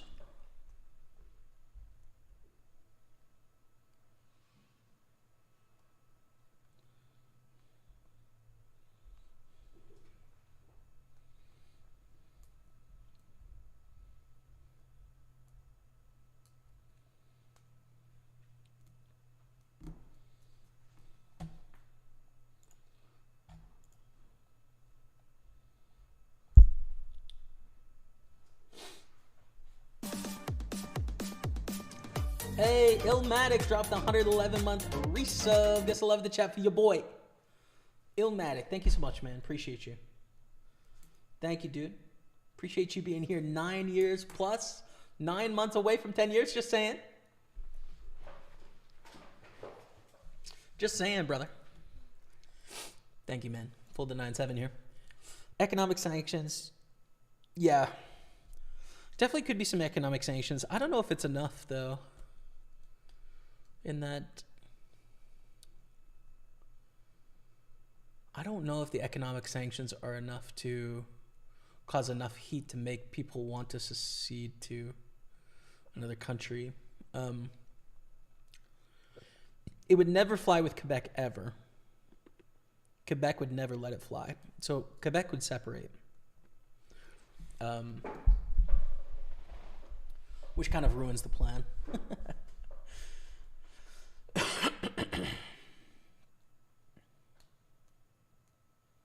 Yeah, no, it's interesting. I guess you could have a partial secession, theoretically, right?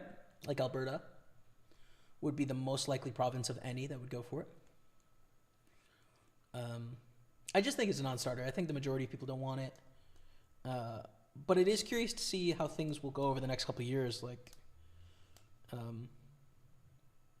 things are more dynamic than they've been in any history of my life. I'm 33 for sure. Like, things are the most unsettled of any of those 33 years. So let's see.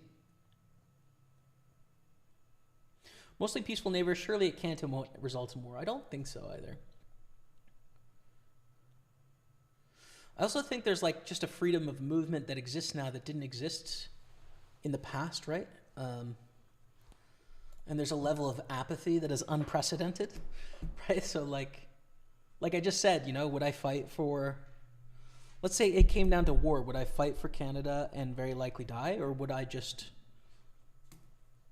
you know, seek asylum in another country and live and give up this idea of like a Canadian idea? It's tough to give your life to that idea. People do it, obviously, all the time. There's wars going around the world where they do. I don't know if I'd be willing to lose my life for a Canadian idea. And that the Canadian idea isn't mine exactly, right? Like, it's pretty close to mine. We're pretty aligned, but there's a few things I'd do differently. Yeah, I don't know. Final table height. Coming into the FT, 8 of 9. Top 5 is break even. 4th place is profit. 3rd place is more profit. 2nd place is big profit. 1st place is massive profit. Terrifying part about the whole 51st state debacle is the simple language around annexing countries where war talks began. I'm not saying that's what's going to happen, but it can open the door, right? Yeah, for sure. Like, well, I think that's what's happening, right? Is like, it's something they would like. They're not being serious about it, but they're starting a news conversation cycle about that happening, you know? Greenland, Panama is really interesting, right? I found it really funny in my mind how, like, Trump just skipped every country between America and Panama because they weren't beneficial to America. But Panama would be, right? So it's like, okay, we want this and this and this because it would be good for America. And then we'll just leave the rest. You know? Just like, sure, we can all pick things that would be good for us. But, you know, what about, you know, liberty and autonomy and all that? Is there a stream delay? Yes. Yeah, 4 minutes and 20 seconds. Skillstone plays, and welcome.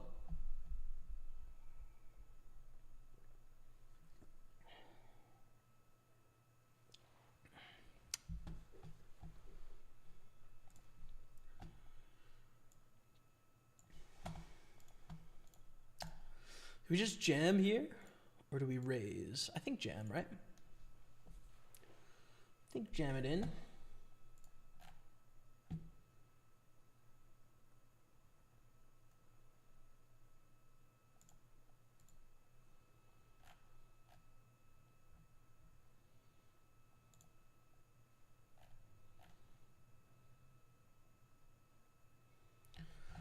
Get called by Nick.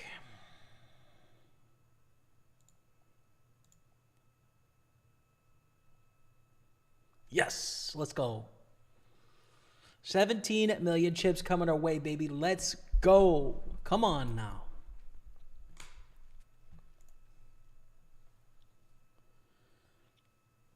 You know what I just thought about for Balatro? How are we going to restart without a delay? I don't know. Say subscribe. How much does it cost, please? Depends what platform you're talking about. On Twitch, it's $5, I think, in most countries. On Facebook, I think it's $3 or something like that. And then on YouTube, subscribe is free, but you can become a member for, again, I think $5. Pretty sure.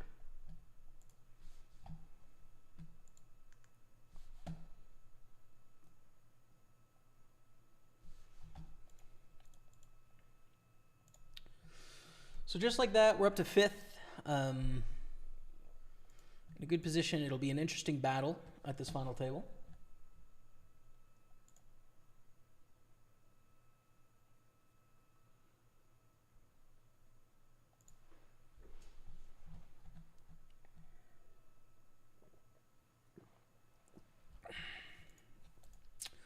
Fold to this raise from the chip leader. Democracy has never attacked another democracy in history. Don't think USA would attack Canada. They have bigger problems with Russia and China. Yeah, I don't think either. I don't think they would either. If you leave, don't go to Greenland. Trump's taking that area too, yeah. But honestly, what's even more concerning to me than all of that is Musk funneling huge amounts of money to France, Italy, Germany, Argentina, England, trying to influence public opinion. And it works, obviously. Like, that money works of changing people's minds. And yeah, to me, it's just like, I don't know. To me, he's like a top 5 most dangerous person in the world at the moment. What do we do here with 9s, dude? So an all-in for 2 blinds, whatever. This is, I mean, we don't care about this. But then this reshove, they are risking their tournament life with a really short stack in play. So I think we have to fold because this should be really strong. Obviously, we're flipping lots, but I think it's too risky because, yeah, so it's a fold. If it went fold, fold, jam, we rejam. If it goes jam, fold, fold, we rejam.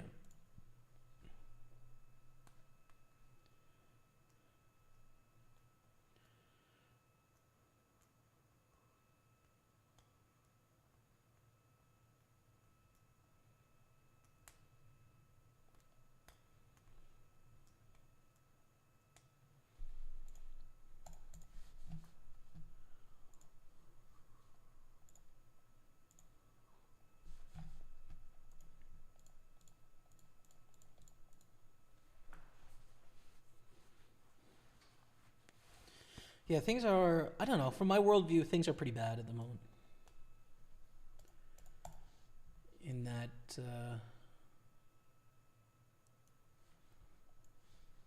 everything is getting more hostile.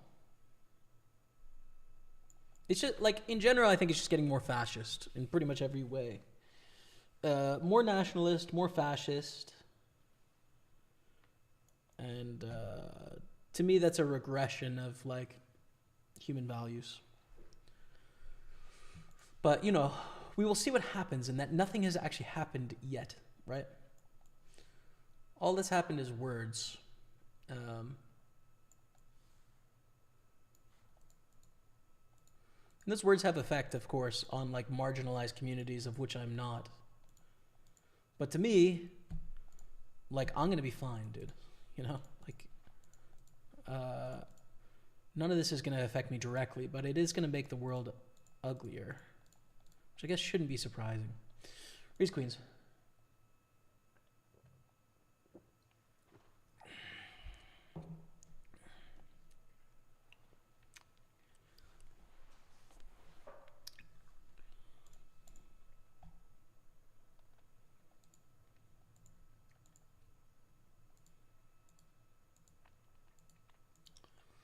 A lead from Stushi.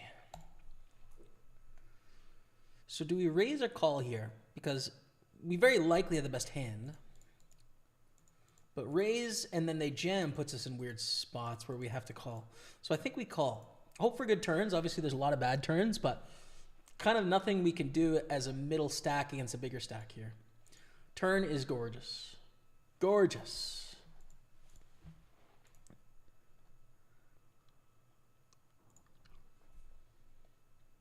Can you say hi to Portugal? What's up, Portugal? J. Charvez, welcome.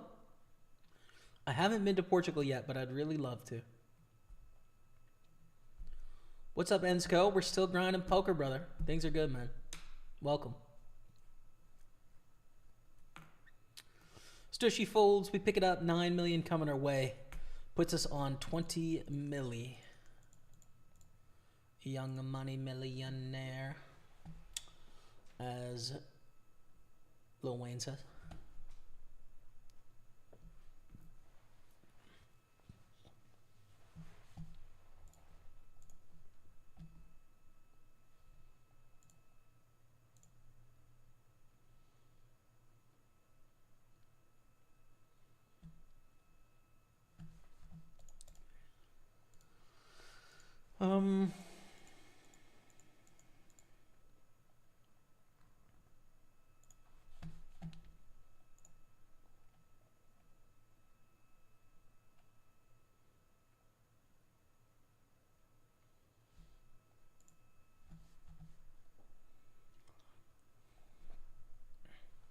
But to play devil's advocate, I can understand some rationale behind Greenland and Panama Canal to restrict growth of Russian and Chinese growth through minimizing the ability to use large bots for good. Yeah, like, don't get me wrong, America having Canada and Greenland and the Panama Canal is obviously good for America, right? Like that, it would be a massive win for America. Who it's not good for is Canadians and Greenlanders and Panamanians, right? Like for sure, it's beneficial to America. There's no question about it. But you know, we are different. We have different views, beliefs, laws, constitutions, histories. You know, identities.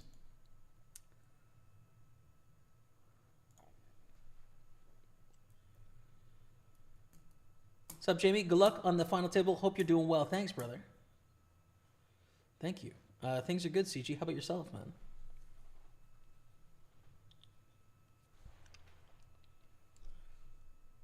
Is there literally a green screen behind you? I don't think it's supposed to stay green. It's a piece of art, man. You ready? It goes up another half panel. You see this bottom panel? That's what the top one is like. So you got another little bit up there. What do you think about it?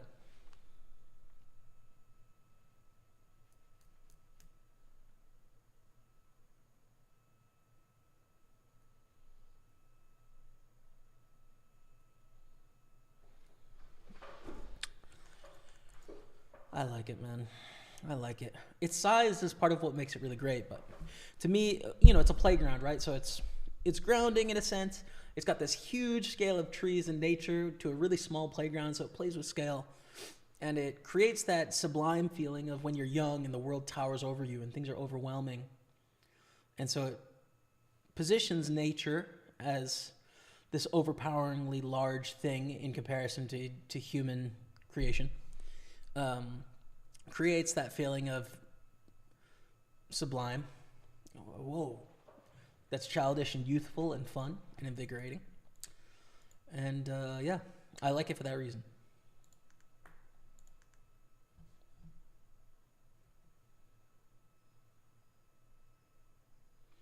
Your worldview doesn't work. Marginalized communities grow up. What do you mean, Billy? Of course it works. Of course it works, brother. There's lots of worldviews that work. The question is whether people want to live in them. Which you don't want to live in them, which is fine, right? Like you don't want to exist in the world that I want to exist in, and that's okay. I mean, you don't have to, right? You have other options. And that's what democracy is about, is us voting for representatives that are going to enact a worldview that matches what we want as people. But of course it works, right? Like protecting marginalized communities happens all over the place. It happens in Canada more than it happens in America. It happens in Finland and Sweden and Norway and Denmark more than it happens in Canada. It happens more in France than it does in Canada, right? There's all sorts of ways that the world can work. You can take care of communities that have it tougher, or you can be survival of the fittest. Both work. I mean, what you're saying is that you like survival of the fittest better. And what I'm saying is, I don't like that world. I think it's cruel and mean. I'm not interested in it.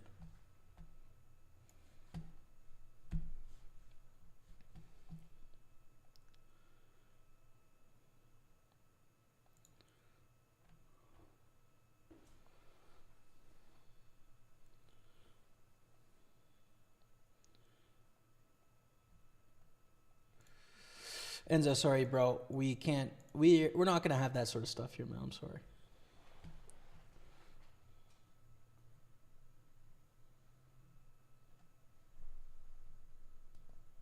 I don't want to alarm you, Jamie, but a rodent died on your upper lip.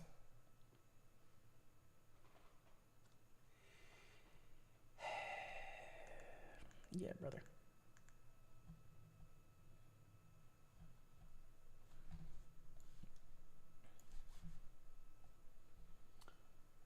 Yeah, I don't know. The immigration thing is interesting, chat, because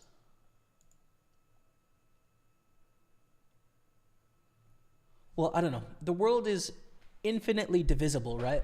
You can just you can cut it down to smaller and smaller and smaller pieces that are going to have more accurate ways of living to the individual the smaller the group gets, right? If you're one person, you get do exactly what you want. When you're two people, you have to compromise. When you're three, you have to compromise. When you're four, you have to compromise more than when you're two, etc. And so I think that's true of every country around the world. But the baseline of like immigration is that I just believe that human beings are as deserving of basic human rights as any other human beings, right? And so just because I have them doesn't give me the desire to want to protect them from other people, you know? But like as an individual, if I give stuff to other people, it drives down my experience in the world.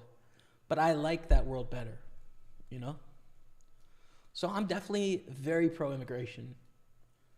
Big fan of it. It's a huge part of Canadian identity and culture, right? It's like, it's part of the stories that we tell ourselves about ourselves that we learned in school for a long time. Canadian identity is a cultural mosaic where different cultures from around the world come here, and we're all Canadian under one set of ideals, and you can still have your culture within Canada, and it's that patchwork that creates the Canadian fabric and society, which is very different than a melting pot culture, which is like you come here, you do what you have to do to become this way, and then you're welcome to be here. But you have to change these things about yourself, right? And so I prefer the mosaic way. I'm a big fan of it. And therefore, like, immigration is not a concern for me, you know? Like, autonomy is, right? I guess that's where I have concerns, which is the religious, the social, the sexual freedom of people changing because the fabric of the society is changing and it becomes something different. That I have a problem with. So I really like Quebec's version of a secular society.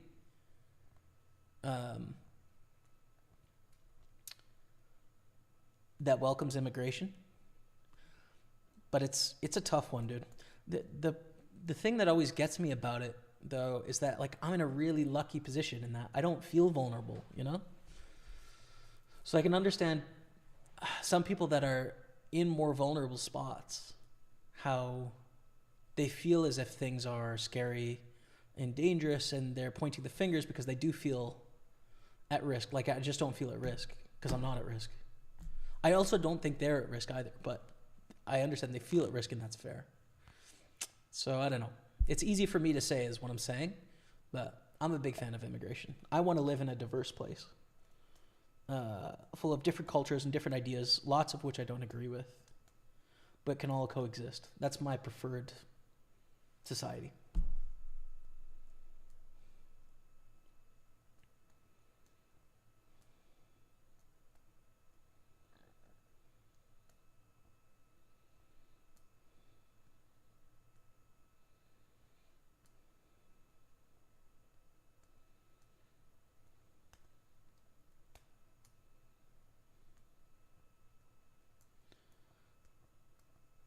Gonna win this tournament. Thank you, Philip. I'm trying, brother.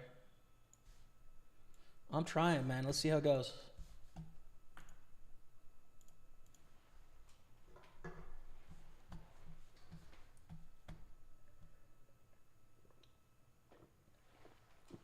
Good night, PGD. Sorry, man. We couldn't get the Balatro going before. It'll be on the replay tomorrow, though.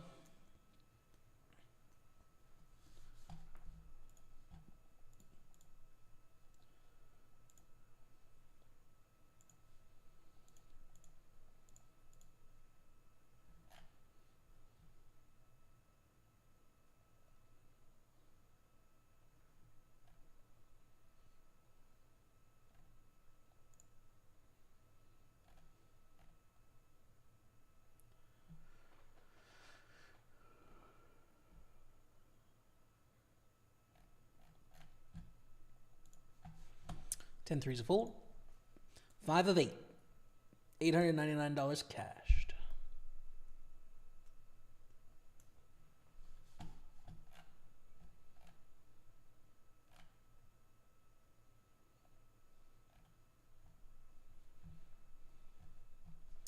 Our Statue of Liberty says, give us your weak, your poor, etc., our foundation of our country, yet people are now about immigration. I don't get it.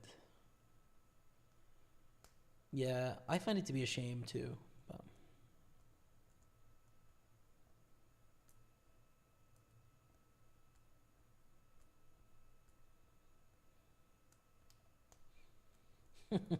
PGD.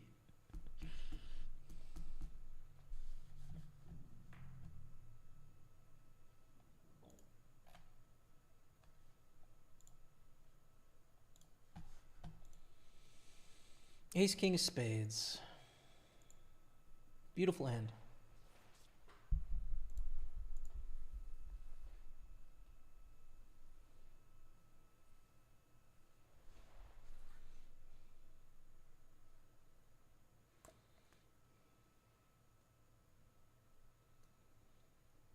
It's a good spot for eggs to 3-bet, and I hope they do, obviously. Same for Istushi. But eggs calls.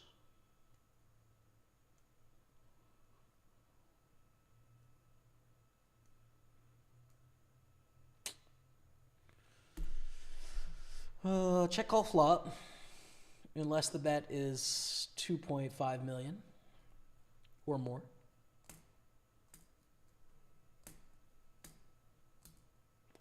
$1.6 is fine. All right, to the turn. Interesting turn. Makes this hand pretty simple, I think. Check call the turn and check fold the river if we don't improve. But we still beat some bluffs here of some hands that might be bluffing. That would be ace queen, ace jack, ace 10, king queen, king jack, queen jack, queen 10. All that's going to bluff some percentage on the time on the turn. We're still beating that. It sometimes shuts down on the river. And of course, we still have spade outs. 18% to make our hand. So we just call the turn here. They bet 2.7, which is a great size. It'd be tough if they bet like 5 million, right? But.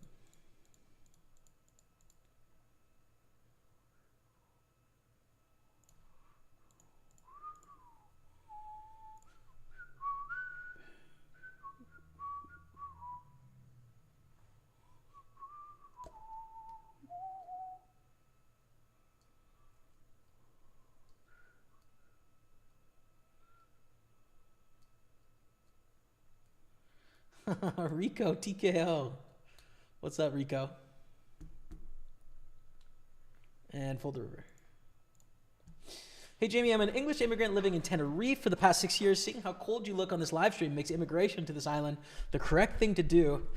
Good luck with the final table. Thank you, brother. Appreciate it. Yeah, it's not warm here in Canada. It's -5 right now. We are in the depths of winter, for sure. But I don't know. I'm enjoying it this year, honestly. I don't mind it. We'll see how we feel in February. We'll see.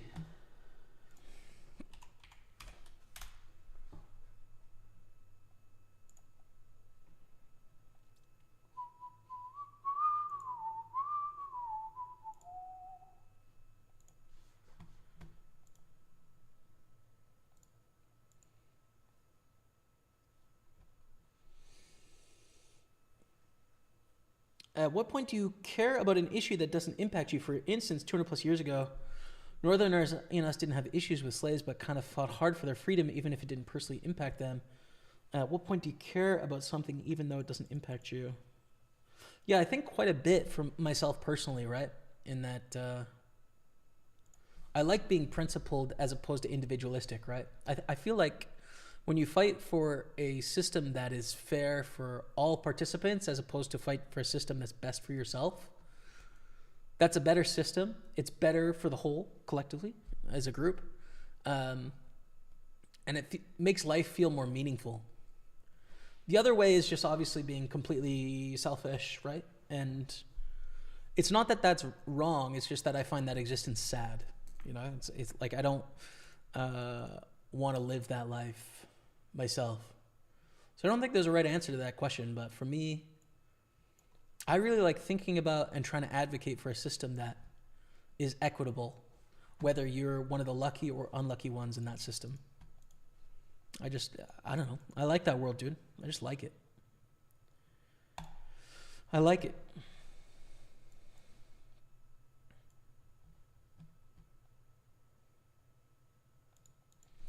German politician once said that hearing ideas you resent is something you have to accept when living in a free nation. True.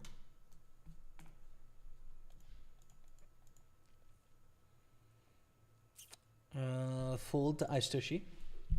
Your preferred society is unfortunately impossible. I believe there are many cultures where ideals are directly opposite to each other. Yeah, I think there's always some sort of sliding scale between cultural mosaic and then fundamental liberties changing, right? And so you have to find a happy medium. But, I think a lot of what I already enjoy exists in, relatively socialist setups like Sweden and Finland and Denmark and Norway, and France. I'm a fan. Which I would position those countries as slightly left of Canada, right? I think their view on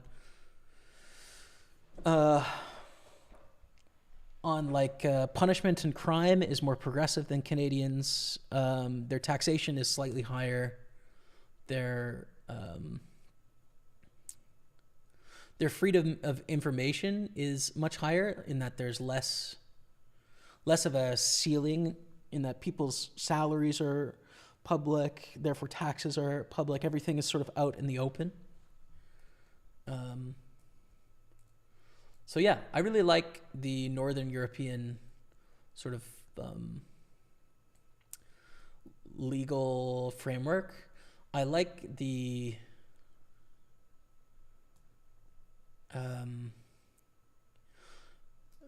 more grunginess of mindset of Germany or France. In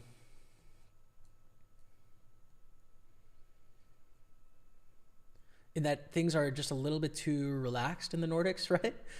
Like a little bit too almost efficient in a way. There needs to be a little bit more like social chaos, but I like the setups. But your point's taken, though. There is no perfect world, right? There's always compromise. There's always compromise no matter what.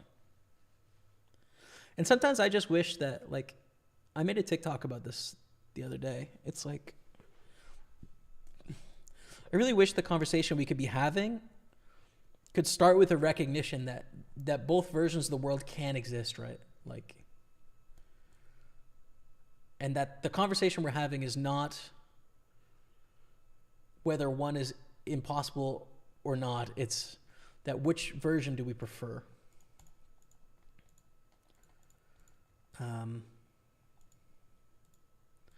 Ace 9 off. With 13 blinds here. Fold, I guess. It's unfortunate. You could try and min-raise fold too, but we're a little too jammed up to make that possible, I think.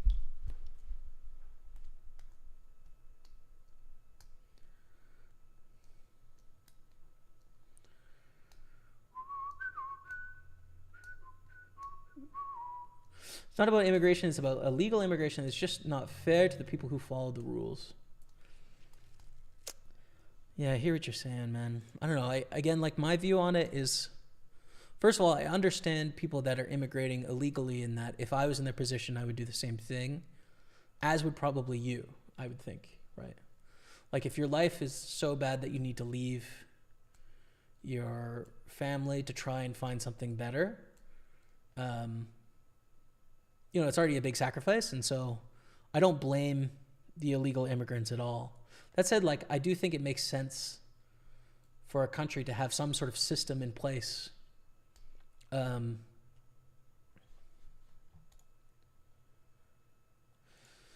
for, to uphold the ideals of the country in some way. That makes sense to me. To fold the 3-9. And so I guess I don't blame the people trying to get into to have a better life, and that they deserve a good life just as much as anyone else, including the people that are in the country already. So I don't think it's unfair on the people that already live there, and that I think they're just lucky to be there in the first place, right? Like, it's not just because they were born in an advantaged place doesn't mean that they are owed that advantaged place forever, as opposed to other humans. We're all equal in terms of what we deserve, right? So I don't feel regret, but I also think it seems okay for a country to control its immigration and, like, kick people out that are coming in illegally, assuming that they're doing things in humane ways. So that all seems to make sense to me. I don't know.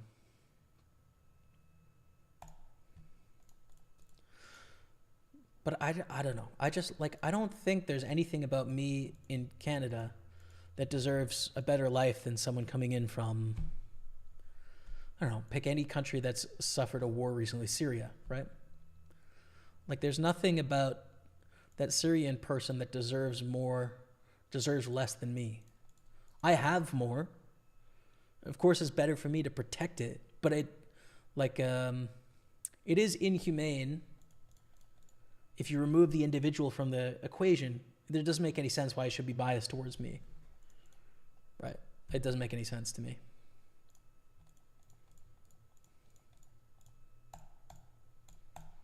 They deserve the same amount as I do. And we're both self-interested. Yeah, I don't know, man.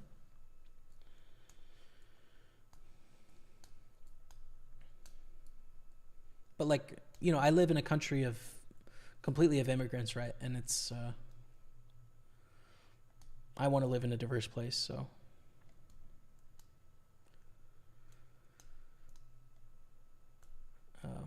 I hope immigration continues at high levels.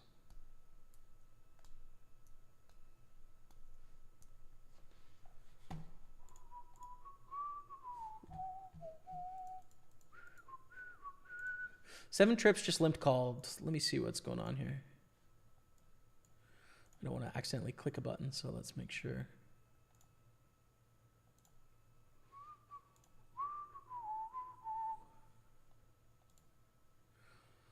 Flush out there. Yeah, just call it trips. That makes sense, I think, right? Short stacks all in. We'll see if we ladder up or not. But let's see. Raise an early position. Call. Set of sevens, bet, call, standard, jam, call. It goes check, and then the flush completes. This is their most likely hand. Is flush on the end, so yeah, they check at that point. King 10 makes a flush against A7, so they chip up. We're kind of tied for last. So 7 was going for check raise on the turn, right? Like, they were just out of position. They're mostly going to call out a position on this board on the flop. On the turn, they didn't get a bite. And then on the river, the most likely hand they have here is a flush. So they, so they check, and that's it. Jimmy, good luck on the feld. All the best for 25 man professionally, but even more privately. Hey, Cedric. Thanks, man. Very kind of you, brother. Thank you, man. Appreciate you. King 4. It's just not very good. It's going to be a fold, man.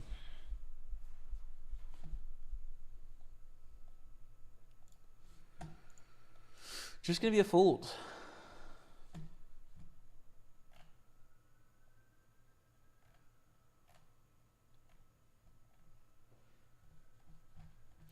James by Percival Everett. I want to read it, Kibby. Everyone's talking about that book. You can thank me later. I'm excited about it. But the thing is, I have Huckleberry Finn on my shelf. So I want to read that first before I read James. But, bro, I'm in. I'm in for it, man. 100. Now, Ace 10. This is typically like a break-even-ish spot. The thing is, this opening range is going to be really wide with these stacks, and we are the shortest stack. I think it's a rejam for that reason. Eggs is going to open very wide. So it's going to gain chips, and like ICM-wise, we're the shortest stack. Yeah, I'm all in. Good luck. Yeah, thanks for that, Kibby. I'm excited, man. I do want to read that book big time.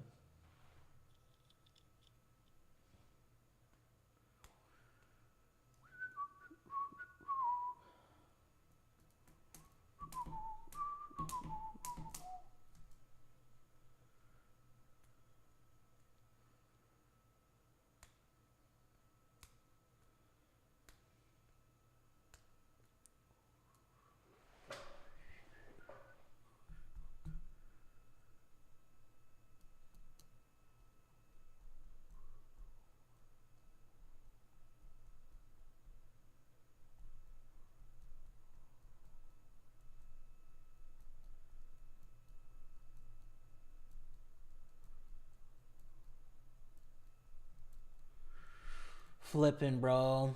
Yes. No club. Come on, let's go, chat. Up to 15.5 million. Really nice to win a flip there. And we're moving on. Fold the Jack 9.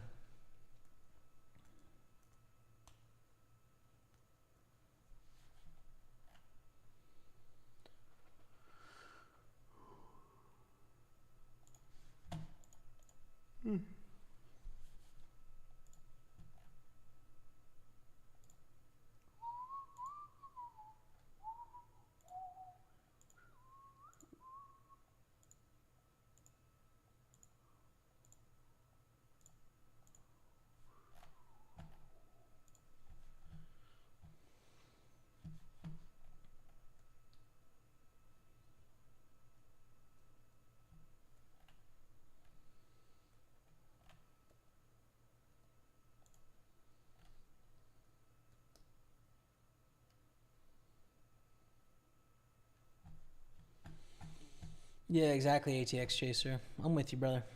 I'm with you, man.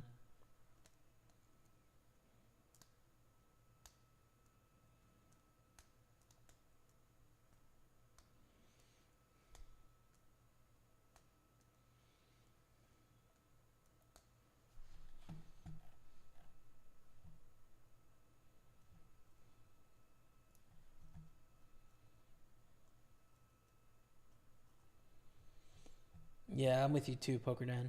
Agree with you that we live in places of abundance. Our immigrations don't deserve less. It's a crab in a pot mentality to think that if someone else receives something, there's less for you and me. Yeah, exactly, because they are equally as productive. Sometimes more productive. It's a net positive. Tribalistic.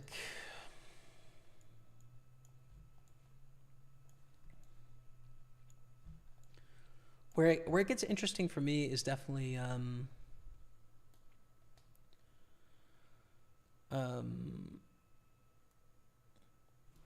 like cultural norms of the nation. You obviously have a preference, so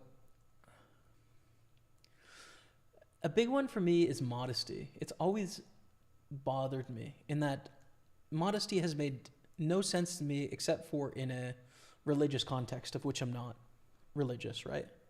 And so I don't have any problem with religious people believing in modesty and practicing it, but if we're a secular place, a secular country,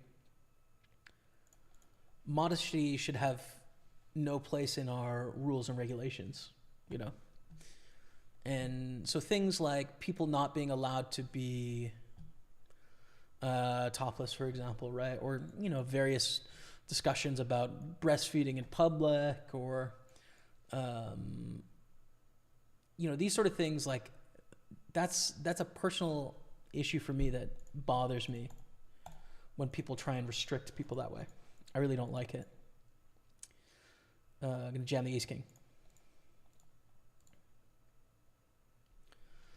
And so like that's the trade-off, right, of living in a society where you have a lot of immigration, is that you're going to bring in views that don't match your own, and it's going to shape the norms of the culture in ways that you don't like sometimes.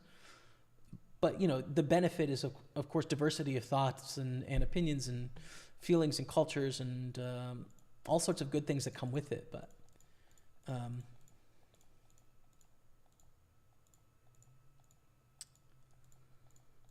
yeah, basically what I'm saying is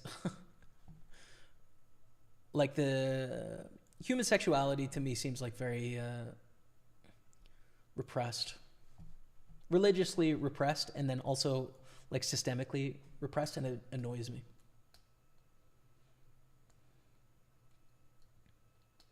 When you have a little baby, Staples, I don't think we're gonna have kids, bro. I don't think so. You never know. It's always possible, but I don't know. I'm kind of having fun. And I don't feel like the internal like need to continue the Staples family or anything like that, right? I would like to make a difference in some kids' lives, but I feel like I'll have the opportunity to do that without them being my own as well. So yeah, I don't know. I don't know if we will, but we'll see. I'm open to it, of course, but I think both of us are kind of agnostic about it at the moment.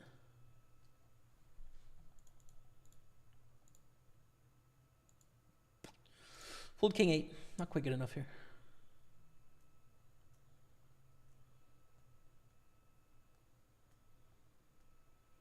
That's the one he's talking about, ATX Chaser. James by Percival Everest is what was just recommended by KBNYC.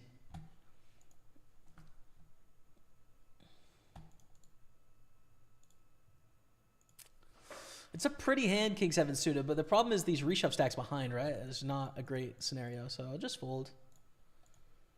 In that, the four of us are kind of tied, and then the two big stacks, but we love getting ladders, right? Up to 1251. Next ladder is up to a break-even day. Ladder after that is $100 an hour. Ladder after that is $300 an hour, etc. Plenty for everyone who wants it. I feel the same. I feel the same.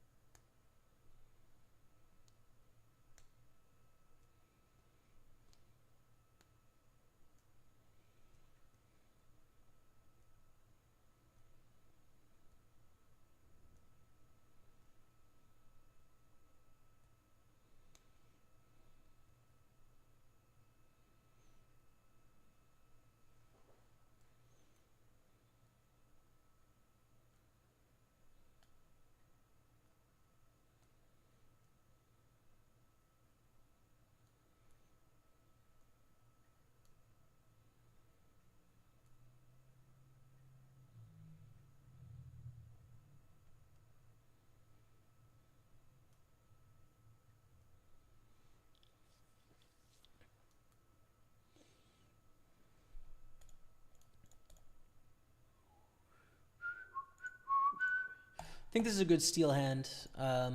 With the ace blocker, we can call it all in here for 7.8 blinds if it comes in. But it's a good hand to steal. It's not one where we can call it all in jam from these two opponents, but worth opening. Jamie, we all know you're a nudist. I'm not a nudist. I'm not a nudist. That's for sure. There's no need.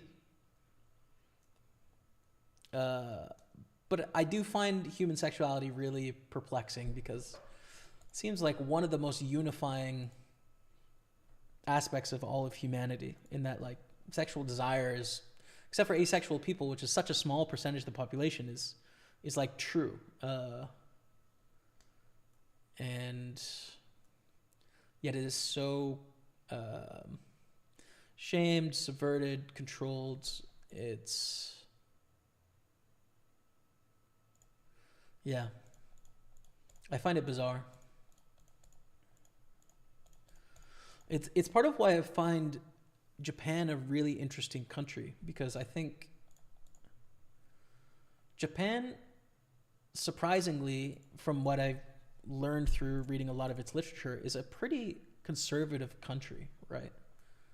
Like, it has a lot of conservative views, and it also is very insular in that it's really hard to be an outsider and come into Japan, and you're never truly Japanese. You're always I think it's gaijin, right? Like an outsider. Even if you live there for 10, 20 years, like, you'll never truly immigrate to being Japanese. When you read Japanese books, like, it's just assumed that the characters are Japanese. And so it's like this really conservative place. And yet it's very sexually liberal, right? Like the taboos and the norms of the place are so much more free and progressive than they are in the rest of the world, and yet it's a much more conservative country socially outside of sexuality. And I find that whole thing really interesting as to why that is. I think they've got that part of it figured out more.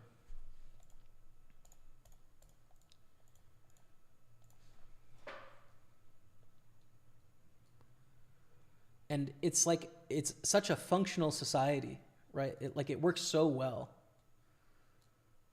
when it comes to public infrastructure, transit, cleanliness, general safety and well-being of people, respectfulness, sexual liberty and autonomy, right? Like it's so effective at all of these things, and it has these drawbacks in terms of some of its non-progressive views, but how does the country work that well? And then what are the drawbacks, right? Like economically, it's not strong at all in that, its stock market hasn't gained value in like 40 years. Population is sort of collapsing. A lot of the infrastructure, a lot of the houses are sitting empty around the country. Immigration is not really a part of what it does very well. I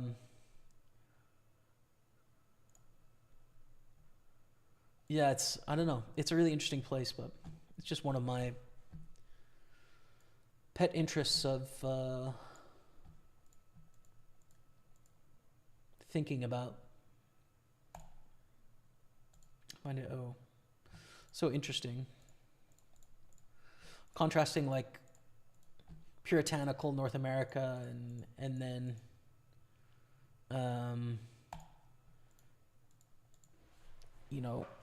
Berlin and then Japan, looking at the different setups of their society and how sexuality works, like, yeah. Deuces. Sheesh. Fold. Good spot, though. We're in a good spot. Sixth is profit on the day. Fifth is break even. Fourth is $500 profit. Third is $1,500 profit. Second is $2,500 profit. And then first is, $4,500 profit. Let's see.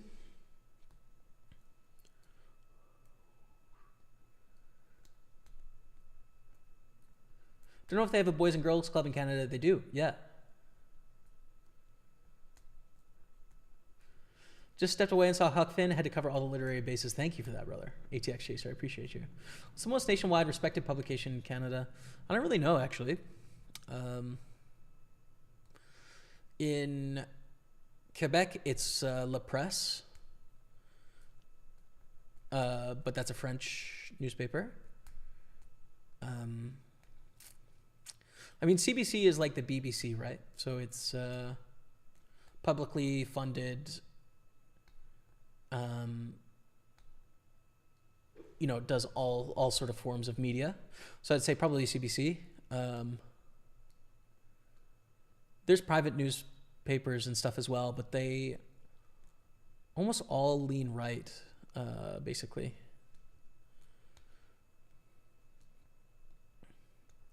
Because, the readership leans right of newspapers, obviously. But,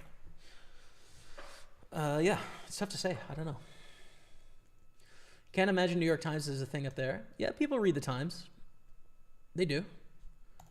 Definitely play the crossword, etc. You can go to a newsstand and buy the New York Times or Washington Post or... Toronto Star is a bit of like a right-wing rag. I think it's there's Calgary Sun and then Vancouver. Is it Times or Sun? I don't know.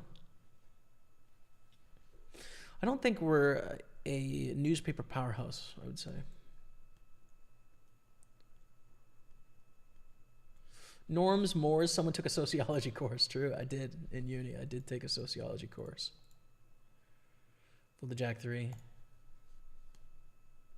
I feel like sexuality or modesty here within is a personal choice. If you want it, you can find it, and it's not difficult.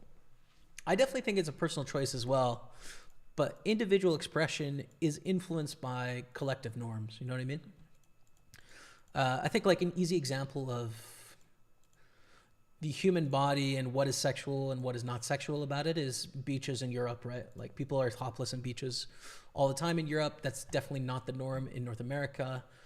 There's nothing inherently sexual about being nude or being topless on a beach, and yet it is sexualized here in North America, whereas it's not in Europe. So I think that's a good example of just like societal norms have an effect on the ways that we behave and how comfortable we feel with our bodies, etc. But I totally agree with you that it's a choice. Just people are influenced by the tribe, the herd.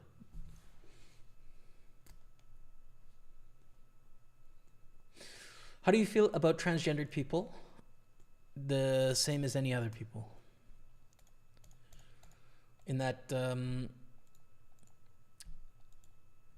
you know, I value their right to expression. However they see fit, as long as it doesn't get in the way of other people's expression, which it doesn't, and therefore it's not a meaningful distinction to me in that everyone's just a person, and so this is a fold, especially against the hijack. So yeah, I mean, happy for people to be whoever they'd like to be.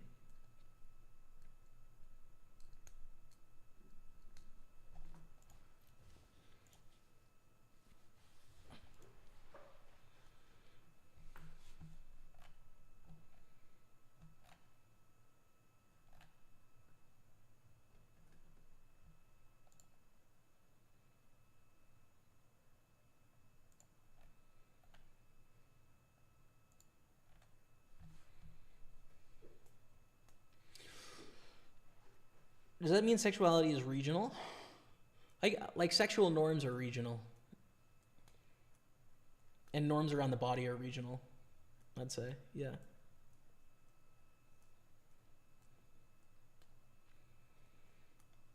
Like, desire is nearly universal, but the ways that we try and control and shape society around that desire is not the same, you know? I'm also a big fan of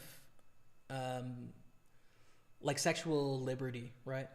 Like there's such a subset of incels in our society at the moment that don't have confidence, don't feel like they can get laid, you know, blame women for their inability to get a mate as opposed to themselves, and then sort of like cause all sorts of violence, because it's such like a powerful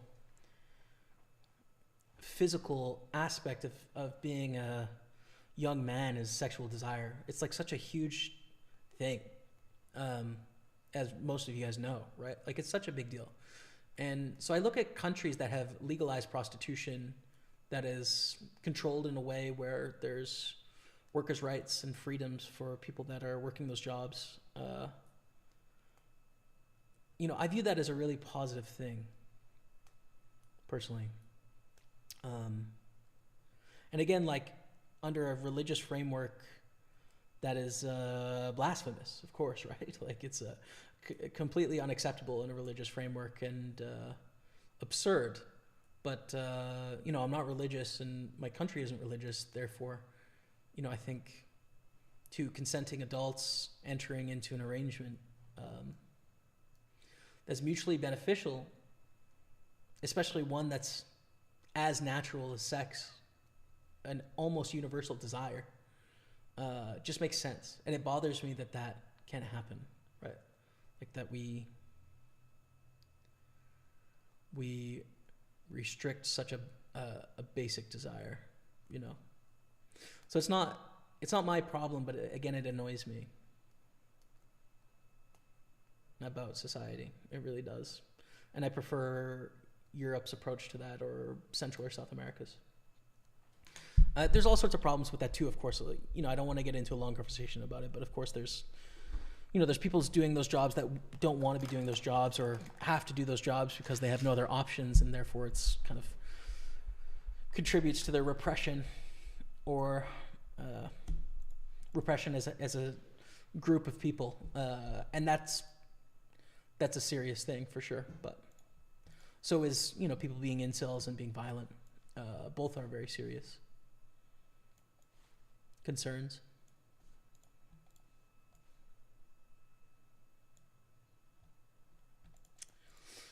King 3 offsuit, we fold. 16 million, dude. In fourth place, kind of three of us tied. These three on pretty big stacks here. Fold the 3-6.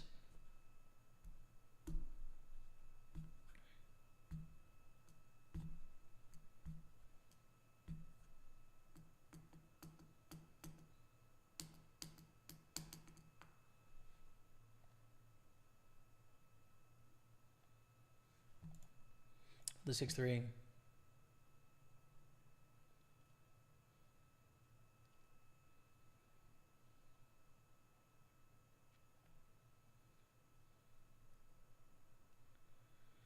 Can we make it the norm in North America? I approve this beach change. Yeah, I think so. But then it also like people have to feel comfortable on the beach, so they have to feel not shamed. And then people also have to go to the beach where there's going to be people with their breasts out, and not be there to ogle them, right? So they have to be more comfortable around nudity, which then is just like an even bigger change to where there's more nudity on TV, and then religious people have more of a problem because they feel as if they're living in a society they don't believe in. So I think it's got no hope, dude. It's just, but yeah.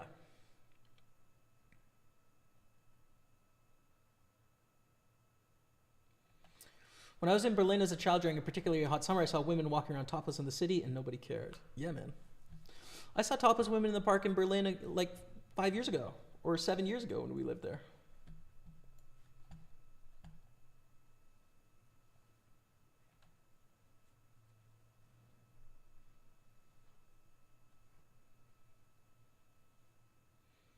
What do you think the UFOs flying around the world are? I don't know. I think some of the recent UFO stuff is a little overblown, and that some of it is airplanes with weird lighting. But then there was also the weather balloon things, which would probably be information collection from China, it seemed like. I think the UFOs are a combination of intelligence gathering from countries around the world and planes that look like something else because of the lighting. Aces, jacks, ace, king. I mean, I think jack's the double knockout here. But unfortunately, we get no knockout, which sucks. We want the ladders. So we've got a new tied for first and a 5 million stack here.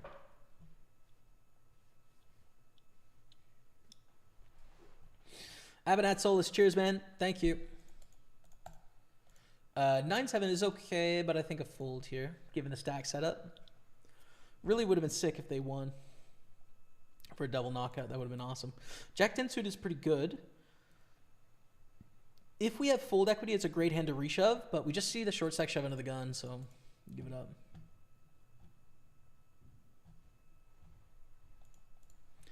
King queen is gorgeous. Nice. Okay, we're all in.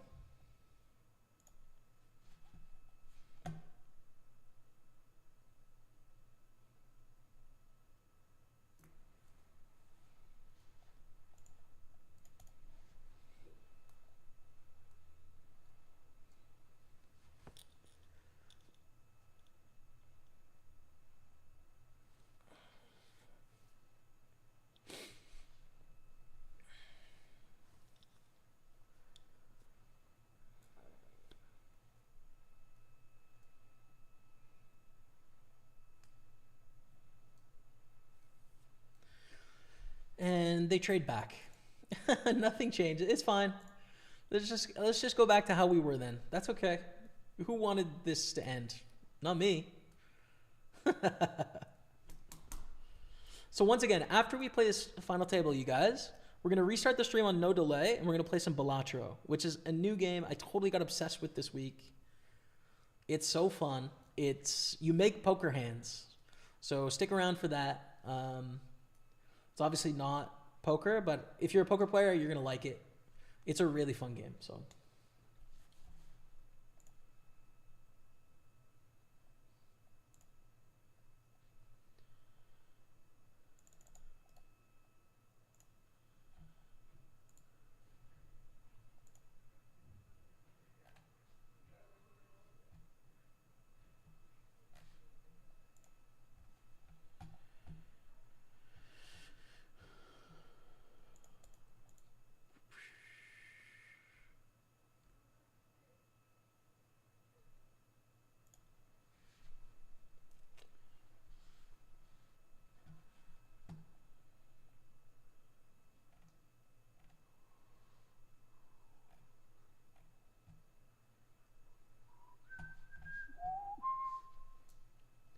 Ace 10 is beautiful.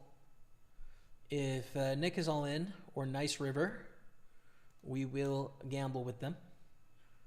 And it goes to us. So let's go. Ace 10 against 9s. Big flip. 12.5 million chat. Ace, queen, or 10. Ace, queen, or 10. No! We're kind of tied with Nice River now. Basically the same stack, I think. A little shorter. Ay-ya, dude.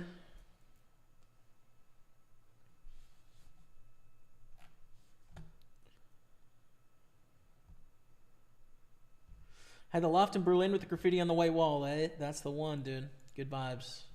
It's fun.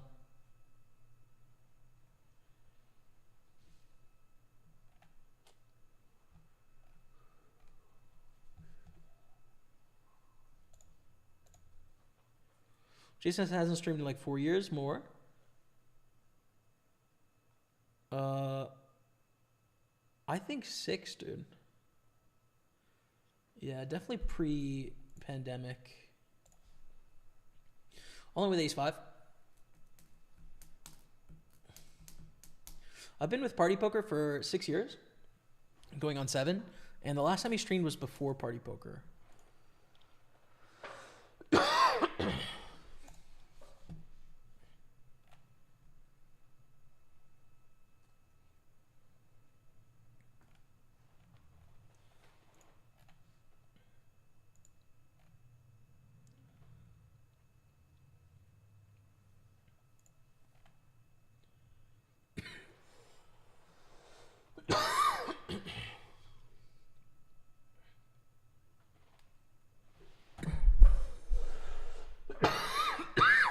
Oh, I need water.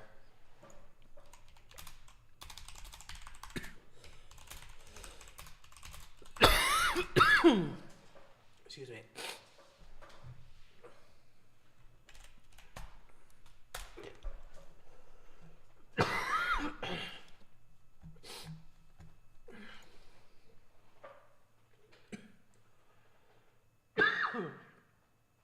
Wrong tube.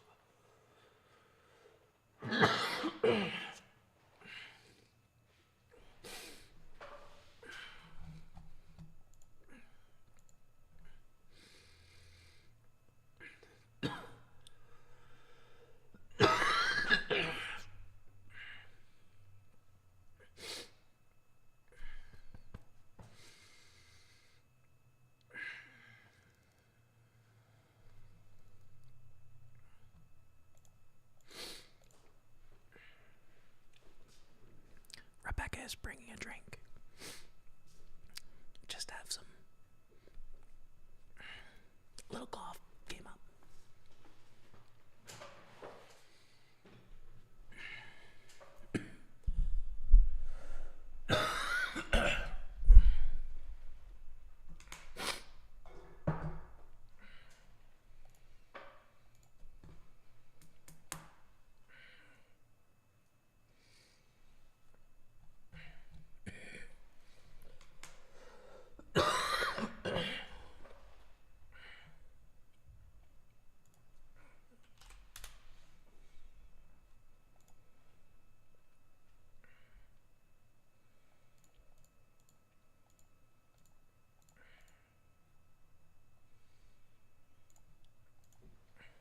Call and check raise.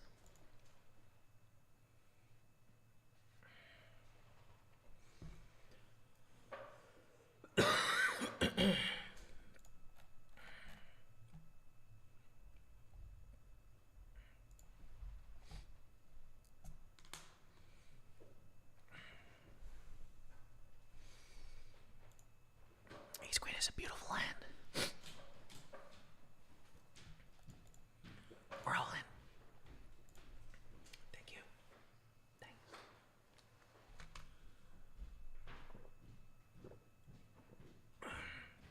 Oh, okay. Okay.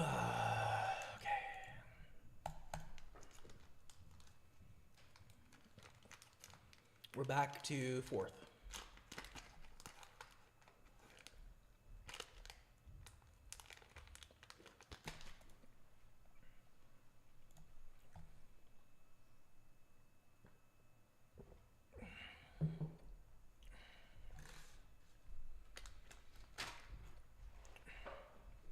Ace 8, Ace 10. I think we're down to 5. Just kidding. We're not down to 5. Kings are beautiful.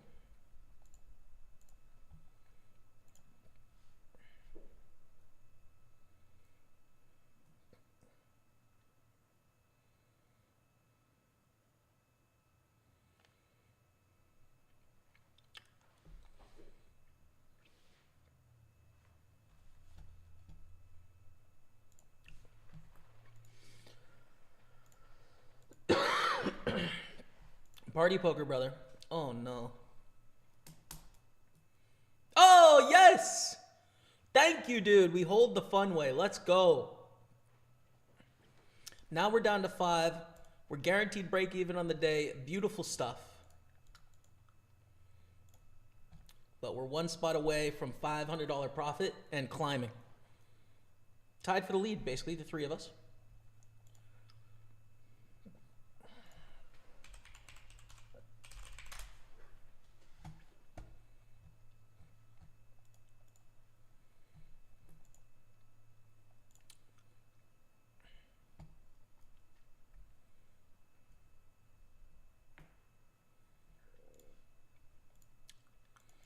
Fold. Not worth it there. So Noob Forever says, do you agree with Danny Negreanu opinion about a player being forced to go all in if bet most of the chips? I don't. No, I think it's incorrect. I think it's a legitimate strategy. Daniel's coming at it from a TV perspective. I don't think that matters. As we lose Ace Queen to Jack 10. Yeah, I mean it's a mathematically sound, legitimate strategy. I don't know why we should rule out betting a certain amount of chips. I mean, for what reason, basically? I don't smoke ATX, no. No, I don't. Tamworth gave you a bit of a run today. True. True, brother. Tight game. I slept through my alarm, so I missed watching live, and I saw the result, and I was like, oh, 3-0, cool. And then I saw when the goals were. I was like, oh, God. So I rewatched it. Pretty legendary. No, this cough is just a bit of post-nasal drip, dude. Every time a bit of mucus hits my lungs, then I have to cough it up.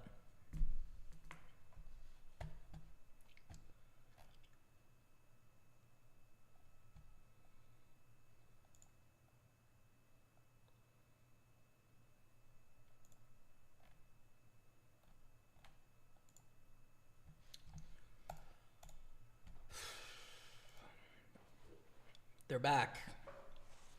They are back in action, dude.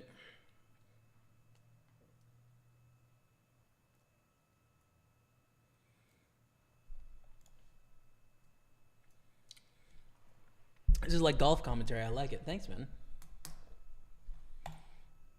I grew up wanting to be a golfer, so makes sense.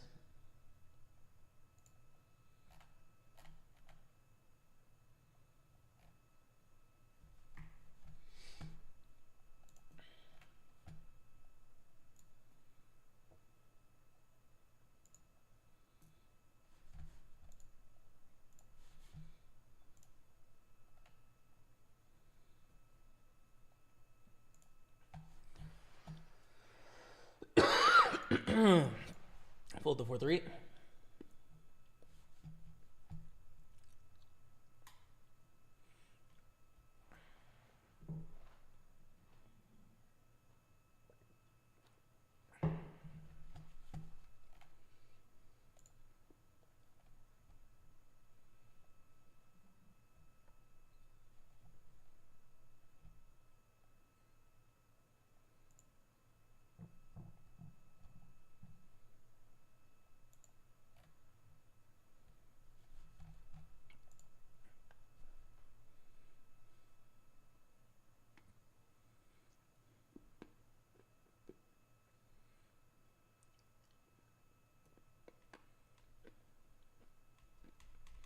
Justice. Let's go, baby. Huge king on the river. King, queen suited. Oh, man, we have to fold now. So sick. So sick. Oh, yeah, dude. Look at this 68 million. We're tied for second now against eggs. Get in there, mate. Let's go. Let's go, dude. Man, this is going to be such a fun night. Win this tournament. Play Balatro. I think jam here. If we raise, they're going to shove, and we'd have to raise fold, and that seems terrible with sevens. So we're just all in.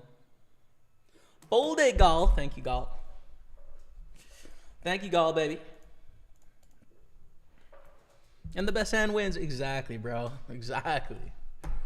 Justice indeed. 26 million. Second place. Come on now. Come on now. The way I cheered for that king. I know, bro. Stressful. It would just kind of suck to go out fifth, you know? Have a break-even day today. Like, it'd be nice to get some profit on the board.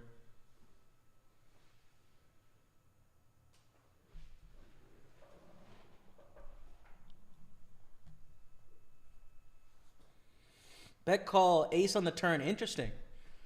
Because, like, eggs is going to call some ace highs, right? I mean, obviously we want Gall to just put all the pressure on here. We don't mind if eggs doubles up, but we want them to have a chance of busting.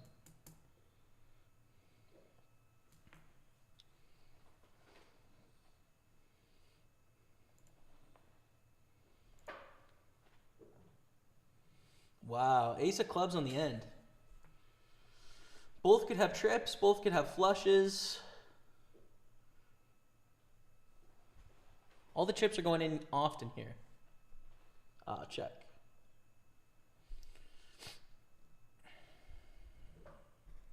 Wow, bro. Wow. That's crazy. King 5 finding the call on the turn is sick, especially with these stacks. And then 4 deuce giving up on the end. Damn. All right. Ace 10's pretty good. Would have called a jam here. If it folds to the small blind, we can call a jam. But they jam and we have to fold. Stacks are too close, man.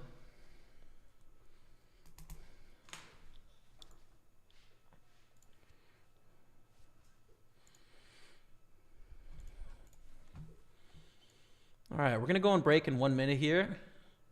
I'm going to back up the highlights from last weekend. And you're watching Pokerstaples on Twitch, okay? Be back in 5 minutes. Break time. Stay with me. You cashed. First place is 2,700, and each bounty is worth 800. I mean, that's a really interesting structure, I would say. As 150 bounty is gone, which that's the smallest bounty, which is actually good news for us because now the average bounty is going to go up in value. Wow. Do we do this? I think we do, honestly. That's pretty crazy. I mean, it looks really punty, but gaining chips is just so important. Not so with the chip lead here. We want whoever's shorter to stay, right? We don't want any of the mystery bounties gone. So I'm Cozy is probably going to be all in here, and this is going to be sick. So they have 80,000. There's another mystery bounty. Be small. That's another small one. That's smaller than the average. Now the average bounty is 1,021. Oh my God, they were both the tiny ones. Oh my God, dude. The average bounty is 1,020. This is so sick, dude. We really don't want to get moved because our table is excellent. This is so crazy, man. The first 3 bounties were the smallest in the tournament.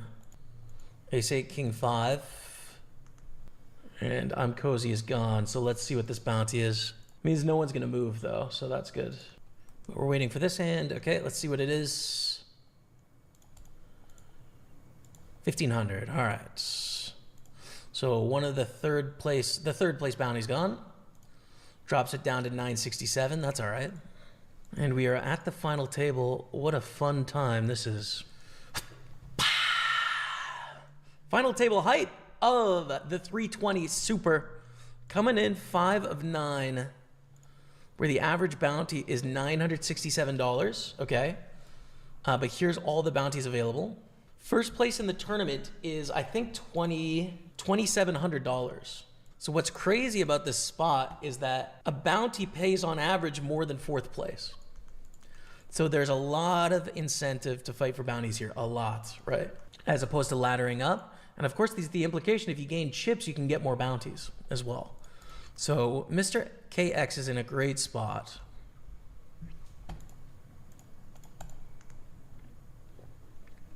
Rokas doubles, which is good news for us. SWAT is all in against 3 bigger stacks. They're going to cover us, although they already did, actually. And Mr. KX is now going to be on the short side, I think. Yep. And for us with ace queen, if they're all in this hand, the door is open, although it's not a guarantee they're going to be all in, right? Like they have 5 blinds. They can try and ladder or survive a little bit. But obviously with ace queen, our hand is great here. It's a great hand. Beetroot Soup is going to play against us very aggressively. But again, I think with the ability to get bounties here, it's pretty important to be aggressive. They both fold. And now we go post flop. And we flop top pair, which is great. So let's c-bet.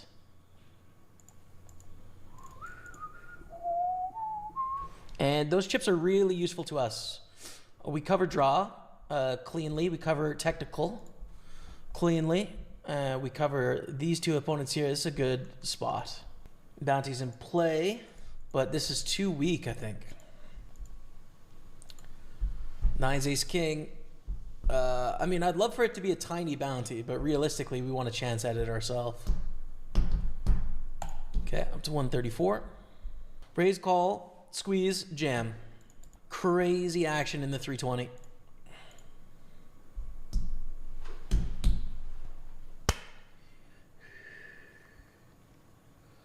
Rokas gets a bounty. What's it going to be? Please be small.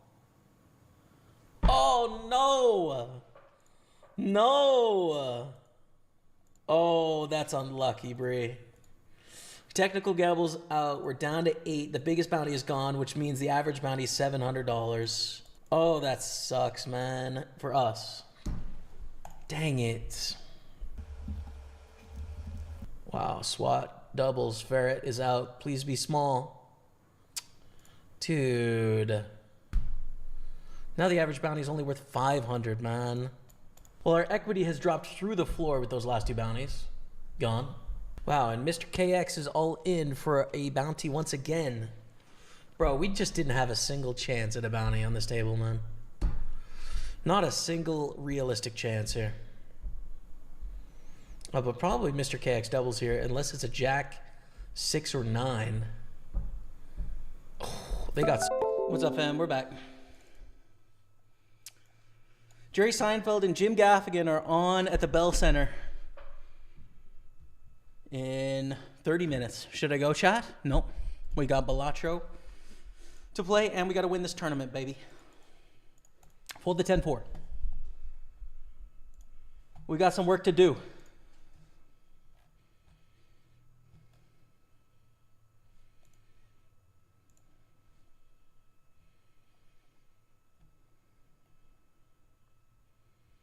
He never said it should be banned. He just thinks it's a net negative. Net negative for who, though? I don't know. I disagree with him.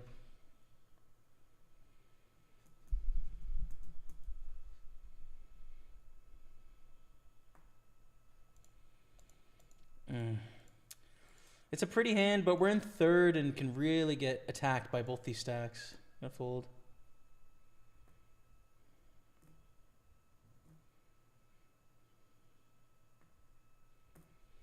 Cheers, Huxley. Welcome, man. Welcome to the stream, brother. Still talk to Kmart? Not very often. Every once in a while we'll catch up, you know? But it's been a while.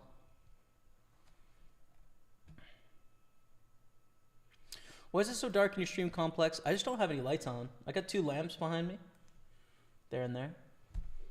But I mean, I don't know. There's like enough light here. 10 nines against sevens. We want the sevens to hold. We want a ladder. It's just not going to happen though. There's no way, dude. There's no way. It's a 17,000. Bro, come on, man.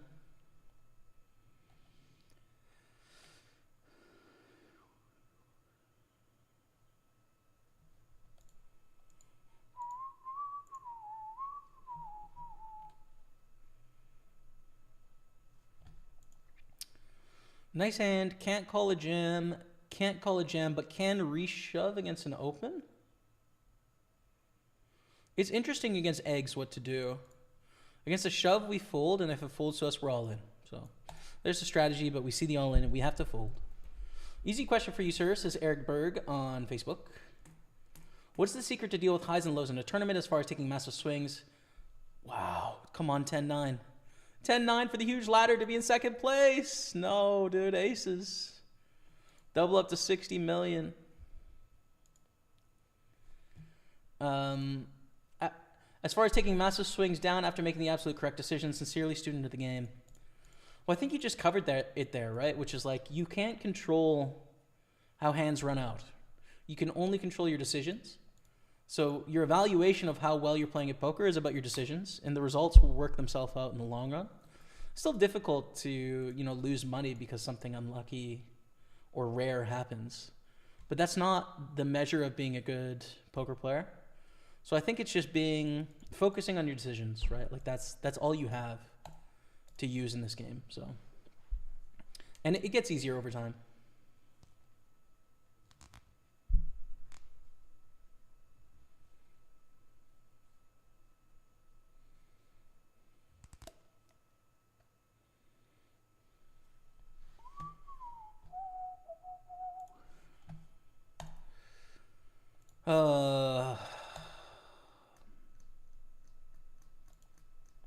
We're definitely ahead chips-wise, but I don't think it's a call. 3 of us are tied here.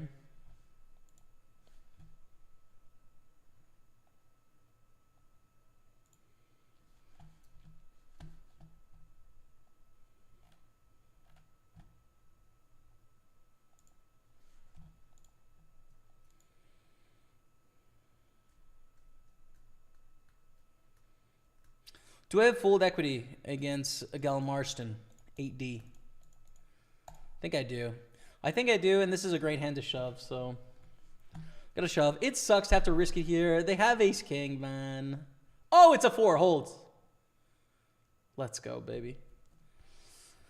37 million. These are the best hands to shove. Ace 4, ace 5, ace 3, ace deuce suited are the best reshoved hands under ICM here.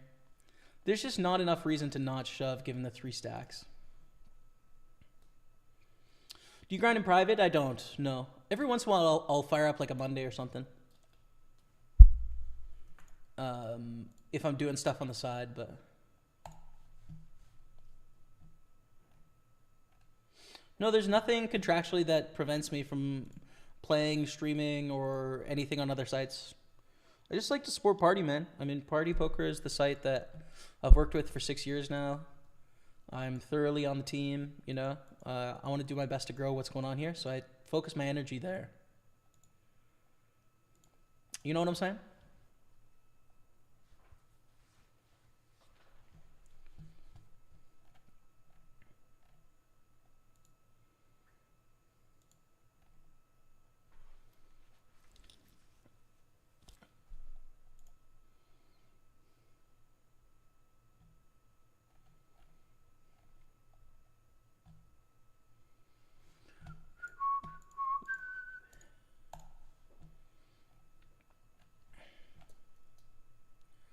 Hey, Steve, thanks for the kind words, man, on YouTube.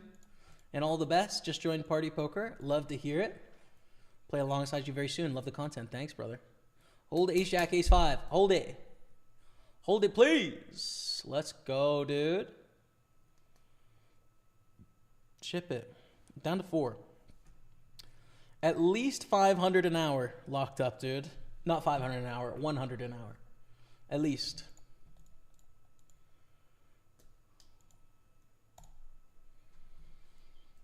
Is electricity expensive in Canada?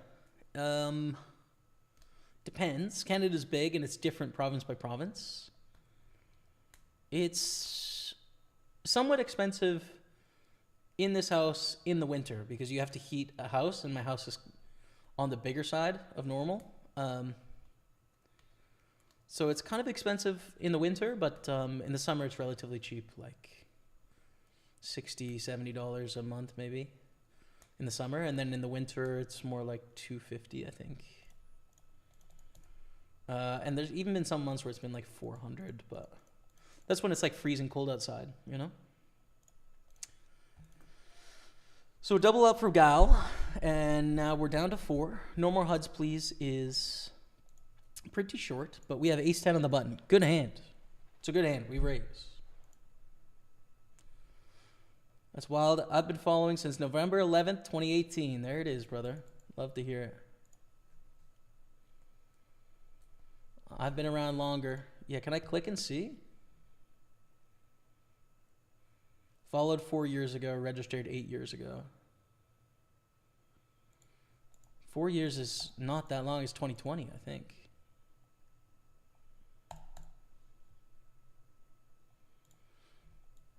November 11th is Remembrance Day, isn't it? Following for 6 years, registered for 7.9. Super Dave. Following for 5. Destabilize, following for 3. Battle Knight, following for 6. Good stuff, fam. Thanks for being here, everyone.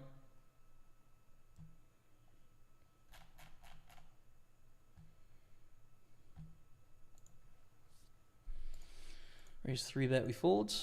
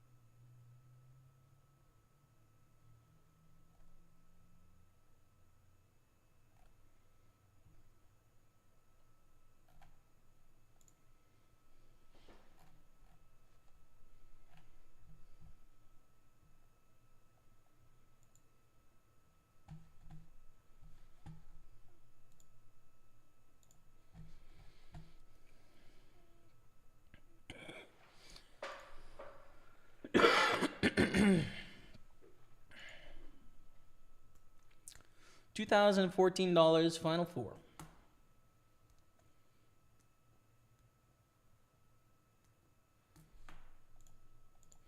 What do you yell in golf when someone needs to look out? 4. Oh, God. Stop it, bro. Fold the 5-4. No more HUDs, takes it down. Not even a thought about a call from anyone.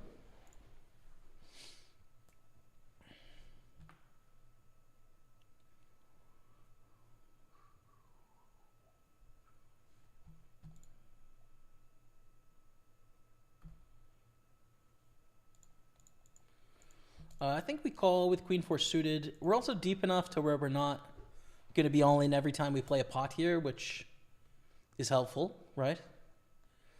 The best thing they have in their pocket is being able to risk our tournament life. Fold.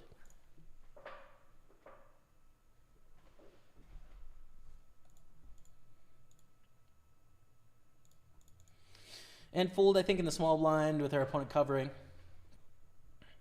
CG Mother, 9 years, 9 months. So sick, CG Mother. So sick. All right, blinds are 1 million, 2 million now. We have an all-in for Nora HUDs, please. Okay.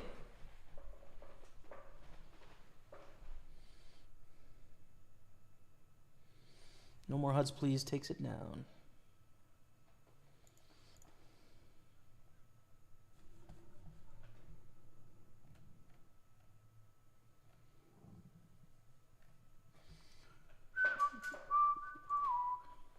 Damn, that song is really in my head, dude.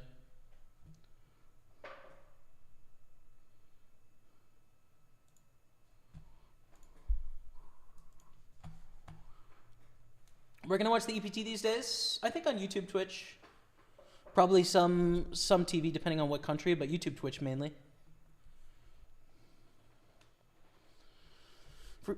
Freezing cold in Canada, so that's 300 days a year? Nah, dude, come on. It gets cold in Canada like November to March. Fold again. HUDs, please, has 4 blinds. Check me, please, you'll be surprised. Followed with 2.9, registered 12.9 years ago. But the followed since when? I feel like you unfollowed and refollowed or something. Fold 8-9. Fisher, 2 years, 11 months. But you've been on Twitch a long time, Fisher. A long time. Probably from the Justin TV days, I would think.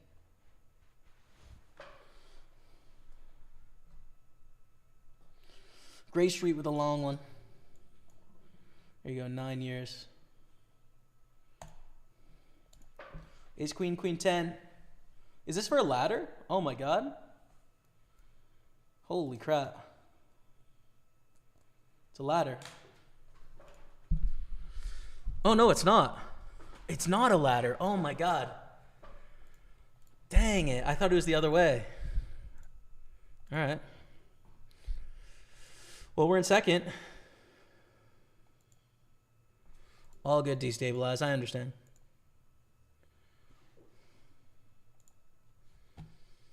Thank God for poker during the lockdowns, though. Yeah, word. Do I jam ace queen here? I think so. I think it's good enough. Like, yeah, there's 2 shorter stacks, but I think it's helpful. And I also think it's strong enough.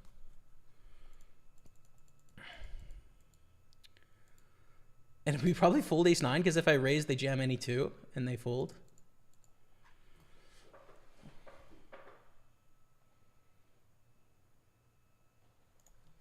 I guess. I don't know. I guess. I don't know. Like, there is an argument for raising ace 9, they jam, we fold, but then they fold with a blind. You know what I mean? Or with half a blind, so we get them closer to busting out, but we risk 2 blinds, which does lose our equity for second place a bit.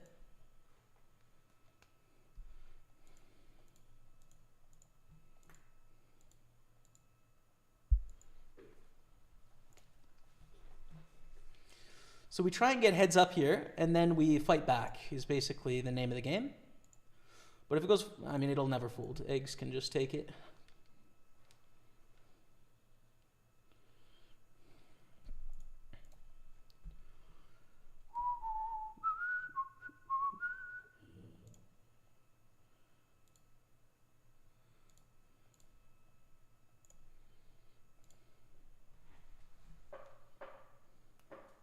Come on, threes.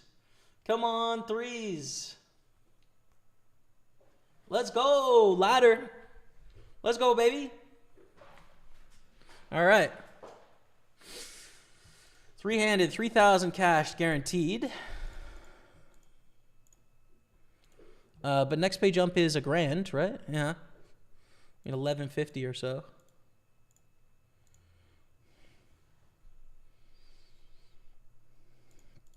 Queen Bee will be a big one. What's up, Queen Bee? Following for 9.5 years. There it is. Much love, Queen Bee. Abinat Soulless, 8 years, 14 days.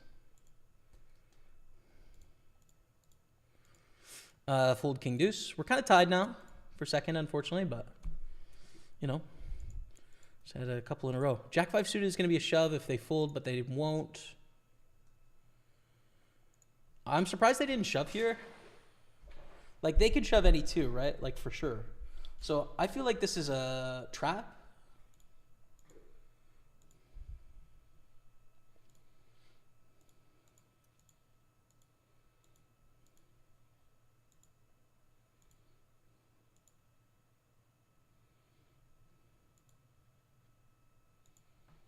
What's going on? Weird. It's a weird hand because, like, any 2 is a profitable shove. When they're 50 blinds deep, we both have 10, and there's a $1,500 ladder. Like, how can you raise c-bet fold here? Bizarre. It's a bizarre hand. I don't know why they did that.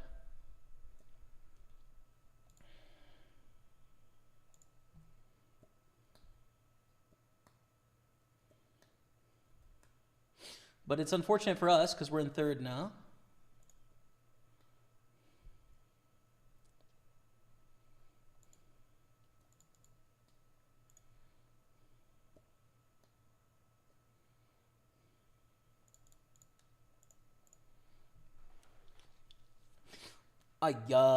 Where's the call there?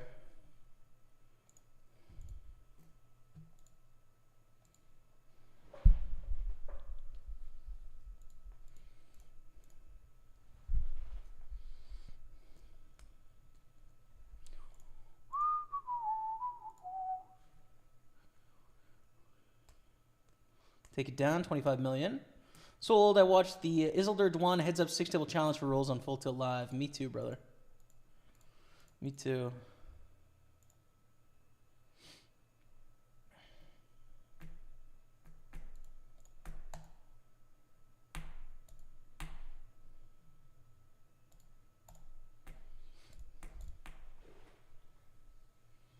Me too, Bree.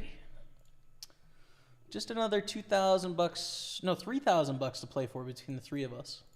Although realistically, like, you know, second place would be a great result based on the chips the way they are.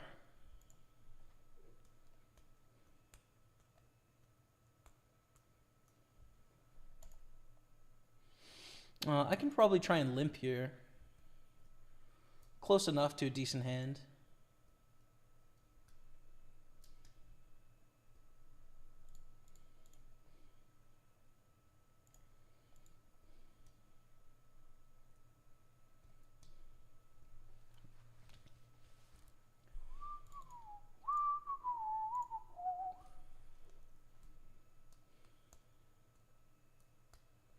We're back into second. We're back into second.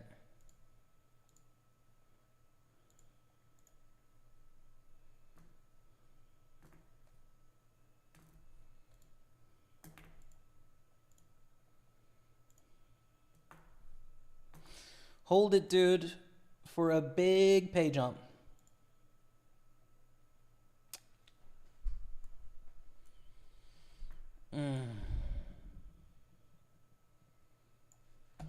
And the poop has been sent, man.